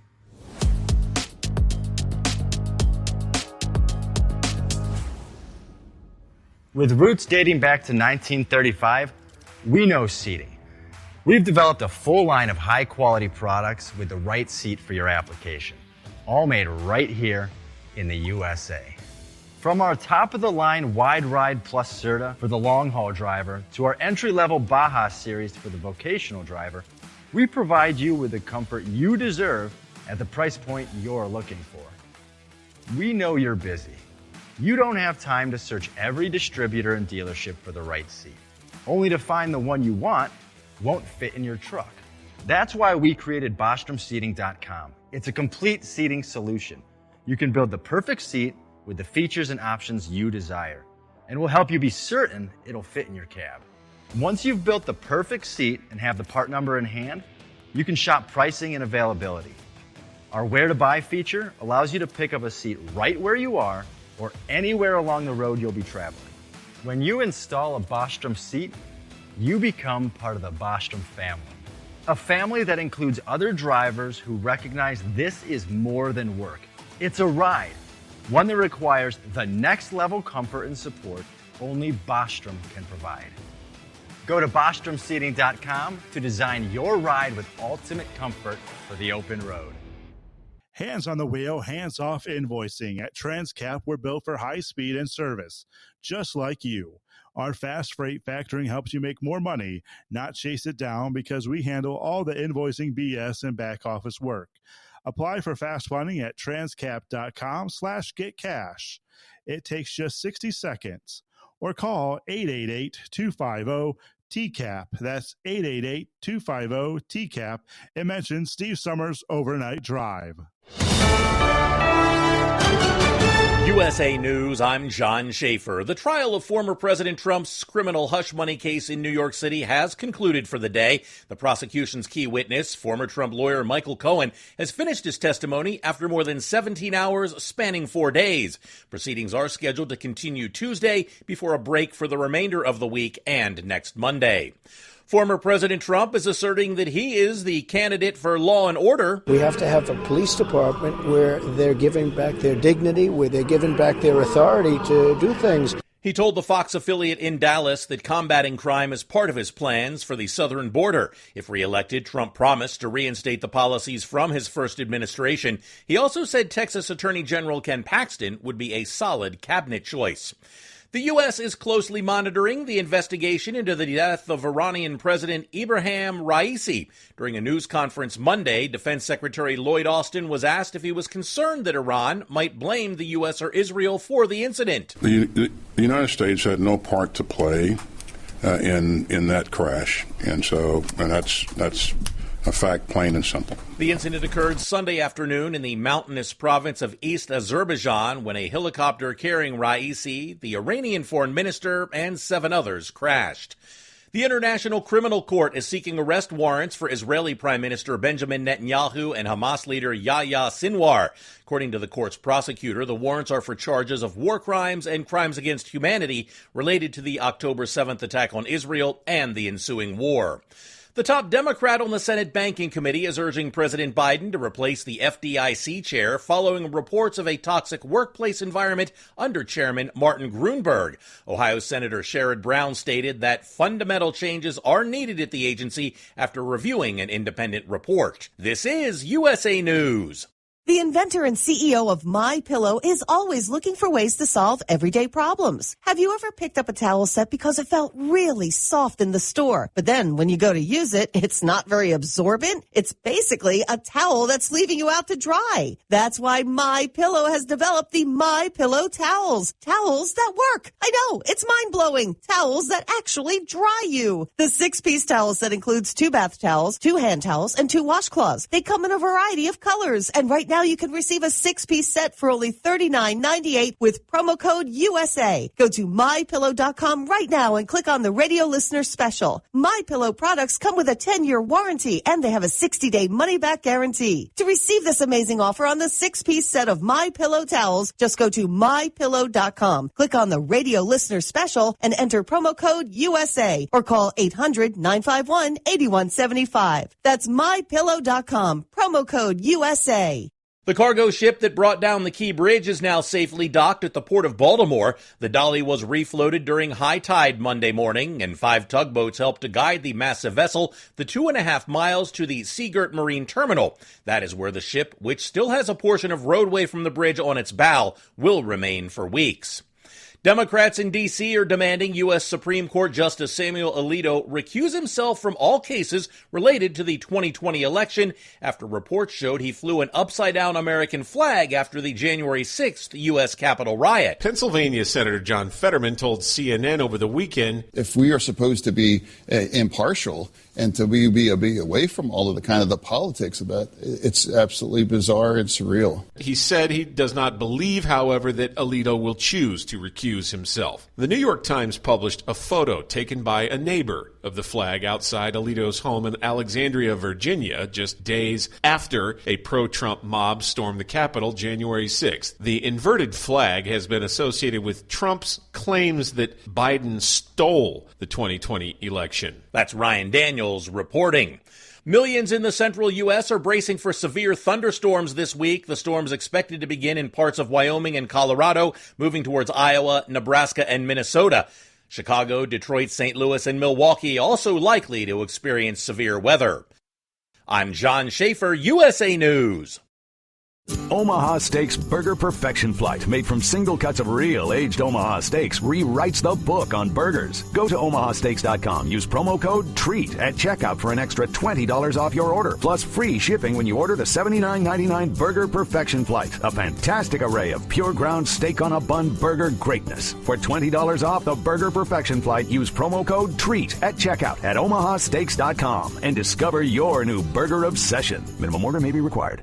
At Hot Shot Secret, we share the science behind common diesel problems and their solutions. For example, Diesel particulate filter regeneration. the DPF catches particulates left over from combustion. The DPF regeneration cycle cleans the filter with temperatures exceeding 1,000 degrees Fahrenheit. A computer sensor triggers the DPF regen, which is often accompanied by a loss of power and fuel economy. The frequency of DPF regens are in correlation to the cleanliness of the fuel burn. Under heavy operation with the dirty burn, DPF regens can occur multiple times per day. Hot Shot Secret Diesel Extreme Fuel Additive promotes a more complete combustion, creating fewer emissions and therefore fewer DPF regens. Vehicles using Diesel Extreme experience 83% less DPF regens. Hot Shot Secret Diesel Extreme is available nationwide at truck stops, Fine Farm and auto stores, and online at hotshotsecret.com. Hot Shot Secret, powered by science.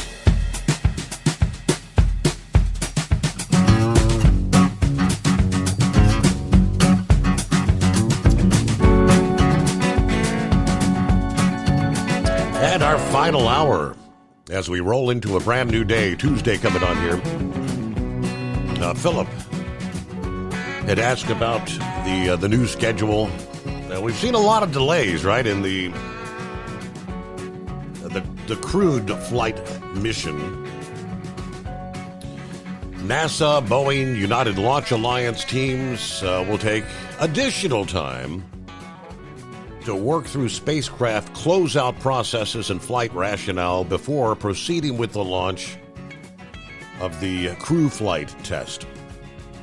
Teams are now targeting, let me see here, a launch no earlier than 3:09 p.m. Eastern Time, Saturday, May the 25th. That's the flight test carrying NASA astronauts Butch Whitmore and Sally Williams to the space station.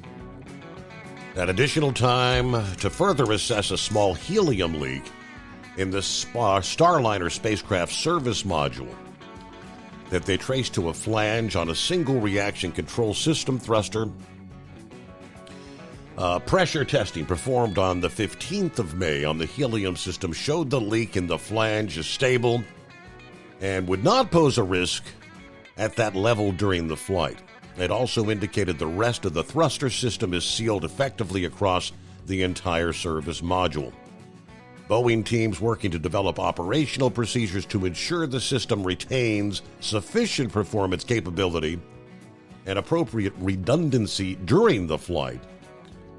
As that work proceeds, the Commercial Crew Program and the International Space Station Program taking the next few days to review the data and procedures to make a final determination before proceeding to countdown. Looks like the Atlas V rocket and the Boeing Starliner remain in the vertical integration facility at Complex 41, Cape Canaveral Space Station. They're committed to ensuring a safe Starliner flight test. Meanwhile, the astronauts Wilmore and Williams remain quarantined in Houston as pre-launch operations progress. They'll fly back to NASA's Kennedy Space Center in Florida closer to the new launch date. They're the first to launch aboard Starliner to the space station as part of the Commercial Crew Program. They'll spend about a week at the orbiting lab before returning to Earth and making the parachute and airbag-assisted landing in the southwestern USA. Okay, so a lot of delays, and I don't know, you got to be nervous. Anytime you're going to be launched into space, I think you're going to be nervous, but to be the first trying a new system, that's got to be mind-wrecking. What's happening, Uber Ed? Hey, Steve, my son was talking about a sleep study. I went to my annual checkup at the VA, and I told her that I was having trouble. I'd wake up in the middle of the night, and the older you got, the worse it got. And she said, she asked me if I wanted to take a sleep study. And now you ain't got to go to the hospital to take it. They got a little thing they put on your wrist, and you put your finger in the thing, and then it has a little monitor, I guess, that goes over by your throat, and they can monitor it remotely at wherever the clinic was. And he called me back a couple of weeks later after I took the sleep study test and said I had sleep apnea. And I'll tell you what, I got better sleep now than I've had in quite a while with using that machine. So they put you on the CPAP then, okay. All right. So how long you been on the CPAP? Yeah. Oh, about 2 or 3 weeks now. Oh, just a few I've weeks. had my machine. Okay. Yeah, and you can tell the first night I took it, you could really tell the difference in it. And he's saying he don't think he has it. You'd be surprised because I ain't a big person, and I didn't think I had it until I took the sleep study, and then when I took it, and that's one thing I asked the lady if they could, if it was DOT qualified and that, and she says, yeah. She says they have a lot of people that were on DOT and they had to print out the thing. You just have to contact them. So you can actually tell a big-time difference that you're getting better sleep, though. Oh, yeah, I can. I'd wake up in the middle of the night, I thought it was just the old man syndrome. You had to go to the bathroom. And once I'd wake up in the middle of the night and I had to go to the bathroom, it was just like every hour on the hour you had to, it's like you turned the faucet on. And since I had the sleep PAP machine, man, I don't wake up at all. Very good. Well, Uber Ed, thanks for checking in here. Very interesting. So he didn't think you had, so I can definitely tell a difference. Mike Lee, the senator from Utah, has a suggestion to provide kind of a counterweight to CNN's host for the first presidential debate between Joe and Trump.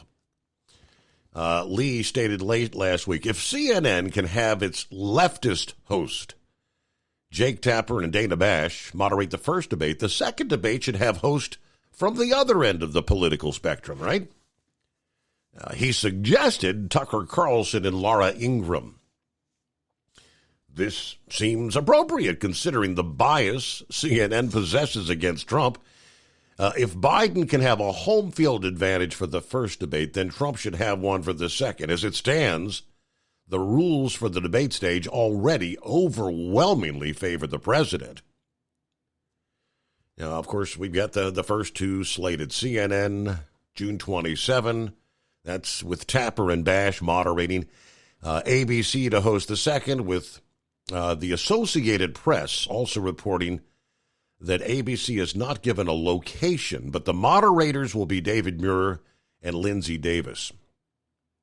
Arguably, he said, Mr. Lee said, ABC isn't the propaganda wing of the Democrat Party, but CNN is. One could not conclude that the network is by any means conservative or more favorable toward Trump's policy positions. But Lee has the solution to Trump walking into the hornet's nest. If Biden truly wants to prove to voters that he has the fortitude and capability for the office above that of his rival, he should have to handle the same circumstances. Nobody would accuse moderators in 2016 or 2020 at any point in those election cycles of showing favoritism towards Trump. But he's walking a hard line come June. Tapper and Bash will do their best to prop up Biden, throw softball questions, yet mitigate the public's exposure to his senility. In hoping to cross off those boxes, they will most likely impede Trump with constant interruptions, attempt to divert his efforts to bring Biden's record under a microscope, and throw constant gotcha questions his way. If we are truly striving for a middle ground, we need to forego CNN, ABC, Carlson, and Ingraham altogether. Why not Joe Rogan? Rogan's not a hardcore leftist by any stretch, but he does not totally embrace conservative values unapologetically. Yes, he has his biases, but it'll be impossible to find somebody who doesn't, unless opting for the route of finding some foreign news correspondent who was pretty much uninterested in American politics. But, no, the Democrats will never agree to that. You know better than that. What do you say, Russell? How we going? Hey, Steve. Pretty good. About yourself? Doing well. Thanks for taking my call. I've been on CPAP myself since 99. I didn't know I had sleep apnea. I knew I used to snore real bad. I mean, I'm wasn't as heavy as I am now, but I would stop breathing. My wife had noticed that, so I got tested. And like I said, I've had it since 99. I sleep well also. I was wanting to bring up about real quick. You guys the other night, you reminded me of this. You talked about cars driving themselves and everything the other night. I forget what night that was, but no lie, my dad predicted this about 45 years ago. He said you could get in the car and basically just program it, and it would take you where you wanted to go. I mean, it's almost like that now, but not as much. So I was like, he's crazy, but here we are, though. You know what I mean? Right. We have it now. I was like, you don't know what you're talking about. Of course, he's got Alzheimer's now, so he's not able to see that now. But I was going to say, you guys also talked about Reagan tonight. To me, I think Reagan was one of the best presidents, other than, I liked Reagan a lot. But he didn't mess around. It was those Marines that got killed. I was looking this up there in Beirut in 1983, October 23rd. And here we go again. It was Hamas that had done it. They, admitted doing that. I mean, we've had trouble dealing with Hamas since since '83. Mm-hmm. And like I said, I hope Israel does away with them, because they've been a pain in our side forever. But Reagan, he wanted. I heard this on the History Channel one time, but I couldn't Google this. I couldn't find it. When that happened, Reagan was wanting to get a bombing raid and go over there and bomb over in the Middle East, but Caspar Weinberger had to stop him. And Reagan was so hot, he was wanting to do something, but Caspar Weinberger had stopped him. Of course, we see what he did in Libya. He dropped a bomb right in Gaddafi's lap. Reagan didn't mess around, and it's sad that Biden, doesn't have that stand up to the terrorists like that. But another thing I was going to say, what was I got stuff wrote down here, so I don't forget. I'm sorry, Steve. But also with like I said, Reagan, he stood up to everything. Oh, I know I was going to mention. Did you hear about Netanyahu? They got a warrant out for his arrest now. Yes, that's what they call it, the International Criminal Court, which we don't recognize. Yeah. Right. I think that's a crock of hooey. I mean, and that's another thing with Reagan. He kept Israel to his side. We always backed up Israel to everything. Of course, here at this administration, we don't. But it's I know what I was going to throw out to you. Under this Trump, this Trump trial, I've heard a lot on that Fox News about being, a lot of the stuff was under past statute of limitations. I think I'm saying that right. Why did they proceed with this trial? I mean, I don't get that. Everything was passed. And I don't know if there's a statute of limitations on the New York case. That I'm not sure.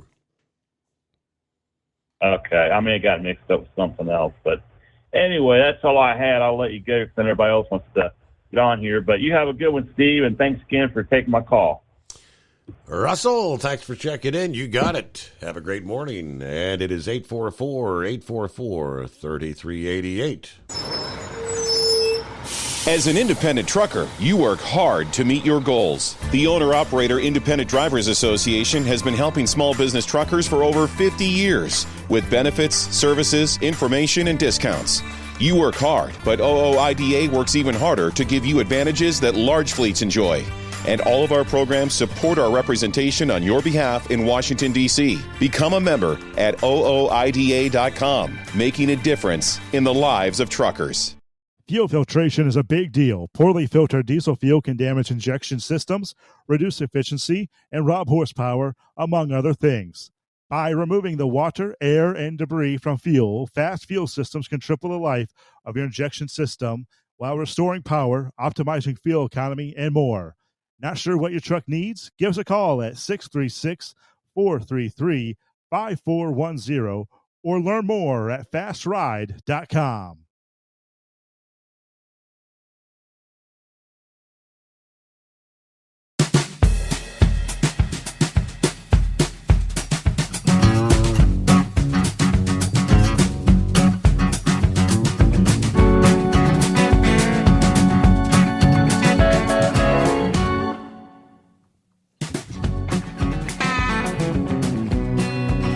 Back at it here. Hello, Scarecrow. Good morning. Excuse me. Good morning there, Steve. Oh, he mentioned the new systems for those astronauts. Here's a flashback, Steve. Think about that next Apollo crew that went through a live test after the disaster that killed those first three. Mm-hmm. That would have been pretty much unnerving, man. Jeez. Anyway, reality check here. I think about the debates coming up here a little bit. Now, this came up on Bongino today, and still wondering why they would want to schedule these debates so early in the election year here, comparatively speaking, even before the Democrat convention and all. And one thought is maybe it's designed so there'd be a little more time to get rid of Biden, assuming that it's a total disaster for him, that he will see the light and realize, gosh, we do have to get out of Dodge and make room for someone with a chance. Steve, RFK's name come into the conversation. And, Bongino's talking about, he's far more liberal than conservative, in that wouldn't be surprised if the Dems try to woo him over and bring him on board. And he would certainly, at least in my eyes, would certainly have a better chance than what Biden certainly has to offer there. That's just something that we maybe will be hearing more of his name in the future here. But and maybe Pappy will have a little more angle on that one tomorrow there. I think he's sometimes about a day behind on his report there. We'll see. Well, Steve, I have never taken the life out of an owl.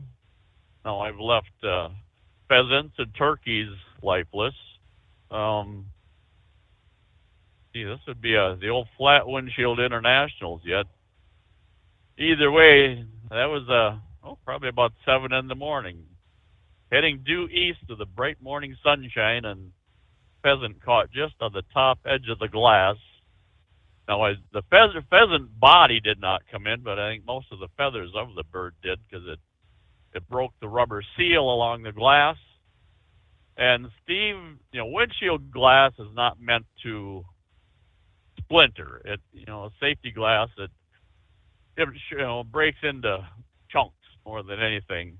Well, Steve, if you take a sugar cookie, a really crisp sugar cookie, and snap that in half, you get just a shower of crumbs and such, shooting away from the crack line. Well, that's what I had inside this cab, Steve, and fortunately I had the microphone up to my mouth at the time from the CB, so at the point of impact I kind of had my face shielded.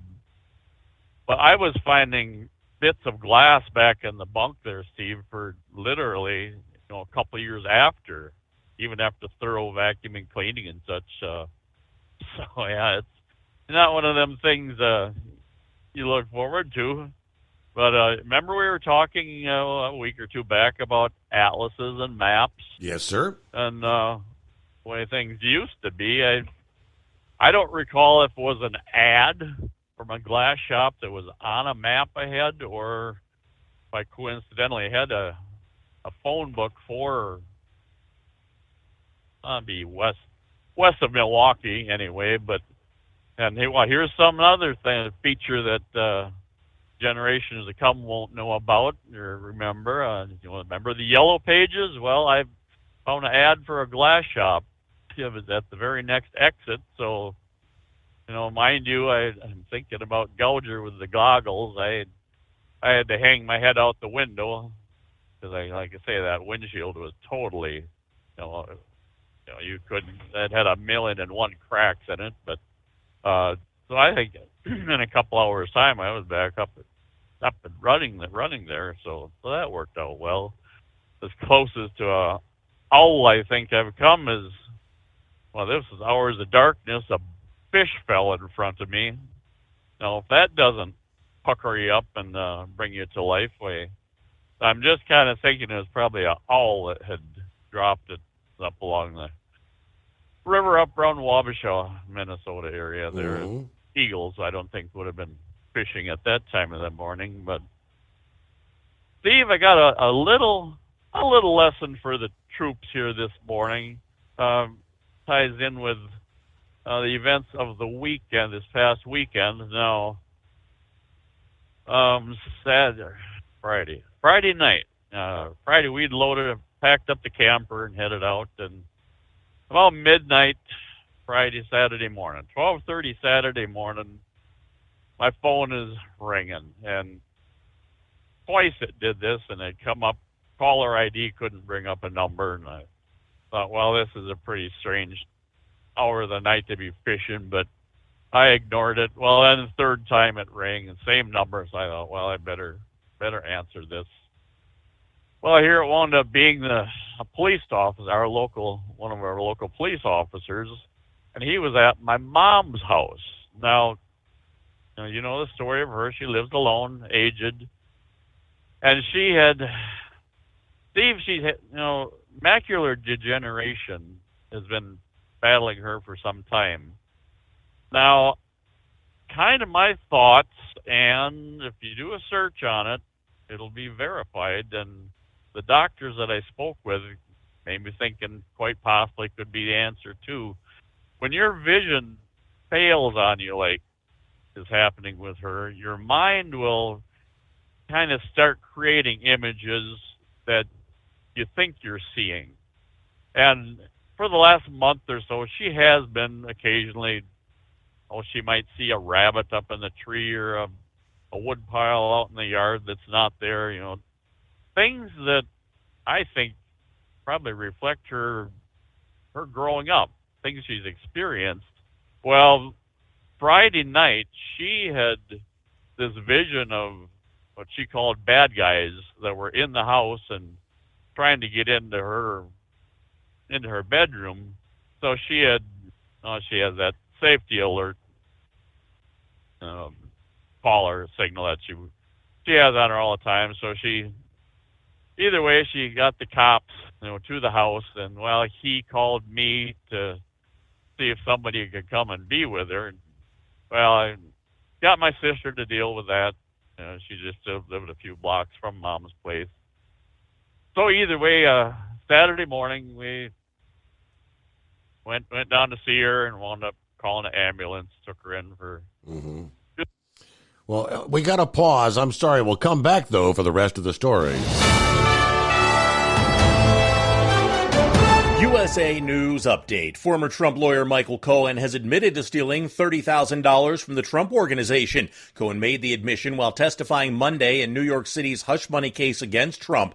Prosecutors consider Cohen their key witness, alleging he orchestrated payments to adult film actress Stormy Daniels to silence claims of an alleged sexual encounter with Trump in 2006. The U.S. is closely monitoring the investigation into the death of Iranian President Ibrahim Raisi. During a news conference Monday, Defense Secretary Lloyd Austin was asked if he was concerned that Iran might blame the U.S. or Israel. Austin emphasized that the U.S. had no involvement in the helicopter crash.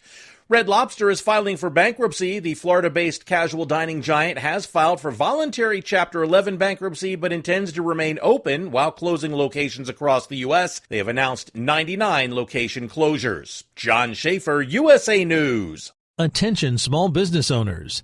This could be the most important 10-minute call you will ever make. You could recover up to $26,000 per employee today. And all you have to do is make one short 10-minute call to take your business up a notch or bounce back from these difficult couple of years. Omega Accounting Solutions can help you recover any payroll tax overpayments you made during the pandemic. You may even be eligible to receive up to $26,000 per employee. All it takes is a quick, easy, free 10-minute ERC consultation to determine if you qualify. Omega is the small business champion with teams dedicated to maximizing tax credits. They know their stuff so well that CPAs and payroll companies even turn to Omega for ERC tax guidance. Call 800-300-9ERC. That's 800-300-9ERC. 1-800-300-9ERC. Or visit Taxes for Truckers provides full-service accounting solutions for owner-operators. Taxes for Truckers is the driver's financial co-pilot. We help independent truckers keep their taxes, filings, and bookkeeping running smoothly so they can focus on the road ahead. Drivers who want their business to run as smooth as their truck choose to partner with Taxes for Truckers for their accounting and tax filing needs. Stop overpaying taxes. Call 888-TAX-4TRK to start paying less tax today. At Hot Shot Secret, we share the science behind common diesel problems. For example, ultra-low sulfur fuels. Fuel has two purposes, combustion and lubrication. Ultra-low sulfur fuels have diminished the fuel's ability to lubricate. Hot Shot Secret Everyday Diesel Treatment with LX4 restores lubricity, protects your engine, and optimizes performance. Everyday diesel treatment is available at truck stops, Tractor Supply, O'Reilly's Auto Parts, and online at HotShotSecret.com. Hot Shot Secret, powered by science. Building relationships with their team drivers and customers still matter at IBI Security Transport. Since 1966, IBI and its team of drivers have been leaders and innovators in providing white glove service to its exclusive client base for transporting high-value freight safely and securely. Much of the IBI staff have driven trucks, so they understand both the customers' and drivers' needs. If you're seeking a career that values you as a person, not just a number, and offers great benefits and good home time, then IBI is the place for you. Call 800-582-5912 to discover why we are the leaders in team freight and start building a relationship with you. At Hot Shot Secret, we share the science behind common diesel problems. For example, fuel additives. The purpose behind most fuel additives is to impact performance of your diesel or provide protection to your fuel system. Hot Shot Secret Everyday Diesel Treatment provides both performance enhancement and protection with 6 key components. This fully formulated premium fuel treatment includes the performance-enhancing cetane boost, injector cleaner, and LX4 lubrication, as well as protection against water with a demulsifier and rust inhibitor, plus a stabilizer that minimizes fuel filter clogs.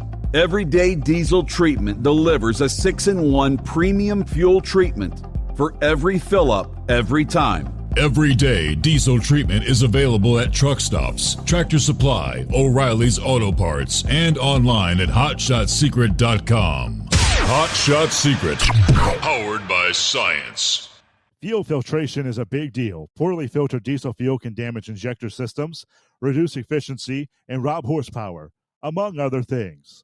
By removing the water, air, and debris from fuel, fast fuel systems can triple the life of your injector systems while restoring power, optimizing fuel economy, and more.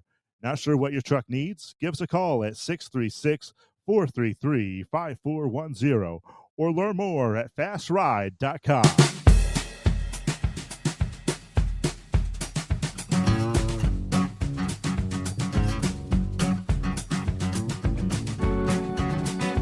Okay, that's a horrible place to have to pause, but I apologize. So you had to call the ambulance is where we left off. Yeah, Steve. We wanted to get the medical community involved directly. Figure that would ease the whole insurance activities, and we were fully knowing that assisted living was definitely in Mom's future. That she wasn't going to be able to care for herself at home anymore, and figured, well, we get the proper authorities involved, and it has worked out for the best, as we kind of had hoped that. She'll be moving on to a new facility here in the next day or two, and I guess to cap it off, Steve, it's something that's affected us, and it could easily affect any and all of our listeners out there. We don't know what the future holds for our own vision, that of our family and friends and such, and we knew this was here, but it's something we truly weren't prepared for, but it's reality. So I just want everybody to be aware that there is that chance that it becomes a downhill spiral. It will be interesting this weekend now. One of our daughters-in-law, she coincidentally is an optometrist. I'm curious to kind of get her angle and view on what has taken place. She did share in the past that Mom could not expect her vision to improve even with the injections that she was getting. It would possibly prolong her vision somewhat, which it did, but she's finally had to give up on using the magnifying glass for reading and such. It just totally went away for the most part. So either way, we'll call that good enough for the moment here, Bud. We'll make it happen again tomorrow, right? All righty. Well, thanks for the update, and yes, the full report, as they say. Meanwhile, cyber attacks in this country. Nothing is sacred, but this has got to be concerning. Cyber attacks against water utilities across the country are becoming more frequent and more severe, according to the Environmental Protection Agency. The warning Monday, as they issued an enforcement alert urging water systems to take immediate action to protect the nation's drinking water. About 70% of utilities inspected by federal officials over the last year violated standards meant to prevent breaches or other intrusions. Officials urged even small water systems to improve their protection against hacks. Recent cyber attacks by groups affiliated with Russia and Iran have targeted smaller communities. Some systems are falling short in basic ways, they said. Failure to change default passwords or cut off system access to former employees. Because water utilities often rely on computer software to operate the treatment plants and distribution systems. Protecting information technology and process controls is crucial. Possible impacts of cyber attacks include interruptions to water treatment and storage, damage to pumps and valves, alteration of the chemical levels to hazardous amounts. In many cases, systems are not doing what they're supposed to be doing, which is to have completed a risk assessment of the vulnerabilities that includes cybersecurity and make sure that plan is available and informing the way they do business.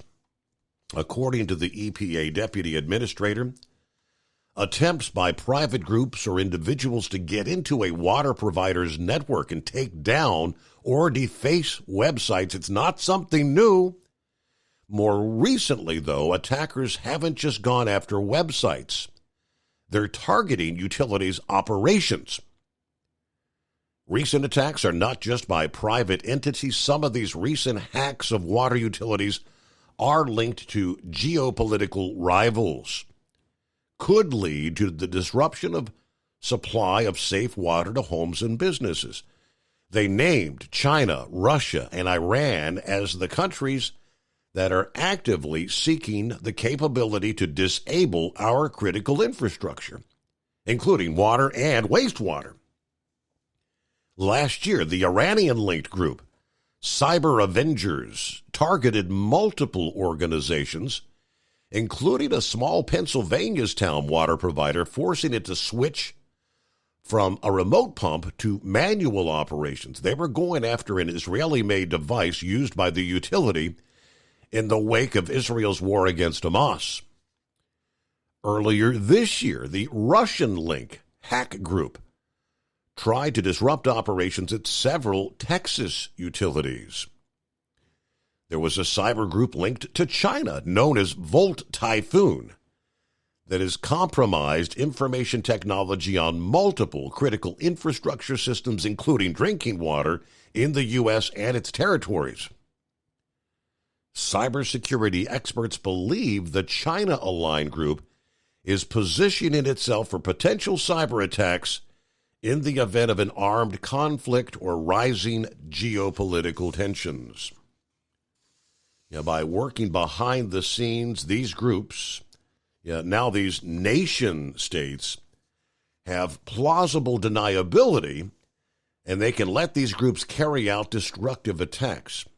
That, to me, is a game changer, according to one cybersecurity expert with the risk management firm Dragos Incorporated. The world's cyber powers are believed to have been infiltrating rivals' critical infrastructures for years, planting malware that could be triggered to disrupt basic services. This enforcement alert is meant to emphasize the seriousness of cyber threats and to inform utilities, and the EPA will continue their inspections and pursue civil or criminal penalties if they find serious problems. We want to make sure we get the word out to people. Hey, we're finding a lot of problems here. Drinking water and wastewater systems are an attractive target for cyber attacks because they are a lifeline, critical infrastructure sector, but often lack the resources and technical capacity to adopt rigorous cybersecurity practices. That was a letter from Reagan and Sullivan that went out to all 50 U.S. governors. Very interesting. Vic joins us here on a Tuesday. Hi there. Hey, Steve. I've listed a lot of different stuff there. And the deal that President Carter and President Biden had similarities, they also had significant differences. And some of the decisions that Carter made are still echoing today with Iran. And then when Reagan took office, that whole Iran-Contra thing came about because Reagan tried to set up a deal to where Iraq would attack Iran and keep that, basically keep them both at bay by fueling a war between the two. And then Saddam Hussein got upset because at the end of the day, they wanted to send Saddam Hussein a bill for all the weapons that we had furnished him. And that was that's why he got upset. He said he couldn't pay the bill unless he raised the price of oil. And then he felt like Kuwait was doing slant drilling into that oil field over there that they had argued for years. That even came up in 1958 with President Eisenhower. But the difference between President Carter and President Biden is that President Carter made some mistakes because he thought you could treat the world like a Baptist missionary. And he found out quite quickly that a lot of people around the world pretty well, for lack of a better term, ate up the Baptist missionaries that went to save the natives. And President Biden, he has never had America's interest at heart or anything else. And President Carter was a graduate of Annapolis Naval Academy. He was a nuclear scientist. And so whenever 3 Mile Island happened and they had the nuclear meltdown and basically stopped all the different nuclear constructions, then that took the power for him to combat the cartels that had started after the 73 Israeli war. And that was when the Shah of Iran, who had always been our friend, turned against us and said the brown-eyed people were going to teach the blue-eyed people a lesson. And from there we went to price controls, windfall profit taxes, and everything else. But instead of trying to break the cartels through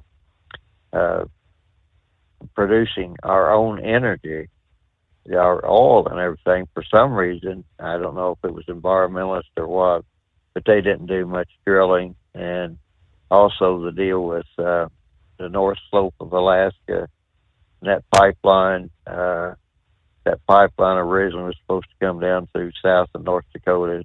Then it wound up, no, we're going to take to the Port of Valdez and put it in tankers.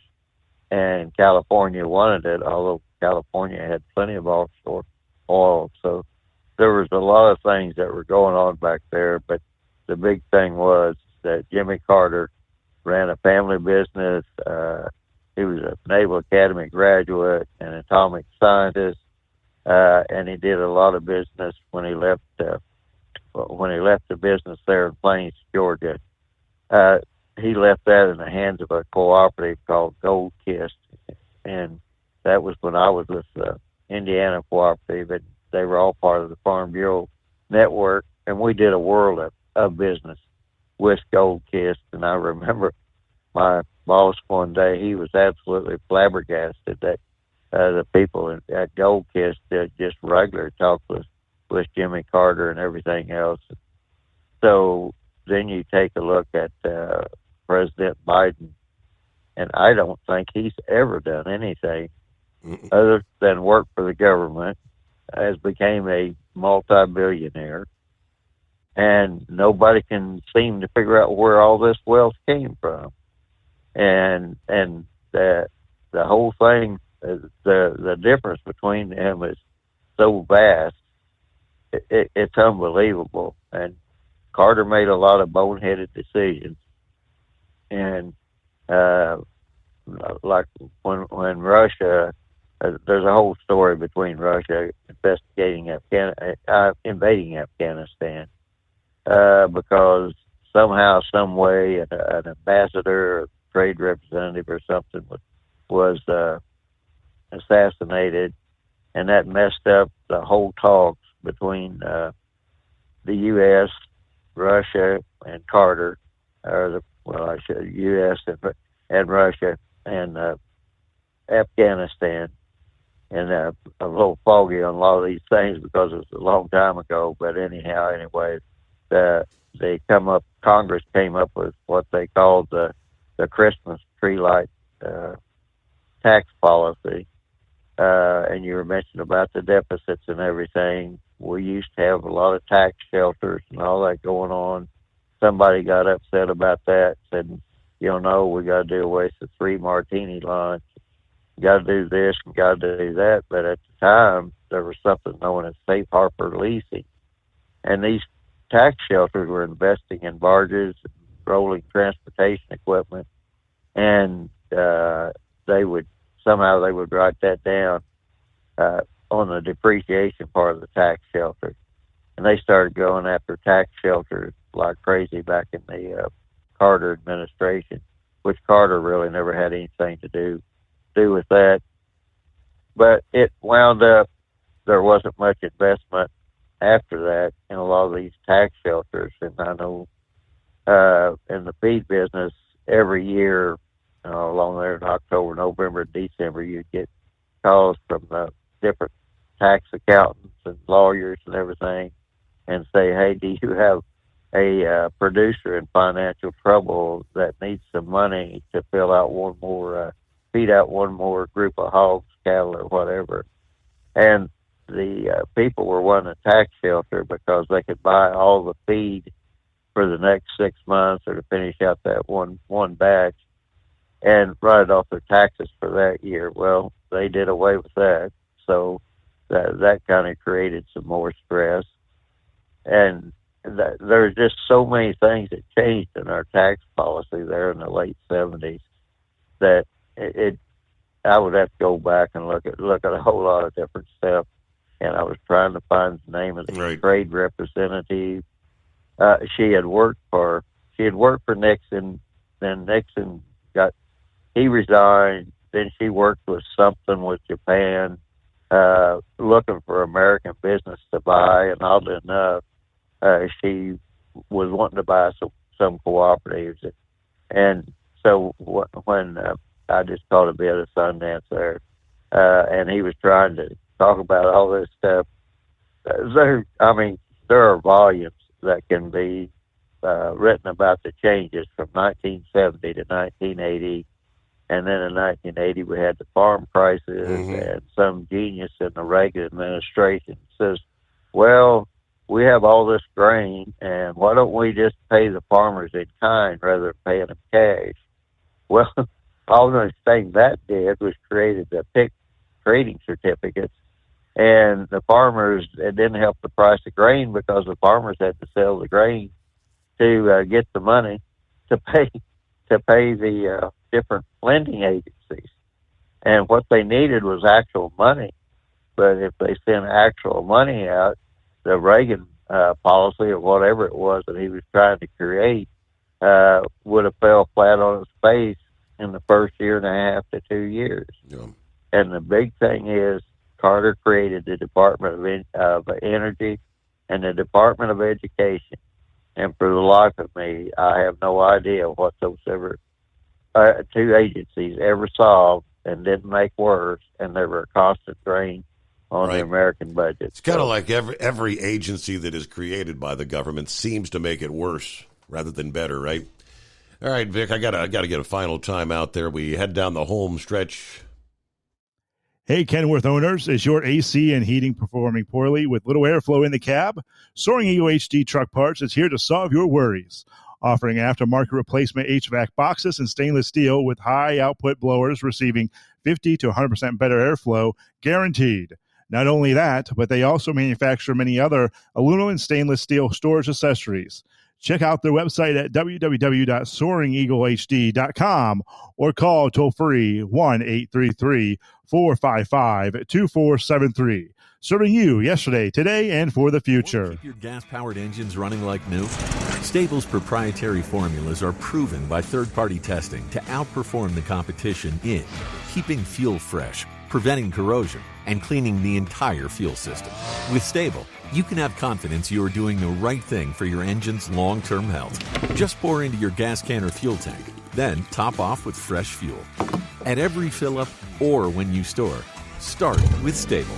Available where fuel additives are sold. Taxes for Truckers provides full-service accounting solutions for owner-operators. Taxes for Truckers is the driver's financial co-pilot. We help independent truckers keep their taxes, filings, and bookkeeping running smoothly so they can focus on the road ahead.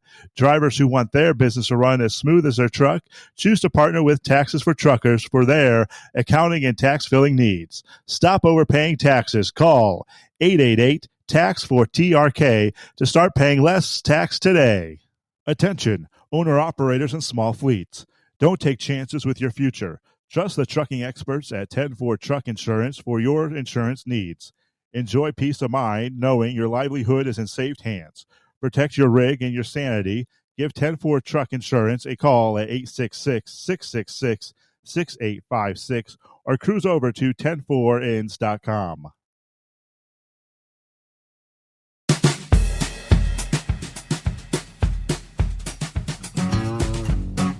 All right, from the folks at AccuWeather under the heading dozens of tornadoes possible. Here for Tuesday. They've got a highlighted zone under the high risk that stretches from southern Wisconsin through northwest and west central portions of Illinois. and a good chunk of Iowa. A moderate chance of severe weather extends all the way into the Chicago metro area for later on this afternoon. AccuWeather highlights, we are now expecting a severe weather outbreak Tuesday and Tuesday night, stretching from northeast Oklahoma all the way to Wisconsin and Michigan. This is a very powerful storm that is going to strengthen as it tracks northward into the Midwest. There's going to be a lot of wind shear, different winds at different levels of the atmosphere, wind directions, and that, of course, leads to rotation in a storm, which increases the risk of tornadic development. The greatest tornado risks extending from, say, La Crosse to Milwaukee, Wisconsin, Waterloo to Davenport, Iowa, down to the northern portions of Missouri, from Quincy, Illinois to Columbia, Missouri. It's a pretty broad area. That's where we'll see the changing wind directions at different levels in the atmosphere. So from later today, Tuesday to Tuesday night, all the prime ingredients are in place for dangerous, quick-tracking storms from Missouri to Wisconsin. For folks living in those areas, they advise, be aware of where you can find shelter and have multiple ways to receive your weather alerts later today. Of course, as the storms ramp up later in the afternoon, continuing into the overnight hours, we'll have that risk, the heightened danger of nocturnal tornadoes, always a dangerous thing. It looks like Tuesday night, a line of strong storms expected to continue through the metro areas of Chicago in the evening hours and probably St. Louis by the middle to latter parts of the overnight, Tuesday night into Wednesday morning. All right, looking ahead, of course, we're kind of counting down. A big Memorial Day weekend coming up as we look ahead toward the weekend. It's been scorching in the south, right? While the weather in the south's been marked by deadly severe thunderstorms and flooding in recent weeks. Looks like, believe it or not, dry weather is looking to be more common through the Memorial Day weekend. So for most areas, the wet weather will be traded in for hot, humid conditions, as many folks will be opening up the swimming pools for the season. A string of triple-digit days over the holiday weekend across southwestern Texas. The rest of Texas will be looking at highs middle to upper 90s. Real feel or wind heat indexes above 100 degrees, which is not good news for folks who may still be cleaning up from the flooding and the severe weather there, obviously in the Houston downtown area and surrounding areas. A lot of cleanup with extensive damage. So with that, we close it out on a Tuesday morning. Thanks so much for being a part of the program. Hope to see you back at the midnight hour tonight for our next edition of the Steve Summers Overnight Drive, live from the Hot Shot Secret Studios.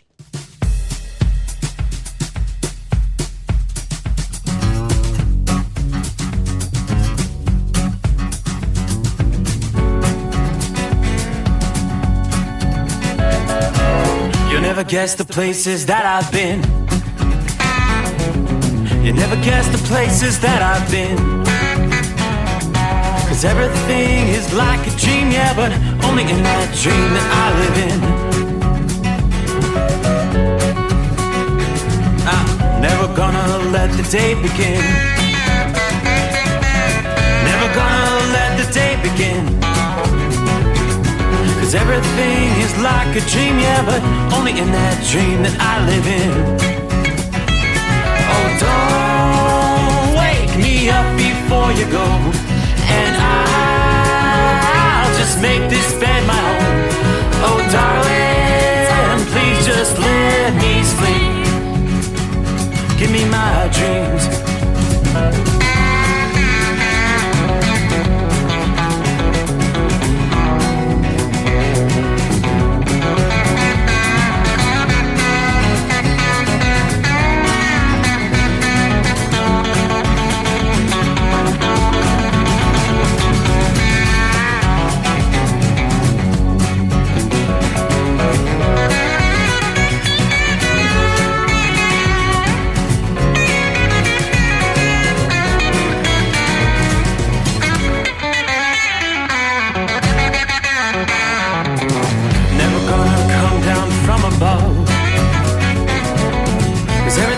looks better from above. Nothing's ever as it seems, yeah, except in that world that I dream of. Never gonna lose the ones I love. Never gonna lose the ones I love. 'Cause everything is like a dream, yeah,